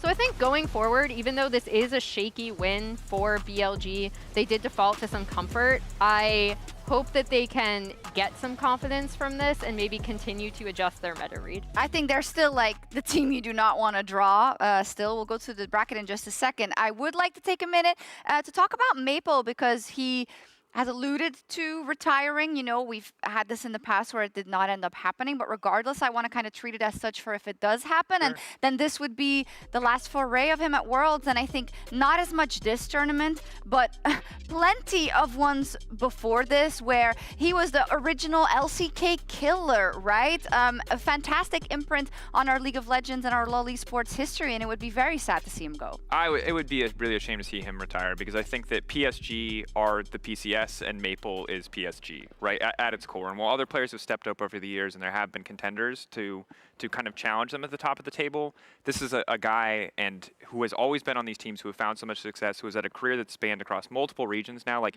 he is one of the most iconic players in the sport, in its history, and I think he deserves that credit. But mostly, I think what he's known for are the big upsets, and I think people have to remember like how impressive the longevity of his career is. We don't even talk about his domestic dominance because we just don't have the same coverage of the PCS that we do of other regions domestically, but he is so good domestically, and he always transitions it into a memorable result internationally. Yeah, he is a really memorable player. He is a very intelligent player, and I also think when you're looking at the way that the regions are combining next year too, right? Like, it's not, even if he doesn't retire, it's kind of a sunsetting of what the PCS was going forward into APAC.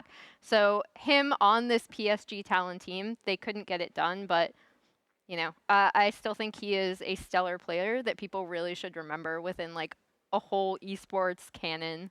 And I think even if there wasn't going to be this kind of combination of leagues or these merging of regions, like, you would still look at the context of the PCS as pre and post Maple. Yeah. Right? Like, because this is a guy who just has always won. And that's something that no player has really ever been able to match in any region.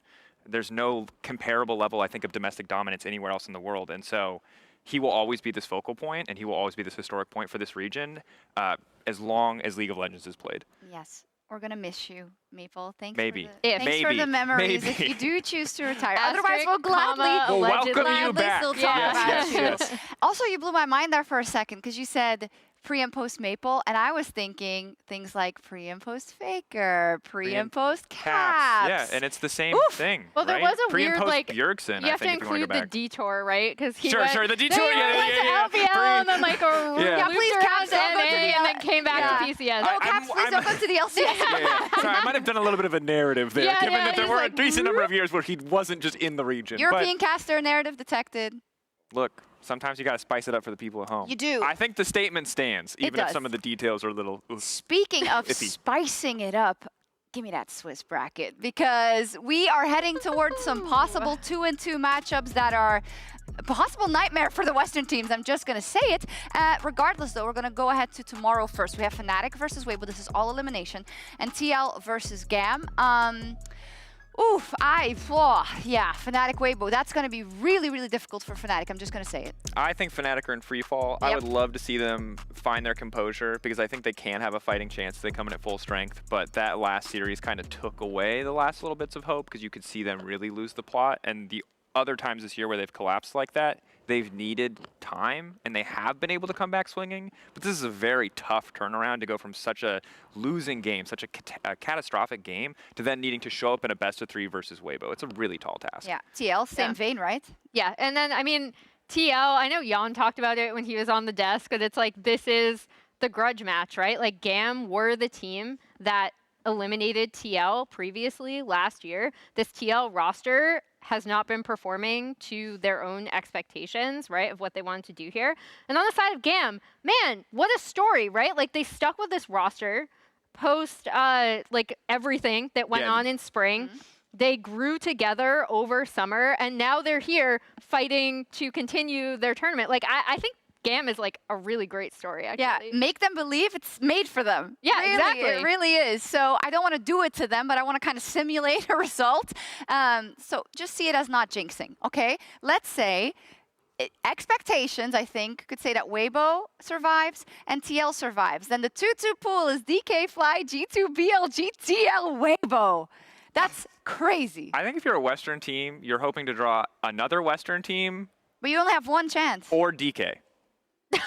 Yeah. Because DK are a hot mess. Or, actually, to be fair, you can maybe throw Weibo. the in there remaining too, LCK and depending- LPL representatives are all very messy. Like, these series Depending are on close. their performance against Yes, Fnatic. Yeah, yes. because I do think Weibo can regroup.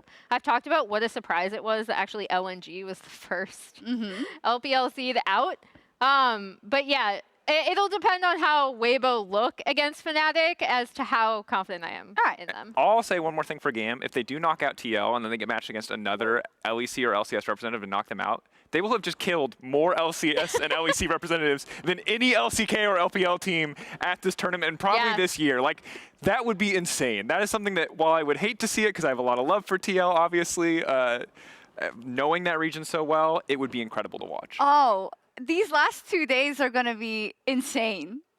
I be a fun time. have a tummy ache already. I'm so nervous. That's it from us. We're going to take a break on that great note. We're going to be back tomorrow for those elimination matches at 2 p.m. Central European Summer Time, 8 a.m. Eastern US for more Worlds 2024. Get a good night's rest, and we'll see you then.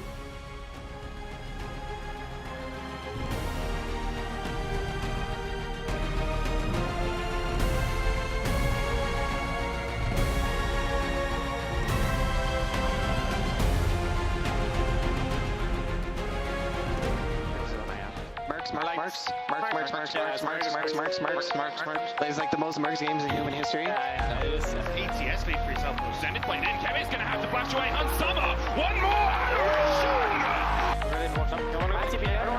Activating.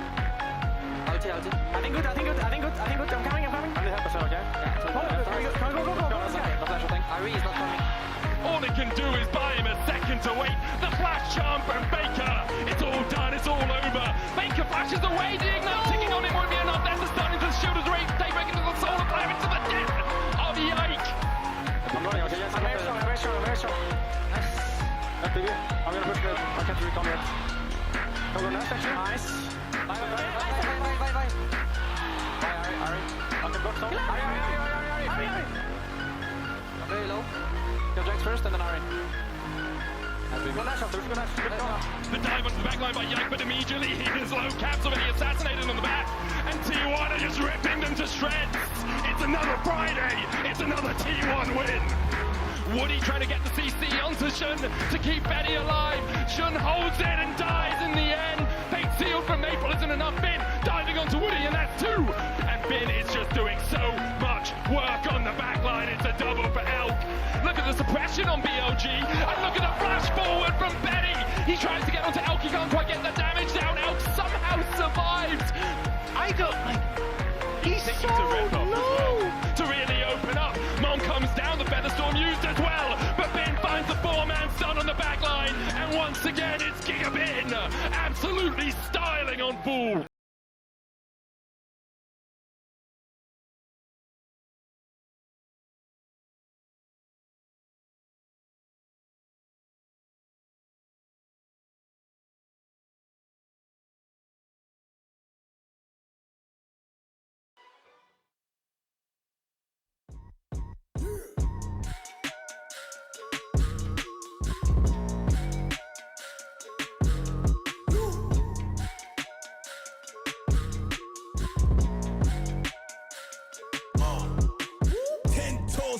From the jump, I'll admit, push and drop, have to drop, till y'all know that I exist. And I'm gonna blow, and I'm gonna pop, y'all can't possibly depict. And I'm gonna probably take risks, and I'm gonna die before I quit. I gotta take action against stagnant, and they stopping it too many been passive, and they lost it. The rappers I move backwards, and they honest. Hacking the right back, and to make profit, and accurate, new acumen makes options. Meaning the accountant can be rounded when you call it a place. Everything I'm mounted in my cost. Moving with $2 in my pocket. Proving the pace you looking exhausted. Truth is Greg Newman, they can't copy. Do what I must do so they can't stop. Trying to keep cool while I keep talking. Do what I must do, switches up often. I pivot, meaning I'm a tactician when I'm in it. Circling the cul-de-sac, I'm drifting. And I got all night down to fishing. Meaning I'm different. Meaning when they talk, they pay attention. Meaning they gon' pay for every cent. And I'm going 2 commas, 2 Kansas. And I'm going worldwide when they all mention. Black boy with a book dream and a lesson. A black man with a sharp mind is a weapon. Yeah. 10 toes down from the jump. I'll admit, push and drop, have to drop till y'all know that I exist. And I'm gonna blow, and I'm gonna pop. Y'all can't possibly depict. And I'm gonna probably take risks. And I'm gonna die before I quit. Great white sharks just out there swimming. Been a bad man since Texas when? Since the beginning. Got a whole bag of monsters with me. Lord knows they did the illest. And if you come through with the crew, Lord knows you say, kill it. My whole crew just went wild. Kick down doors and we come through straight to the stage where I run to. Gonna get wild. Whole clip dripping in labels. Stacking out quick on the table. Say so wow. I don't even know like that. I asked the crew, they said that we roll like that. So wow. Better watch out, we're coming, you know I wanna get dealt with by them youngins. Wow. Kick down doors and we come through straight to the stage where I run to. Gonna get wild. Whole clip dripping in labels. Stacking out quick on the table. Say so wow. I don't even know like that. I asked the crew, they said that we roll like that. So wow. Better watch out, we're coming, you know I wanna get dealt with by them youngins. Why you people think that you're bigger? One word from us, you get pulled like a trigger. Looking at you like a big plate of dinner. Man like you don't